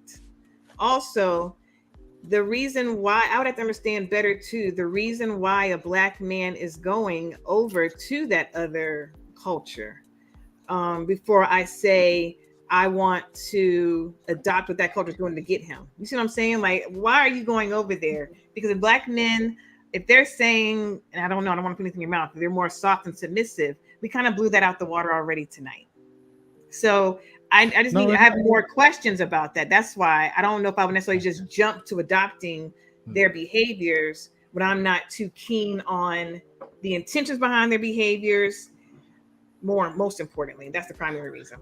I mean, we proved tonight that all women are crazy. Right. I mean, that's the basic of it. They're crazy. They have their different crazy, but they crazy nonetheless. I mean, Black women have their crazy, white women have their crazy, Asians have their crazy. But in general, the whole concept is about acquiring a man and having the family values blended in, and But what if there's a Black man adopting? I'm sorry. But what if a Black man just wants a white woman because he feels the white woman's skin is better? You see what I'm saying? Like, I want to understand. Hold on, excuse me. I just want to make sure what their intention is, because not all Black men, let's be real, is for the behavior. It could be they feel they like that silky blonde skin, that thin hair. I don't know. What have you heard from Black men? I can adopt every behavior that they may do or emulate it, but that does not always necessitate or equal always I'm going to get that Black man. Well, that would be a very small percentage of Black men. What have you heard from Black men? Because most Black men prefer Black women and marry. Well, hold on. AJ, go ahead. Say I like AJ. What have you heard? What have you heard from Black men? So the Black men that you listen to, what have you heard? Have you heard that the skin is what I go for? So that is a part of it. They like their white skin. They like their hair. They don't like, I'm telling you, asked me a question, I'm answering it. They like their hair. A minority like their hair. Majority of them, they say they're like their demeanor. But tonight, the whole point of this discussion was that we blew the argument about their demeanor being soft and submissive out. We blew that up. You see what I'm saying? No, we didn't. No, we didn't. We did. Yeah, no, we did. They're still soft and submissive, but they're crazy. Just let me know. They're crazy and soft and submissive. Y'all want soft, submissive, and crazy? We can keep you crazy. That's what we got. We can't pick and choose. They're soft and submissive and crazy. That's what it is. So I think we are too. And there's the argument though that we are too. Though we're soft and submissive and we crazy. Y'all crazy. I got attitude. So what's the difference? Y'all are crazy. Yeah. There's no difference. Hold on, y'all. AJ, come on. Hold on, y'all. Y'all do know that we can. And I think that's the problem that men have, that they think that there's a difference. And that's what I'm talking about. Men have an issue mainly because they haven't interacted with enough women to see the crazy on the other side of the waters. They only been on one side of the fence. So now they think that they can go across the way and get something better. But what they find out is they even more crazy than y'all. Right. So why what are we adopting then? I mean, you said that. What are we adopting as far as the behaviors? I don't think it was necessarily adopting anything. I just think it was the idea of being open to understanding what's happening. That may or may not be different in terms of behavior. But listen, even though these women are out here acting the fool, these other culture of women are crazy, right? We agree on that. They're crazy too. They're still able to keep a family. They're still able to get a man, keep a family, keep the household intact more than the Black culture. That's what I'm saying. I disagree with that. I kind of disagree with that because there are so many examples of them. But that's what I was trying to say too. So my question is, hold on 1 second, love. My question is, did your mama stay with y'all did your mama break up your families? Did your grandmothers break your families up? You Black men on here? No, my mom and my dad are together. My parents are together. But why would you say that is not true? Because the fact that it's not true. No, that's what I was trying to say. I was like, y'all realize we can stop mudslinging because we can break this down statistically. All right. I'm not even going to put it solely on Black women, because when we talk about the behaviors, it is all associated with the degeneracy. All right, Black men and women alike today that are alive, 70% of them did not grow up with a father in their house. They were raised primarily by a single mother. That will have implications on these women's relationships, how they speak to men, how they ultimately value men as companions and fathers. That is why Black women suffer from it the worst. It's easily explainable. What you will see is that even though these other women, like y'all talking about, like AJ said, are crazy, listen, I've heard something from a woman, and I'm a ask you fellas who you think said it. I heard a woman say maybe about 3 months ago, I will die before I leave my husband and let my kids be raised without a father. What race of woman do you think that was? That's what they play on the Breakfast Club, right? Guess what race she is? That was an Indian woman. That's an Indian woman. I've never heard a Black American woman say something like that because they don't value men as fathers and companions, right? So we have a real problem because they didn't have that modeled for them. Though most women who grew up with a father in the house know the value of a man and what he can provide. Discipline, stability for the children, all of that, right? So we just have to get back to a point where that is what we're putting out. That is my daughter who will grow up into adulthood, and she's Black and know how to value men. So we just got to learn how to put more of that product out. Hey, Mike, let me ask you a question, Mike. Let me read this super chat real quick. Okay, go ahead. True Impact with the 20 ball. Shit like that. Bro, you want to read it? True Impact. You said what? I'm sorry. Me? You want to read it? Yeah. Thank you, True Impact. Do you ever follow the results of Passport Bros? What do you think the men of those cultures are allowing? The men coming back wagging their tails and afraid or getting the trash those men throw out.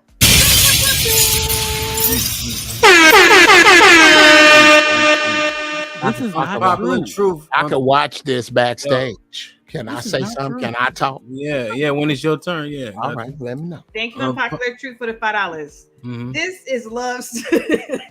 This is love strategy, fellas. Don't let her deflect. He's telling y'all don't listen, don't learn nothing, but don't. I don't. Hey, y'all, I'm gonna tell y'all. Some Savage want to comment real quick, and then Uncle Jeff is up. Y'all had AJ right where y'all wanted him. And then y'all be going off on dumb shit, talking about shit. All you gotta do is listen what the fuck he's saying. But y'all let y'all men are smarter than women, man. Savage, what's popping? I don't think so. So if you look at the statistics, so white women are about 30% or 33%. They're slightly over half of the population. So if it'd be like every woman does one crime. Black women are about 6%. They're doing 3 times of the violence. Hispanic women are like 12%, and they're blowing it off the charts. But when it comes down to the marriage rates are at like I think the lowest they've been in like ever. And there's an 70% divorce rate. So something in society is not working. And I believe if Kevin Samuel's statistics are right, 1 in 4 Black women will get married. So something bad is going on when it comes to the relationships in America. Well, there's more Black women than Black men. What are you saying? It's actually wrong. It's 1 in 9 now. Yeah, the 1 in 4 includes the baby boomers. I think women can get married. They just don't want to marry the guy that's asking them to get married to him. That's not true. Of course. That's what happened to me. I guarantee all you women have gotten a proposal before. We got proposed to and married and divorced. And what's the point? That's not true. That's a different path. That's a different path. Uncle Jeff, what's popping? Fellas, people. Hey everybody. I ain't trying to come in here and start no fights. But you will.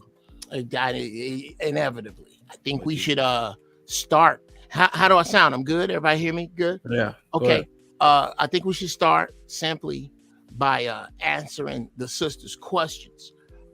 Number one, let's answer the question of what is it that we expect you to adopt? I for one am married to a sister from here. I love Black women. All my children, Black wives. That's always love y'all. But what I think you're missing is let's just go with one place, Brazil. I've been there a number of times, and besides the fact that they set the 8s and below adrift with provisions in boats on Sundays, besides the fact that these women are absolutely beautiful, they are you. More of them were dropped off from Africa there than here. What Brazilian women and Dominican women and Portuguese women, these are the women that I have experienced, what they have over Black American women is one dirty 4-letter word. They're nice. They're just nice. I know janitor. I won't lie. I know a bus driver that's married to a cardiothoracic female surgeon, and he's the man of his house because fine is a given there. Everybody's fine. So Brazilian men, let's be crystal clear about Brazilian men giving you their trash. That's a fallacy. Dominican men giving you their trash, another fallacy. These are fallacies that are perpetuated by not one man that I know. And I know men who own businesses there. I know dudes that ain't no bums that came from there. These is real dudes doing real stuff over there. What I think the Black woman has to come to grip with here is that there isn't one complaint, one negative thing. And if you could, sisters, is there a negative thing you can say about Black men that helps you? I've never heard one thing you can say that helps you, because I don't think you understand this. This isn't our problem. This is your problem. You outnumber us, including the ones you can't stand, by 2 million. That means that, and now let's cut out the fat dudes you don't want, the ugly dudes you don't want, the shiftless dudes you shouldn't want, the violent ones right with you. This puts your numbers at about 16-1. So this is not musical chairs of 16 around 15 chairs. This is, if you want monogamy, 15 of you around one chair to sit on the lap of the man in it and put the other and sentence the other 14 sisters to a life of celibacy unless they date out of their race. Those are the numbers that face you. So let's pretend my numbers are wrong. Please tell me what negative thing that you can say about Black men and their taste, Black men in leaving the country, Black men in the way they treat you, Black men in the way they won't respect you, any subject that you can say something negative about us that helps you in any way. Mr. Jeff, you said you married a Black woman, right? Yes, ma'am. And she's from the United States? Yes. She's so from what New Jersey. You talking about? Are you giving us advice on how we should be like other cultures, or what are you saying? I'm telling you that you could take these cues from other cultures. Number one, I don't want to take cues from the other cultures. I want to take cues from your wife. Since your wife got a Black man, how did she get you as a wife? I mean, okay, all right, sis. Why would I go to another culture? So again, let me answer that. Hold on, because I want you all to understand what happens here, and this is why we don't want to hear what y'all talking about sometimes. You are married to a African American Black woman, yes, who I'm sure is my elder, and I can take advice from her no different than I can take advice from my mother, my aunt, my grandmothers who were married. So why would I take advice from somebody from another culture? Okay. Is she Black? That's letter A. Women from other cultures are outside of the 400-year social experiment, the longest one in human history. That is the one that we are in, where unless and until Black women are willing to acknowledge that we have been systematically programmed to be obstinate to one another and understand that and approach that as me and my wife do, and she'll be here in a few minutes. Matter of fact, yeah, this is a good one. I sit it right here. We understand with one another that I was taught subconsciously that she was disposable, and she was taught unconsciously that I was untrustworthy. So we deal with each other subconsciously from that place because we have a relationship between us that is far more important than us always being right. She understands. I'm gonna answer. I think I'm gonna answer this for you. She understands, and these are the cues I believe she'll tell you, is that her word is first, but my word is final. She understands. Again, that's a lesson that we learned from our elders, not from somebody from a different culture. Well, here's the cultural breakdown, sis, is that no one's teaching it right now. Everybody agrees that we need Big Mama, but don't nobody want her job. Say the word Big Mama to a woman over 50 and see, don't you have a problem? Don't nobody want Big Mama's job. You're exactly right. There is a woman who's supposed to teach that job, but she is asleep at the wheel. She at the club. Big Mama at the club now. I need somebody to argue that. Instead of yelling bitch on blow the whistle, she should be saying Sam I am to her grandkids. But that's not what she's doing. That's a fact. So that class is left empty. Ro, let me ask you a question. Where did you learn to treat a man or how to handle a family and anything in that nature? Where did you learn that from? I learned it from my single father, who was a single father in the United States Air Force of 4 children. Okay, so I'm a little different, but at the same time, the women, my grandparents were married until they passed away. If they had a spouse that passed away, they may have gotten remarried on my maternal side. But again, I've said this before, it is about the environment that you're raised in. I don't have to learn anything from another culture because the people I was raised under taught me how to move in a certain way and how to manage myself and how to manage myself in relationships. The only difference was I had a learning curve was because I was raised by a single man who taught me how to be self-sufficient and not necessarily how to be a wife. So there was a learning curve with me.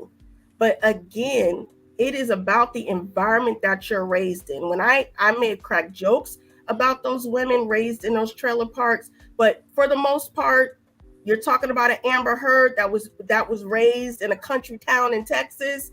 We don't know in her environment. To me, she may have been raised in an environment where her mom fought her boyfriends or didn't have a husband. So again, with the whole concept of I have to step outside of my culture and go to another culture to figure out how I should be acting is ridiculous. When we have women in our it is ridiculous. Let me interject. So for Black people in general, because you're not the only Black woman and that suffers from what you suffer from or went through what you went through, do you think the Black community in 2023 is a good example to learn from as far as marriage, being a feminine man, being a feminine, it is a good example for being a feminine man, but being a masculine man and being a feminine woman? Do you think the Black community is that example? I do not think these younger generations are not. So I'm not part of the younger generation. And so we are a country that's experiencing explosive immigration. All right, so you don't think there's nothing we can learn from these other cultures that are coming into our country? I didn't say there was nothing I couldn't learn. It's not going to be the basis in which I move in a way where I can learn that learning curve. That learning curve is going to be learned from my mother, who's been successfully married to a Latino man for about 20 years. So my learning curve is going to be from my grandmother, who stood there while my grandfather had children out of wedlock. My learning curve is going to be from my aunts who are married where their husbands have passed away or had some type of situation that occurred where their husband is not there and they had to remarry. So those are my learning curves. I don't need to learn that stuff from somebody in a different culture. I got a question. Do you think the times has changed to where the regulations that happened prior to don't work in this time? That you have to learn what's going on in a now and you have to adjust yourself? you do, but that's not going to be learned from somebody in a different culture. These children yeah. are not going to sit up and, unless they marry into it, they're not going to say the first thing I need to do is go and learn how to be a wife from somebody that's not part of All right, let's go ahead. What's your question, Uncle Jeff? Sister Rowe, this is a question directly to you. Do you think that your energy radiates peace? No, it don't have to at this point. Okay. Well, then that and I'll tell you why I asked that. Because over a certain age, in a relationship, I like to believe that a woman is a peacemaker. The man is the peacekeeper. If you find a man, a black man, over the age of 45, that is at home in a dice game or the Oval Office, that does not need your car or your money or your help, that can conjugate a verb, looks decent in a suit, that dude right there has made his own peace. He needs you now to amplify his peace. And it's the first thing he's looking for is a woman who radiates peace. If you can't amplify, what do you say to being able to amplify a man's peace? So I am not in this moment of speaking on this panel, it's not to amplify peace. We've had black men on here throw us underneath the bus. All of you? Oh, yeah, twice. And the only one that stood up for his race of women was Savage. He stayed the mark. The rest of them made a decision to throw us under the bus multiple times in this conversation where we were talking about divesting and verifying that women from different races do the same things that we are accused of doing majority of the time. And they all said, well, it's not about that. It's about what black women do. We're addressing black women. And nobody seemed to defend us but him. Okay. Hold on. I said y'all all were crazy. Hold on. I agree with all. Y'all all crazy. Crazy, but you said, but there was a but. There was a but. No, there was no but. Is y'all all crazy? In the sense of asking us the question, what can we do to learn from another culture? That is throwing us under the bus as if there is something wrong with us. You don't think? Okay, hold on. So is this to say that you think that the American black female disposition toward the black male is peerless and is the only thing that is left unscathed from 4 centuries of chattel slavery? That's the only thing. Our finances, our religion, our speech, our standing in society. All of these things have been affected, with the exception of the way the black woman relates to the black man, and it is the mirror image of every woman around the planet. So there's nothing for you to learn. This is what it is. I can't tell you what it is. I'm just going to tell you what it looked like, and it looks like you telling me. All right, hold on. True Impact with the $10. Black women love black men. Black women don't. Go ahead, love. Excoriate. I don't even know that word. Excoriate black men in public. Black men in public. Be nasty, rude to excoriate. Go, bro. You black men are not copying women who belong to other men unless it's trash. Any examples? That's crazy. Let me read a few more. Unpopular truth with the $5. Y'all love. You already did that one. You did that one already. Well, I did it. Actually, I laughed at it when I did it. I did that. All right. Unpopular truth with the $5. This is love strategy, fellas. Don't let her deflect. There she go. That's 2 times. Y'all gotta. Sway producing with the $2. LOL. He said, "Be nice." That was when Uncle Jeff said that initially. T.O. appreciate it. Sway producing with the $5. Bro, you niggas are the problem. Pot that called the kettle black. You guys lived in dysfunction and expect your kids to have a logical mind. Caesar's Palace with the $5. Mike, You just told black women how severe it is out here for black women, and they still refuse to take it seriously. Talk, not cry later. Black women, salute Uncle Jeff. I kind of wanted to answer to your question, that question that you asked initially. Yeah. The end where it says, if you say negative things about black men, what are the benefits? Something like that you said. Oh yeah. There are. I haven't heard it. If the sisters could tell me of a negative comment, a negative critique of black men that helps you, as in when we tell you that something that we have an issue, we don't get this back. Wow, I didn't see it that way. What can we do from this end to change it? I really don't hear that. I usually hear black men do it too. Oh yeah, what about deflection to something? I wouldn't do this if. These are generally the things I hear. So I'm trying to find out if there is a negative critique that will move your problem forward. Because again, we don't have one. We really don't. So I'll answer that for you. Sure. I have a kind of strong opinion about it. So nothing to answer, and I think that's the point you're trying to make, is that there's no, it's doing more harm than good, right? But also to kind of negate your point, there are women, i.e. me, who want to understand, because unlike Ro, I didn't come up in a household where my dad was there.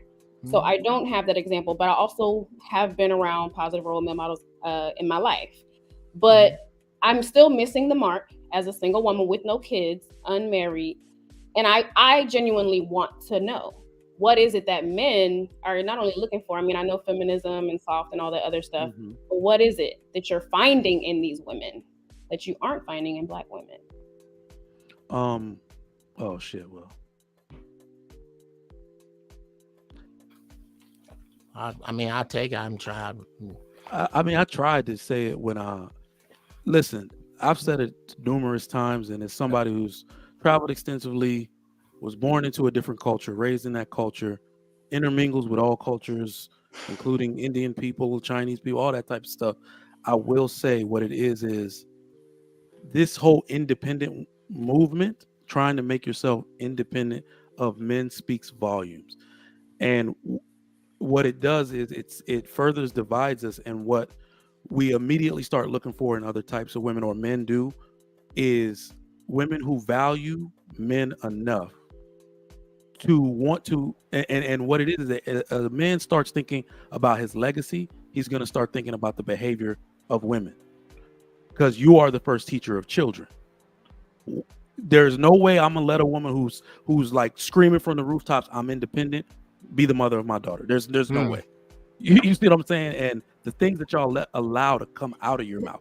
And yes, like Uncle Jeff said, it's more serious for you. Your situation is more dire than the men. I have a quick question, because Mike, you said something like, stop screaming, you're independent. Yeah. And I've heard men complain that about black women, we're too clingy. So juxtapose and reconcile that argument for me, please. Well, how do you not be clingy and not independent? We can. So those two things aren't even in the same. Well, help me. Well, please, yeah. I'm asking a question. Don't be condescending. Just please, just answer. I'm not being condescending. The opposite of independent is dependent. Clingy isn't. Clingy is not. Those don't apply. I want to know what. Okay. For example, no, he's been. Let me say something, because maybe men think clingy is wrong. So if I'm dependent upon you as my man, or I want to be around you all the time and I want to get to know you, some men can deem that as clingy. So maybe our definition of clingy is different, but when we hear, oh my gosh, you're too clingy, I hear, oh, because men don't do expositions. They say you're too clingy, and I'm like, oh, that means back off. That means he wants to be a little bit more independent. That's easy to clean up. Well, I'm thinking when they're They saying do it. Well, when he's speaking about independence, he's talking about probably from the financial aspect and just how we conduct ourselves on a day to day. That clingy part is just the emotional side. I don't think that Yeah. you're looking at independence in that Savage, way. give it a shot. Savage, you wanted to answer that, and I want to hear Uncle Jeff's answer. Let's make our answers, quick. Get it popping. Everybody can get their shit off. Well, what I wanted to address is when I got my son's mom pregnant, who was black, I asked her to marry me, and she told me that was too much of a commitment. So she didn't want to be married. When it came to dating women, a lot of women today don't really want men. They don't need men, they want men. So like my grandma worked and she cooked dinner every night. Like a woman being happy to see you when you come home, like these things are men care about these little things. Like we care very much. Like if I come home from work and there's a hot plate, that means more to me than you saying, "Hey, I love you." So like a lot of the issue with men these days with women is women don't do those little things. Like you can see it on the internet a lot about the bare minimum. Like there's a thing on TikTok now where a woman said, "I'm not going to thank my man for taking the trash out because that's the bare minimum. You're supposed to do it." So for men don't feel appreciated when women are independent or say they don't need us. I agree with that. Also, for me, I mean, my dad wasn't consistent in my life, but I had my uncles and stuff that I was able to help me through a lot of the stuff and make better decisions and stuff like that. I would say for me, I don't listen to women. And I would advise other women to stop listening to women. If you are looking for a man or listening to a woman is not your marketplace. Your marketplace is a man. So you should be listening to what he wants because that's who you want to be in a relationship with. Listening to a bunch of women tell you, "Oh, you don't need him," or "He this," or "He that." It's just nonsense. A lot of women are their whole fake sisterhood stuff is nonsense. Women needs to listen to men. Period. And we need to quit making excuses for these women that are out here ratchet, doing all type of disrespectful stuff, being just out of character, out of order, instead of trying to like make excuses for them. So quick question. If I'm a woman, let me just finish. If I'm a woman and I know I'm not like that woman that's out there being ratchet, I know how to differentiate the difference between her and me. So when a man says, "Oh, a woman that's out there ratchet doing this," I know he's not talking to me because I'm not doing those things. So I know the difference. I'm not going to be triggered because he said that. That's what's up. Question, real quick for Glay. So Glay, you agree with a lot of what the men say, right? And are you single right now? Yes. Do you want to be in a relationship? Yes. So if you are basically the idealized walking, talking woman that men want, because you agree, a lot of what they're saying, and you understand the men speak, better than other women. Why do you feel that you're single then? I mean, I would say, like I said before, I just got out of a 13 plus year relationship. So for me, I feel like as a woman, there's things that I did in that relationship that I actually need to address so that I can know not to repeat them in the relationship that I get in.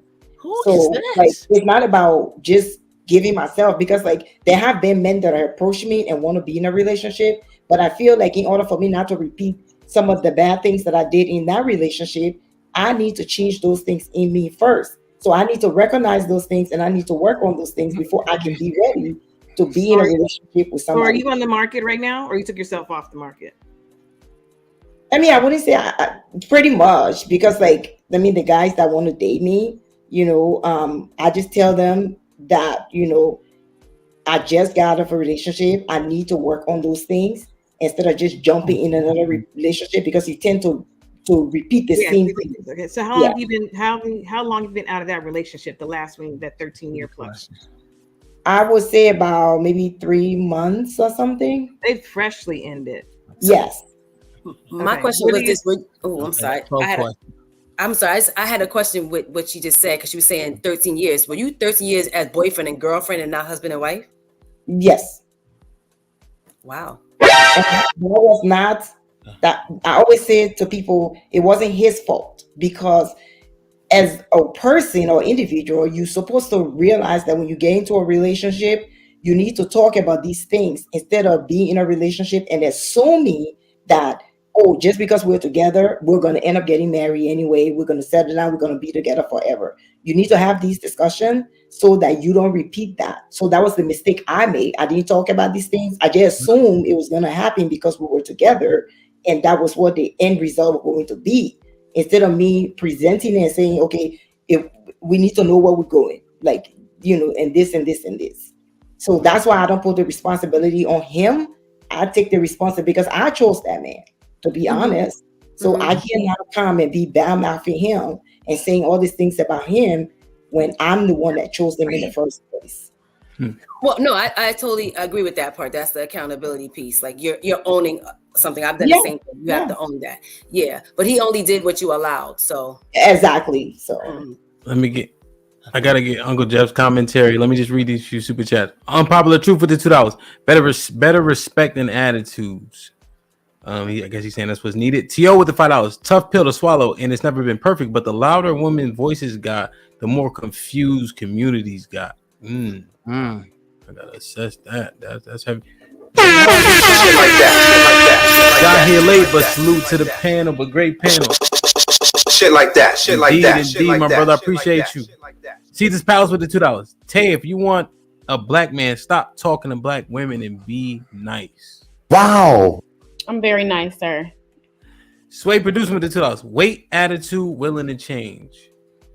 Unpopular truth with the $2. Another strategy for love. Make it personal. Go ahead, Uncle Jeff. Hey, wow, Sister You Gwen. know what? I have a different perspective on this whole thing. Oh, my bad, man. My bad, man. Uncle Jeff, go ahead. Man, the two sexiest words in the English language are "my bad," and your level of accountability is exemplary. I say the same thing all the time, that the thing, there's a triangle offense being run on black women's happiness. It is they mama, the media, and they manless friends that they listen to, as opposed to men that they absolutely respect that don't want none. Men that don't want to get in your pants. But generally what you will find is that, and these are the complaints I hear, is that oftentimes a woman doesn't want to hear your opinion. She wants to hear her opinion in your voice.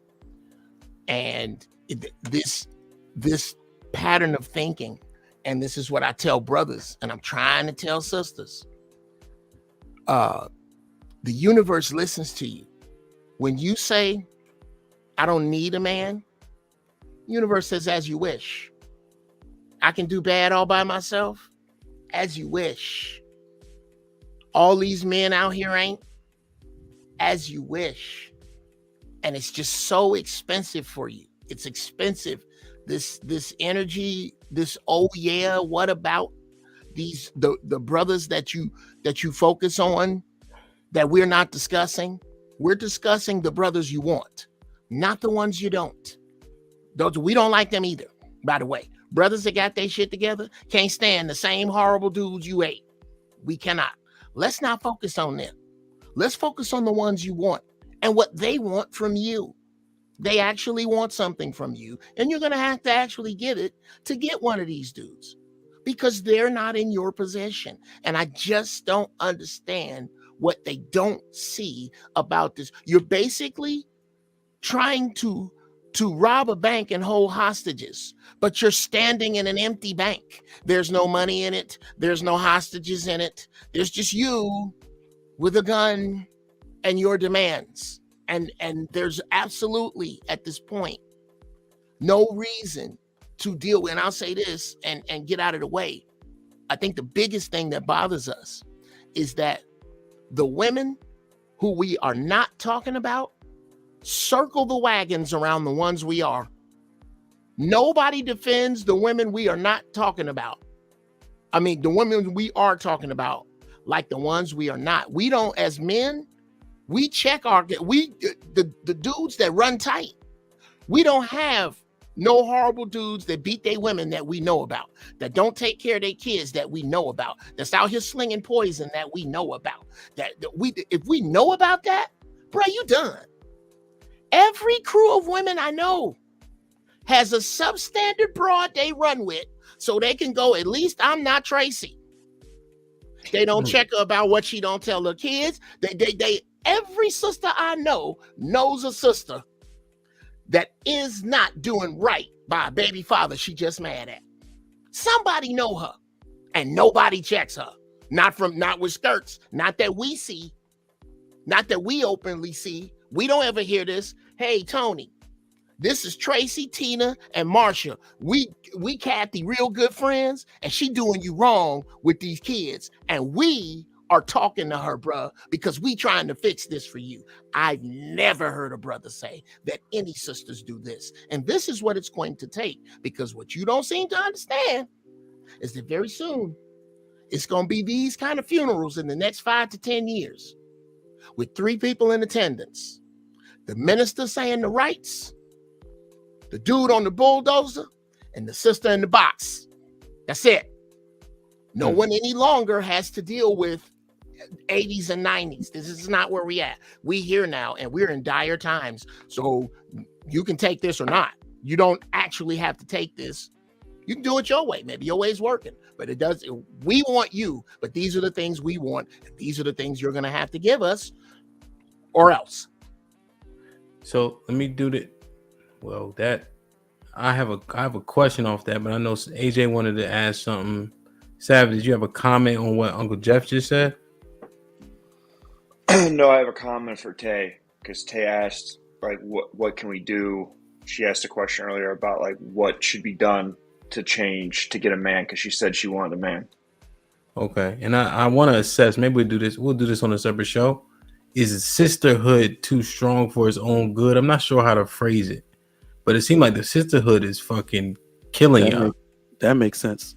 Though. Yeah, the way you worded it. Fake Okay. sisterhood. Well, okay, I got you, Uncle Jeff. I got you. Okay, so to address something for you, Tay. So when I met my wife made more money than me. When we got married, before a year of us being married, I was able to make it to where she didn't have to work. And when we got together, I made less money than her, and we had to buy a bigger house because within the month of us getting married, she got pregnant, so we needed a bigger house. But she had enough faith in me, even though most women say they want a man that makes as much or more. I didn't make as much as she made. I also had 2 baby moms. So, like, I wasn't the best pick. Like, on paper, I wasn't the best pick. But she had faith in me, and she allowed me the space to be what she needed. I wasn't everything she needed, but I was able to do enough to get to where we could be where we needed. So, the mindset of women, it's the way that you view men is really what's going to change the way that things work. So, like, my wife doesn't work now. We have a bigger house. We have more kids. But on paper, if you would have been like, oh, face tats, criminal record, 2 baby moms, makes less than you? No. Let's throw him in the trash bin. So, like, it's not necessarily the things that women need or things that women want. It's the things that women need, which is most important. And a guy that realizes that you're willing to follow his lead or take his advice or listen or be willing to change, those men will do the most for you. Got it. Yeah, I was going to read a few super chats. You can reply real quick. True Impact with the $10. You are too old to try to present yourself as a young virgin. What man stayed for 13 years? Too old for excuses. Sound good. Stop the cap. Be loved with the $5. Be introspective. Open your mind, ladies. Unlearn some things. Seek therapy. Take accountability and be willing to grow. This will get you further. Greatness to Work, $5. Watch the documentary on Hugh Hefner asking, is it black, I guess? Black women to pay for their eggs. That divesting agenda will look way different to you. Wake up. Go ahead, Tay. Yeah, so well, thank you, Savage, for that context. So I guess what I'm thinking is, because in my situation I do make more usually than the guys that I date, but I don't have that standard where you just have to make enough to sustain your own life. That's what my deal is, because I'm not taking care of you. Right now, if we join houses or if we, that's a different situation. We talk about combining incomes.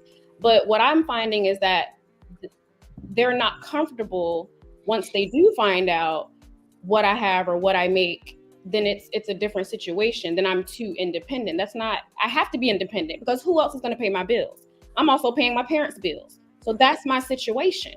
Okay. You see what it's not all women, and it's not most women. Tay, you getting these soft ass white collar niggas. Yeah, but I need to start looking at these blue collar drag fucking garbage dragging motherfuckers. Let me jump in here real quick, Hank. Tay, do you? I got you. But real quick, Mike, before you use a lot of big words, let me just say it straight. Get you a Amazon working ass nigga that's making 15, then 17, then 20. Look at AFR at work, and now he gonna freeze to death outside, but he gonna work. That's the type of nigga you need. That's gonna be loyal. He kind of ugly, but he could be handsome if you dress him up. Medium ugly. Yeah. Medium scratching down. You feel me? Right. So we also everybody has their own. Everybody has what they want. The masses. You can't and make take them to Nordstrom Rack and blow 500. Get what they don't want. We need to. Listen, man, that's what Uncle Jeff, say it again. You need a Nordstrom Rack nigga. They gonna be loyal as fuck. I'm good with that. That's what I'm saying. They don't want that. But that's not my problem. AJ, they need it. I don't think that's fair to say. Man, don't listen to these ninjas, man. Y'all being unfair. Tay, are you a college educated woman? Yes, sir, I am. All right, so this is I what gotta get AJ in. This is what I need a lot of Black women to understand, because I think we've created a narrative in the Black community that is not true. The average woman now, I guess, that makes average salary is actually college educated, meaning, so we need to look at it as just, you make money, you're college educated. It does not mean that you are too good for the average man. Not saying that you are, because I want you to look at what everybody brings to the table in totality. An electrician that makes 60 grand from his job and 30 or 40 grand on thumbtack, because my electrician does that. All right. He is considered technically a high value man, but remember, this man has no debt. A lot of these women who have college educations, you come packing a wallet. Shit like that. So he listen, and this is a story he told me. He's a prior felon, got neck tattoos in the front. His woman, and when he shows up, I saw him. Shit like that. Shit like that. Shit like that. Shit like that. Immediately, like a fuse blew, because who puts the fuse box outside? They start doing this shit in new houses. I don't get it. He came and introduced himself. I watched him the next year get from a little rinky-dink car to a truck with his face on the side of it. And what I realized is that this guy is building himself into someone with no debt. He married the woman that had his kid and all of that. So he's bringing value. And his woman is college educated. You know, the one thing he told me, she was the one that got them denied for their mortgage. Because she weighed their debt to income ratio down. Yeah. So I need women to start thinking in real life. You are not you're not always the most valuable person in this relationship. Hey, Mike. Well, that's a good point. But it's not all about money, though. I guess that's to your point. I'm just saying, understand the true value of a man is his morals, character, and man, forget these niggas in that Nordstrom Rack shit. Yes, a man that is working but can bring something to scale. Remember, this whole world, a man that can use these will always have work. Okay, wait a minute. I cannot replace it. Wait a minute. Go, Uncle Jeff. Go real quick, and I gotta get AJ in. Go ahead. Okay, super fast. First off, when I said Nordstrom Rack, I just meant Tay should take AFR to Nordstrom Rack. Yeah, that's just blow about 500 straight now. I didn't say he worked there. I said, I never find myself going, wow, that's a nice shirt, AFR. I never say that to myself. So AFR, those are your brothers talking about now. Let's get it's us, it's the dudes. We trying to help you out. Let's get back to college educated women. It is not that you have a degree. It isn't even, we can deal with your credit. Here's the problem with college educated Black women. Your degree comes up in arguments that aren't about Freemasons, weather, or deodorant. We're not talking about either one of those. We're not talking about the topic of your degree. We're not talking about school and your degree, that we didn't watch a show on your subject. We are talking about this. And this particular thing does not need your degree, nor does it need reference to it. And that is the problem I hear from most brothers with regard to hierarchy in the American mind. Yeah. That's why we keep talking about places elsewhere where shout out to electrician. I was a avionics technician and an aircraft electrician in the military. Especially now, you see Savage, let the grid go down. He good. Let if Savage is in that flood, if shit hit the fan, you better have some dudes around you to know what the hell they doing. Yeah. These can't fix a flat ass dudes. They're horrible. They're horrible. Put him in the fucking bedroom. Get him out of here. Come on. Yeah. So I get that, sisters. What I still think, and it's gonna get out here to where what we talking about right now is moot. It really is. This conversation we having right now is flatline because this is good for about 10 years ago. Now, y'all keep doing it. You keep doing. You can keep focusing on the dudes you don't want. You can keep complaining about what it is we don't do and where it is we don't go. But the problem is, you're not leaving us. We're leaving you, and we want you. Are you leaving? Our problem.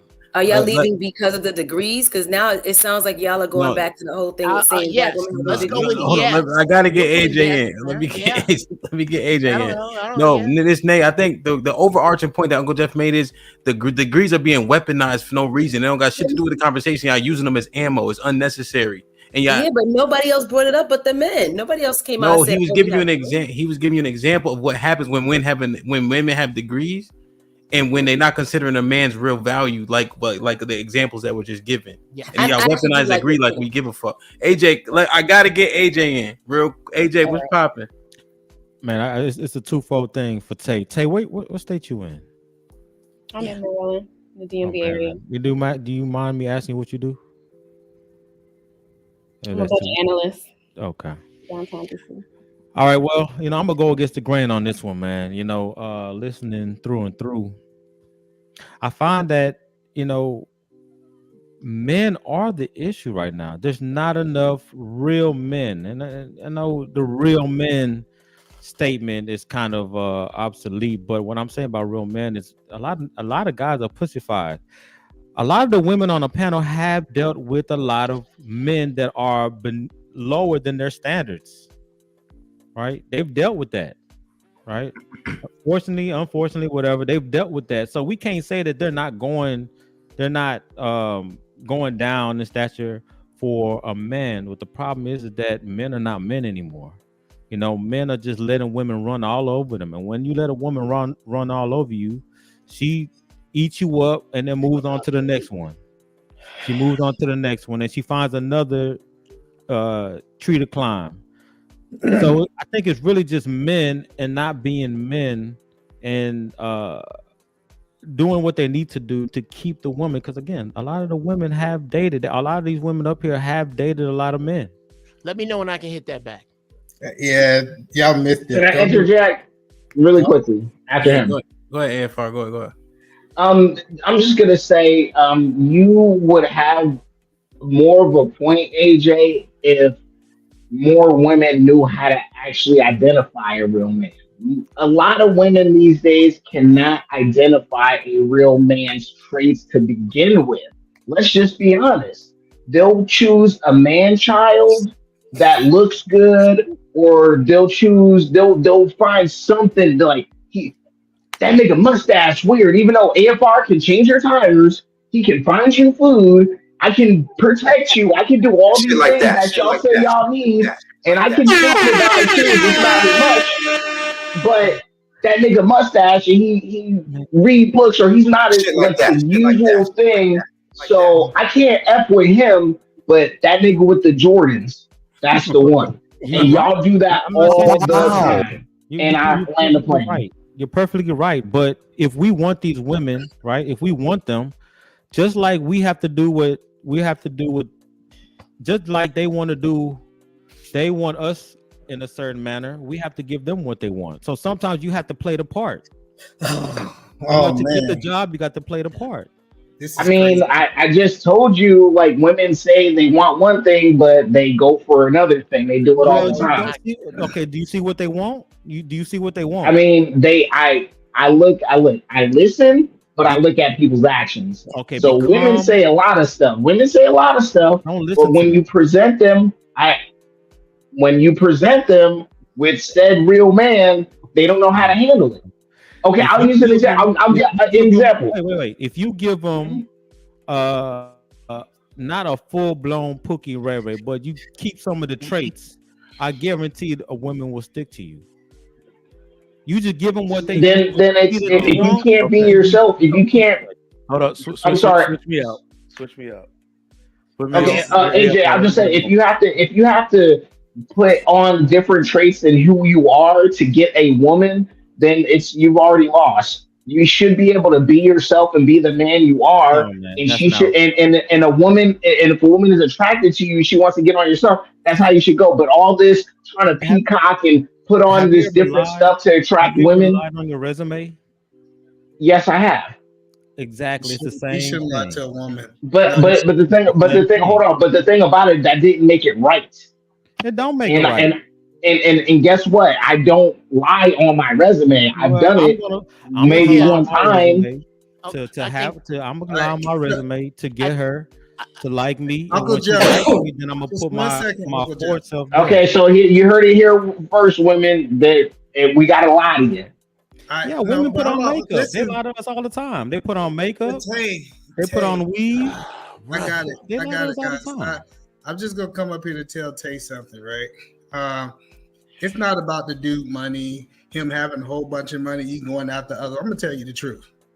You can't let your degree get in the way of you adding value to the man. That's the real truth. My wife had a degree. She was educated. She worked 2 hours away from me. Before we got married, she would drive 2 hours, come and clean my house and do all these different things that I have never seen before. She found a way to set herself apart from the rest of the women that was out there. And she bring me value regardless of her degree. Men don't care that you got a degree. They just still want to know that you still going to value them and bring value to them. And what we have learned, and I could be completely wrong, when women have degrees, they say, hey, I can do for myself. I really don't have to pursue this man and compete for this man. Because she competed for me. And when we start talking about competing, making sure that you outwork the other woman that's trying to pursue this same man, a lot of Black women don't want to have that conversation because they feel like they should not have to compete for a man. And that's the truth. Go ahead. I was going to say, I'm happy that you actually said that because that's something I've said before on a podcast. I think that's why we make men the prize, because we're always competing. It's a competition for men. And to that point of, you said your wife had a degree and she went out of her way to do things for you.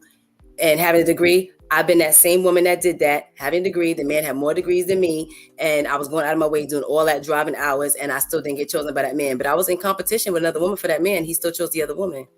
Well, then you got to ask yourself the question: what did that other woman do that you did not do? She was white. That's a hard question. she was a white woman. He did. He actually and said those words. Men got to ask themselves that question too, though.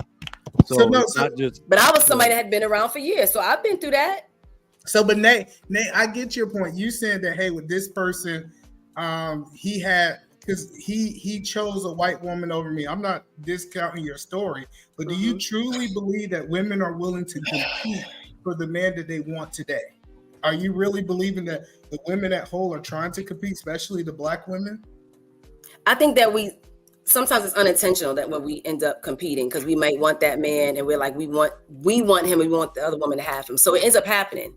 A lot of times we don't go out saying, I want him, I'm going to automatically do it. But if we know that there's another woman involved, sometimes you want to go out of your way to do a little bit more. That happens. I think that we do it. Well, I think it's a pride and ego, and I don't believe a lot of women are willing to get off work from working 10 hours. I just think back on what my wife did to get me. She would get off work after a 10-hour shift. She would come to my house. She would cook. She would clean my whole house, not because I needed her to do it. It's just she wanted to make herself stick out. Like she would drive, like literally she was driving and she still had to maintain where she was staying too. And what she was doing, she said, I want to separate apart. And throughout that whole process, let me tell you something about this woman. She didn't complain one time about it. She never complained about serving me. And I think these are the things that we don't talk about. Like they said in the chat, she's crazy to do all that. And that's why she's staying home. That's why she get to go to Australia. That's why she get to do all those things, because she was willing to compete for the man that she wanted. Uncle Jeff, you wanted to get in on something? Was it for what AJ was saying? Yeah. Oh man, it's so much great shit has just been flying by. This is a great panel. I think to go back to what to apologize. Yeah, let me apologize for all the horrible dudes who've done all the horrible shit. The dude that made you compete just to go, I want a white woman. Sorry, here's some lovely parting gifts. Oh, that girl dissed him too, but yeah. Okay, no, it doesn't matter. Doesn't matter what she did. We're talking about what he did to you. I want to apologize for those men.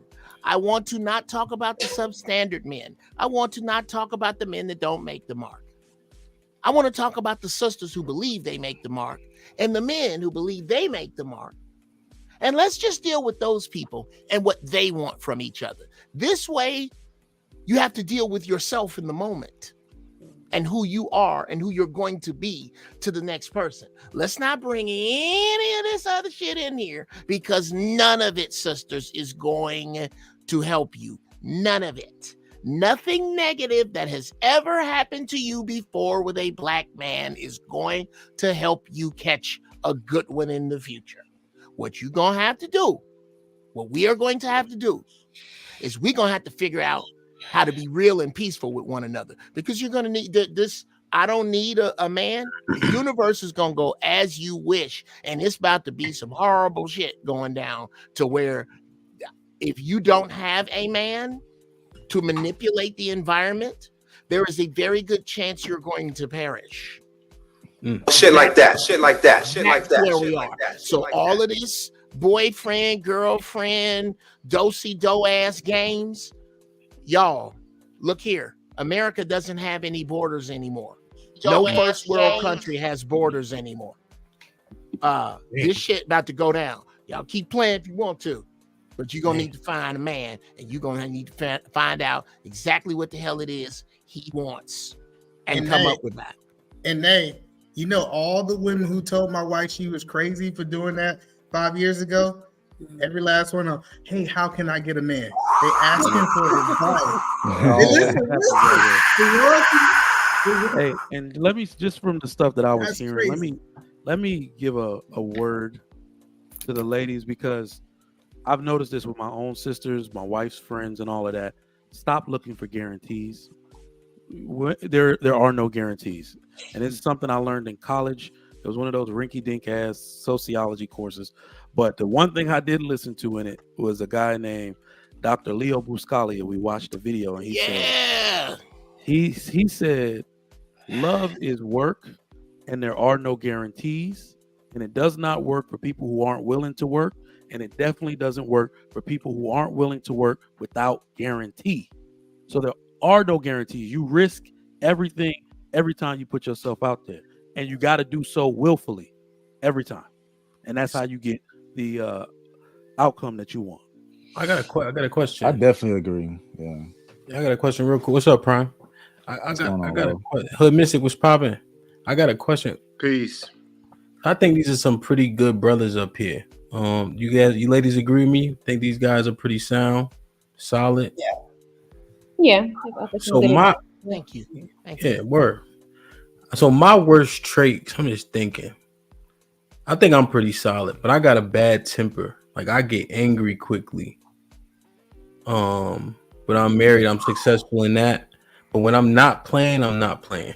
and I make stupid, irrational decisions. You know what I mean? But my wife knows that, but she had to accept it because of the pros outweigh the cons, I guess. But that could be detrimental. You know? I don't really know where I'm going with this, but I just want to see something. Uncle Jeff, what would you say your worst trait is? Oh wow. Man, the thing I can tell you, the thing I hate about myself the most is that I'm absent-minded, and that there's things I forget. I'm messy. I'm not nasty. I'm messy. Like I have to stop and go, nigga, look at this, and then just like I'll straighten it up. Oh, you like literally like make a mess? Like, bruh, like I'm like a tornado. Like I'll make a sandwich and take the whole kitchen to make the damn sandwich, because I'm not going to use the same knife for the peanut butter that I'm gonna use for the jelly. It's cross contamination. Well, let me ask. Yeah, that's crazy. You wildin'. So that's why I picked the way I did though, because of that. Like I made sure I picked somebody who's like OCD. Well, hold on. That's too easy though. Like so. Let me ask the ladies. Deeper? Well, I think so. But let me ask the ladies. So, do y'all get deterred if a nigga make a mess? Like, is that a trait you'd be like, I'm not dating this dude? No, because men are messy. I mean, just yeah. like So that's what I mean, Uncle Jeff. Like that, they gonna be like, nigga. And then we gonna clean up after you anyway. Yeah, like pick your shit up, but talking shit is still picking up behind you. It's a woman downstairs right now. We've been together 13 years. Look, nigga, look. She tired of cleaning that shit up. Well, no, that's what we're here for. We're here to be each other's lesson. The standard is between us. The standard of neatness is between us. And we have to, the things that she's not strong on that I am, they are not about me. Yeah, Uncle Jeff, that's good. No, I want to hear the bad trait. The cleaning shit, whatever.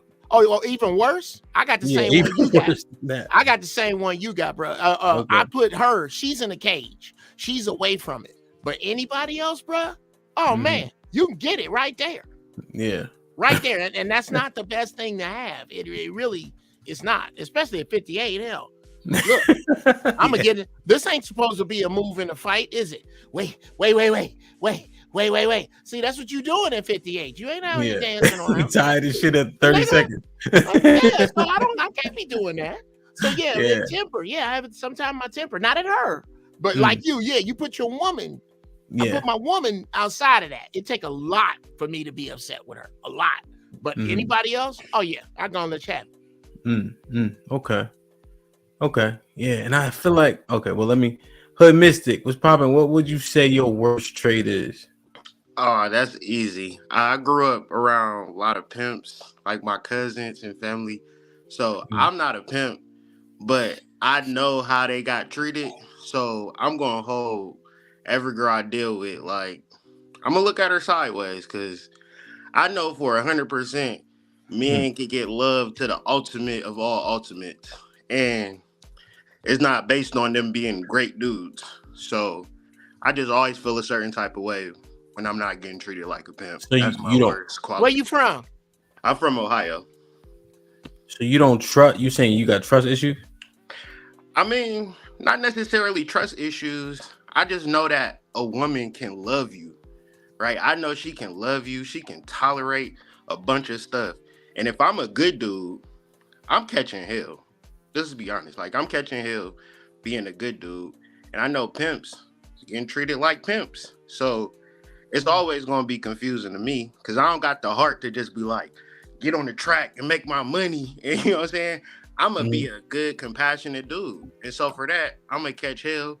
So for that, I'm going to always have a slight attitude with my girl. Not all the way, but just a little. Can't you be good and pimpish? A little toxicity. A little toxic, man. I know that. You gotta have a little bit of toxicity. Can I push back on that? Because I was raised in Chicago by the same group of people in the 70s. Okay, literal. I had 3 literal pimps like in my orbit. And I implement some of that in dealing with ladies, but not the negative part. Not the negative part. I implement the way that I speak when I get ready to speak to a woman. I implement making her feel like she is the only individual in the universe when I speak to her, making her understand that if she got a problem, it's gonna be somebody got to deal with me over that. That part of the pimping, not the heat up a coat hanger and stick it to her back part. Not that. That's okay. You gotta take. You talking about the good pimping? But yeah, I ain't talking about the gorilla pimping. But sometimes it's hard to we're inspiring them as well. You gotta inspire them. Man. Come on, prime time. Yeah, it's in my blood too. Yeah, you pimp. I see you, bro. I see you. I see you. It's in my family history too. Right. This is the ugliest we ever been. This is the ugliest. I'm ugly right now. I'm ugly 58. That's yeah. So there ain't nothing wrong with that. So Prime, what's your worst trait you think? Oh, it's hands down attitude, and yeah, I've gotten better handle of it since I turned like 30. Like I started being in my 30s. I'm 35 now, but I definitely like my anger and blowing up and stuff like that. Quick to react. I don't take disrespect. ASAP type situation, you know. But I learned how to calm down though. Yeah, you got to. Yeah, I think okay. Rock, can you hear me? You got the worst internet on this side of the Mississippi River, man.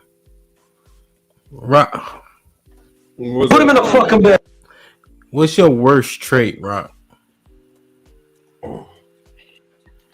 I would definitely say jealousy. I'm jealous at yeah. Shit. You told a story that told us that before.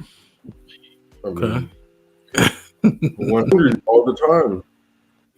Yeah. Hey, that ain't come on now. Hold on. I learned a statistic the other day. I was listening to the video.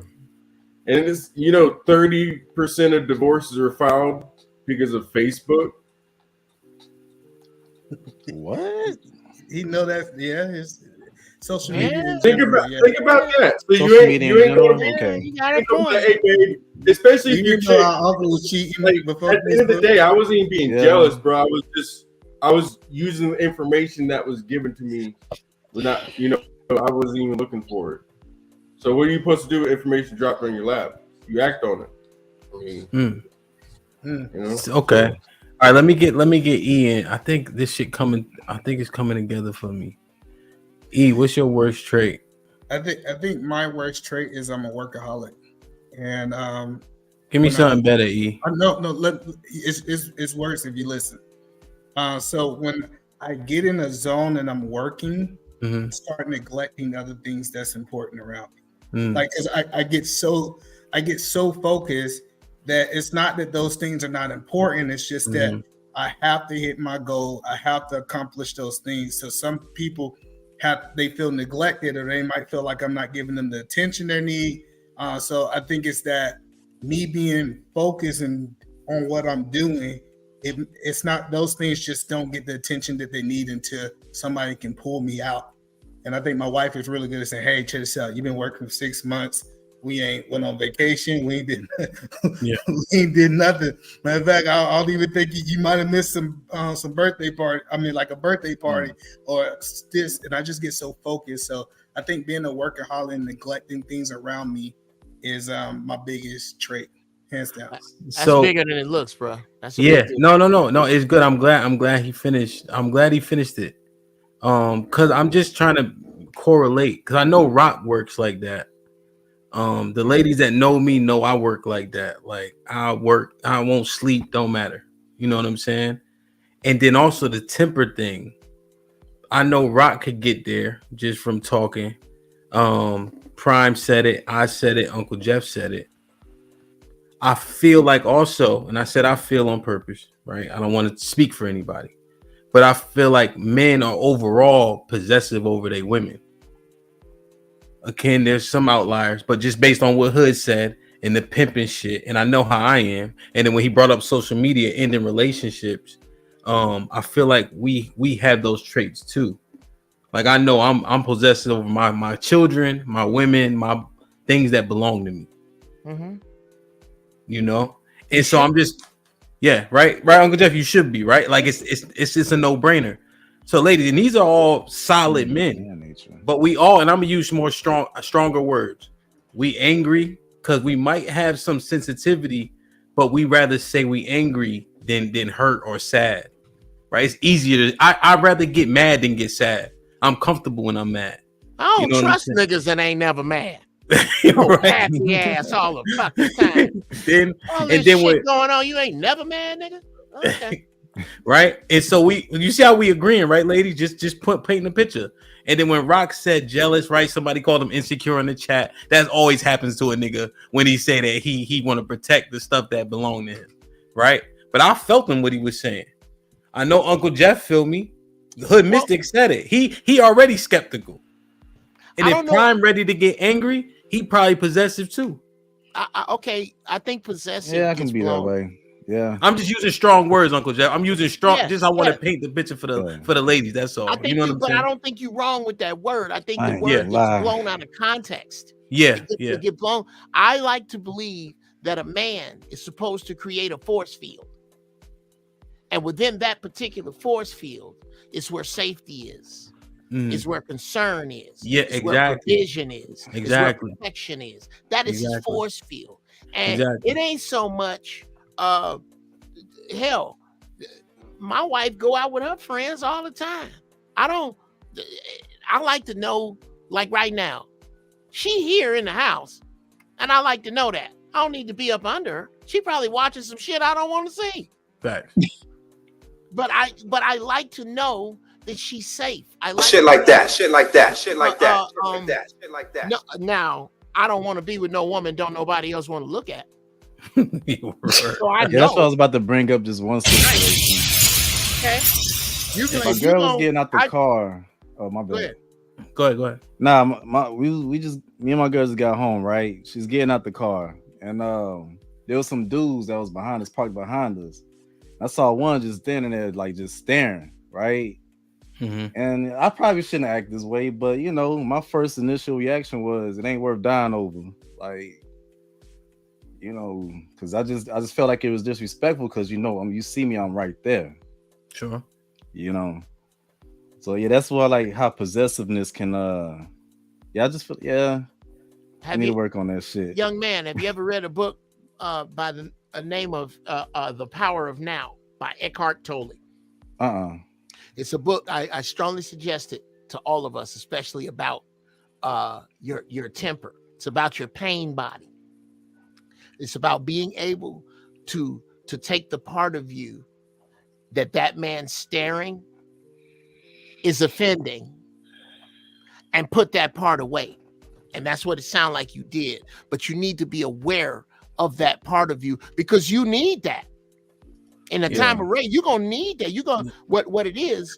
Hey, Uncle Jeff, send them the link to the book. Okay. So yeah, and send it to me too. So I just want to finish the premise real quick because Prime, I'm glad you told us that, right? I'm glad Uncle Jeff said when she in the house, he feel better, right? And then eat a man. Men of high value, using a corny term, right? They putting pain in. I know I work probably 70 hours a week, maybe, including like YouTube shit. Just everything. I DJ, I do all types of shit. You know what I'm saying? But you got to get there. But my wife still complain about it. Now, granted, we have 4 kids under 2, so there's probably something to it. You know what I'm saying? Ooh, yeah. So I got 2 sets of twins, so shit crazy. I can't miss. So stop shooting, shit. Yeah, I can't. They call me Hamp Curry, but so I'm just painting a picture to say, ladies and ladies in the chat, you see the similarities. And these things could seem negative, but this is real shit. This is actual shit from men that are pretty sound. And these could be what y'all may see as deterrents, but this is regular shit. You know what I'm saying? Like, this is regular shit for men. And I don't see a goddamn thing wrong with anything the brother said. Yeah, I don't see anything wrong with it. I don't know. It's kind of like, I believe that I'm married to a very attractive woman, in my opinion, and I can't stop dudes from looking. Like when we go out, my wife make me look good. She's the good looking one in the relationship. Yeah, let's call it plain. So, like, long as a dude not trying to holler at my girl or like openly be disrespectful, I expect from when my wife walk into a room that dudes look. Because if they don't look, I'm like, how y'all miss that gorgeous piece of wantonness walking by y'all? So I don't know, but I was raised totally different. I was raised by a group of guys who it was just a little different for me. So I stopped being angry. So I was angry as a kid. I was a very angry kid. I fought all the time. My dad introduced me to boxing and introduced me to football, and I was able to put that away. I actually had counseling for anger. But I do understand that these are traits that men have, and I think we got to stop making it, toxic for men for being men. 100%. I think a lot of things in the space right now saying, hey, if you're a man and you're a man's man, it's actually a toxic trait. That's why I hate when people use toxic masculinity, because it's not even a real thing. No such thing. So yeah, so I 100% agree that these are the things that come with men, and you have to accept us for who we are if you want us. So 100%. All that, I'm gonna say it. All that bitch made behavior that you call toxic masculinity isn't masculinity at all. None of it. I that's another. Besides the other question, here's question number 2. Name a trait of toxic masculinity that actually is masculinity. And I've never had a woman be able to show it to me. That's the masculine men that here's what it is, sisters. The men you want are wild turkeys now. They exist, but a wild turkey is one of the hardest things to hunt. You ain't gonna catch a wild. You can catch one of these niggas that need some place to stay. But the wild turkey type dude, he can spot. That's like no diss to the sister that was here. But he can spot that energy a mile off, and the reason that you can't find him is that he is purposely elusive to you. He purposely stay out your way. That's the other thing. Well done, prime time. The way you handle that with that young man that was looking at your girl. If you find yourself where it's dudes being blatantly, openly disrespectful to your girl, it's not her fault. Yeah. It's your fault, because there's places you can take your girl where that don't happen. Find better places to take your girl. You are running security, right? Mm-hmm. Hey, let's answer this question right quick. Then I gotta end it. I gotta get up early as a motherfucker. Yeah, I gotta go too. This is my white time. True Impact with the $10. Are these making my way north? Are these men married? How many times in nationality? So I'm married. This is my only time being married. My wife is Black American and Jamaican. Uncle Jeff. Third marriage. This one, I've been married 11 years with her for 13. First time got married way too young.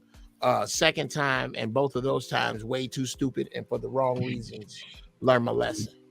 Nationality. Oh, sisters. All sisters. I like my food. I like when my food tastes a certain way. All sisters. All sisters. You'd be surprised, bro. You'd be surprised. Look here, bro. You marry a white girl, your greens taste funny. Greens and green. They don't even be clean. Have orange slices and croutons and pine nuts. Shit don't go in green. I like greens. I like her hair. I like all that. I love sisters. I love what y'all got. Drive me crazy. Hood Mystic. Yeah, I'm married, 5 kids, been with my wife for 7 years. She's She Black. And that's the only marriage you ever had, right? I've never been married before or after. Yeah, only marriage. No doubt. Go ahead, Prime. I'm still trying to figure out if I want to be married. If I want to get married, it's not really like no pressure with that. Don't do it. 3 years. She's Filipino, 2nd generation. Don't do it. Mm-hmm. And she cooks like nobody else. Oh yeah, bro. No, I'm talking about even American food, black food, macaroni and cheese, all that. But Olympia good though. That Olympia was. Olympia pants is bad. Look here. Yeah, I eat good over here. No doubt. Rock.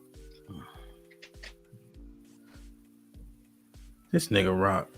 No, I'm not married. I don't know if I ever will without a prenup. That's for sure.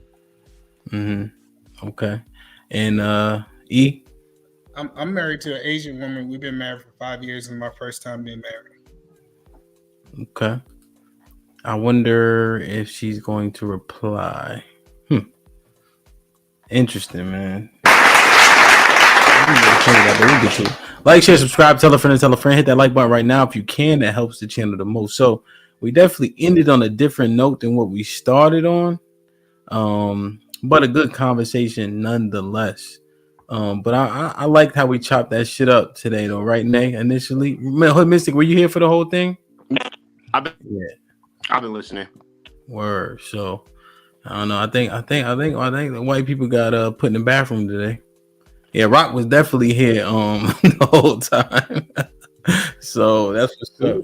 Can I say something real quick? Yeah, go ahead. And we getting out of here. I think everybody's issue with relationships nowadays is a lot of people don't know who their own selves are because they're constantly distracted by one thing or the other. If you're having issues in your life that you're not happy with, you need to do some self-reflection and spend some time in environments where it's not completely, distracting you. Music, television, just turn the TV off, turn the radio off, just drive down the road. This dude, listen to the sound of the road. Yeah. Because if you don't know who you are and what you want to do with your life, you will never be happy. It doesn't matter. A relationship's not going to fix that. Right, we could have saved it for your final thought. You have to fix that yourself. So we could have saved that for your final thought, Rock. Yeah. That's all right. That's worth the dial up. You got dial up, Blackish? Is that what it is? Is that AOL? He got boost. Listen, man. For one, here for the T say you preaching, bro. I don't know what Spectrum's doing, bro. That shit's terrible. I got Spectrum. No, I don't. Hey, man, she know what to do. Listen, real quick. I do not fuck with Jerry Springer, but I do like one of his constructs. Miss Nay, final thought. My final thought was actually very similar. I was going to say work on yourselves, aka healing before dealing. Please vet people before you start entertaining like long-term relationships, because you end up like Jeezy. And cop my book, Peace, Happiness, Love, A Journey to Healing, because I talk about a lot of the things that we talked about tonight and on this show. Love y'all. Word. Tay? I just like to say I appreciate the transparency that was shared tonight from the fellas. I don't think we see that often. I appreciate y'all. But also on a serious note, I do believe collectively we need to do a better job at creating spaces where our men feel comfortable coming to us with their feelings, especially when they're sad, so we can help and work on these attitudes together. Word. Uncle Jeff? Yeah, I think we're all kind of saying the same kumbaya stuff. Get your feces collected, people. That's men and women. Get it together, because we are truly living in a time of drastic change, and we are going to need one another. And sisters, we need you as bad as you need us. It's just that there's a whole bunch more yous. So separate yourself from the horrible broads and stop defending them. Word. E? I just say this right here is this was a great conversation. Remember, DJ, it's not the married man's responsibility to convince other married men to get married. It's their woman supposed to convince them of that. So women, if your man don't want to marry you, you haven't did a good job or persuade him to give you the ring. So it's their responsibility to get their ring. We just tell them from our point of view what we see. I appreciate you having me on the show. Word. Prime? Go ahead and get that free therapy from your job if you got it. Definitely. And yeah, just love yourself. Appreciate the show. Appreciate you having me on. Word. Now we talked about so much interesting stuff. That's a good point, E. I heard Prime said something yesterday about what's the difference when you sign that paperwork. So Prime, I swear to God, bro, my belief system says that you don't need that paperwork, right? But we have the kids, whatever the case is. So I did the paperwork thing. I swear to God, bro, something in me like it impacted me when I signed that paperwork. Cause I thought the same thing, and I got strong beliefs. You know what I'm saying? Yeah. Like, and I couldn't believe it really made me feel differently. And it could be because we grow up in the construct. You know what I'm saying? So we grow up, people sign it, whatever the case is. But I genuinely felt different, and I could not explain it. Cause I thought for sure I was gonna be just, like whatever. You know what I'm saying? But I swear to God, it did something to me. In a positive way though. I was surprised. Honestly, I really was. Is it just the fact that you're married legally, like just the feeling of it? Prime, I can't really explain it. I just know when we walked out that godforsaken courthouse, I felt different, bro. Like I couldn't articulate it. It was just like it felt like almost like a weight, like a strong, because now it's recognized, and I can't explain it. You know what I'm saying? I guess just real quick because I know. Yeah, I'm just saying. I know he disagreed, but my wife gave me different advice as my girlfriend than she gave me as a wife. Wow. As a girlfriend, she had no security. She couldn't be completely transparent and tell me the things this was best for me. But once that we got that paperwork, we start moving as one unit. Because she wouldn't do anything to hurt me because it would be hurting herself. And a lot of women don't look at it that way when they're just your girlfriend. It's like, hey, okay. So I just want to say that totally different advice from when she was my girlfriend versus when we got married, because she's seen us as one versus two separate people have to be able to do what's best for them. So okay, I could say that's true. And not necessarily mutually exclusive with what I was saying, right, E? But I could say that that's true for sure. In terms of going back to the beginning of the show, we finally found out that, once we started holding white women accountable and other women that weren't black, now it's Western women that are the issue. I just want to make sure we understood that we pulled that out, because usually motherfuckers talk about black women all the goddamn time. But I start bringing up some examples of white women, now it's Western women. Okay. So, you know what I mean? We don't have enough time to get into why I disagree with that, but okay. I disagree too. Yeah, what I'm saying, but if y'all just watch the show back, because I was bringing up mad clips, and I was like, oh no, it's not just black women, it's all Western women. I said none of it matters. Not 1 inch of the clip matters, and I can tell you why later. I'm not gonna. Uncle Jeff, we're gonna do a one-on-one. I'm gonna kick your ass a little bit. You couldn't kick my ass if your foot was glued to it, but I welcome it, young man. I welcome it. By the way, real talk, if I can say this, man, this is the dopest shit to me, because I'm knocking the shit out of 60. To see young black people, that's why I don't let niggas my age talk shit about y'all. I swear to God I don't, because y'all don't represent everybody. Y'all ain't on the news. Y'all ain't twerking in the street. These sisters ain't in danger of getting hit in the face with a brick. This is so important, y'all. It's so important, and it's important not for now. It's important for prime time's grandbabies.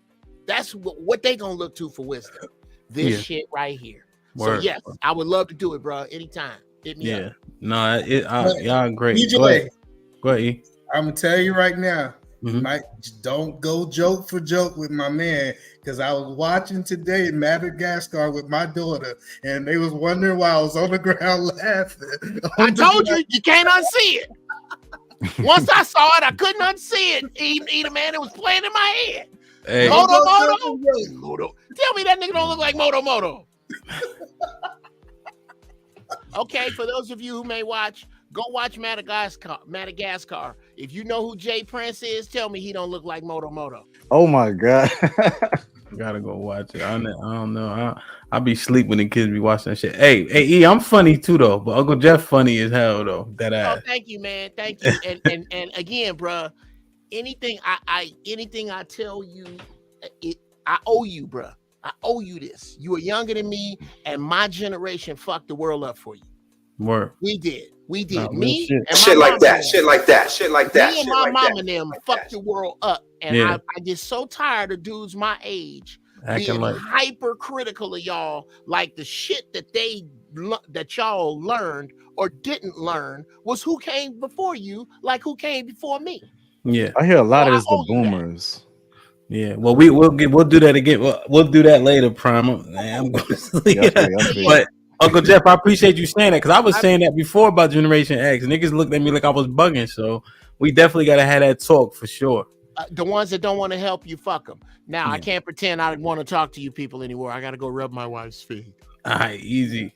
I'm gonna read these last super chats. We're gonna get the fuck out of here. Caesar's Pals with the sauce. Mike AFR, Uncle Jeff, please help AJ. Oh yeah, and even E came up here and tried to help AJ. And then AJ, I don't know. I think who knows? Maybe he got spectrum like Rock. Oh, he didn't even say bye before he left though. Savage with the $2. AFR, good thing men made razors. Yeah, that mustache got to go with AFR. Savage with the $5. I only wear Carhartt clothes. I don't dress up. I wear cowboy boots. Don't own any Jordans. Me and my wife are also Christians, so we're not flashy. I don't know what Christians you've seen be dressed to impress.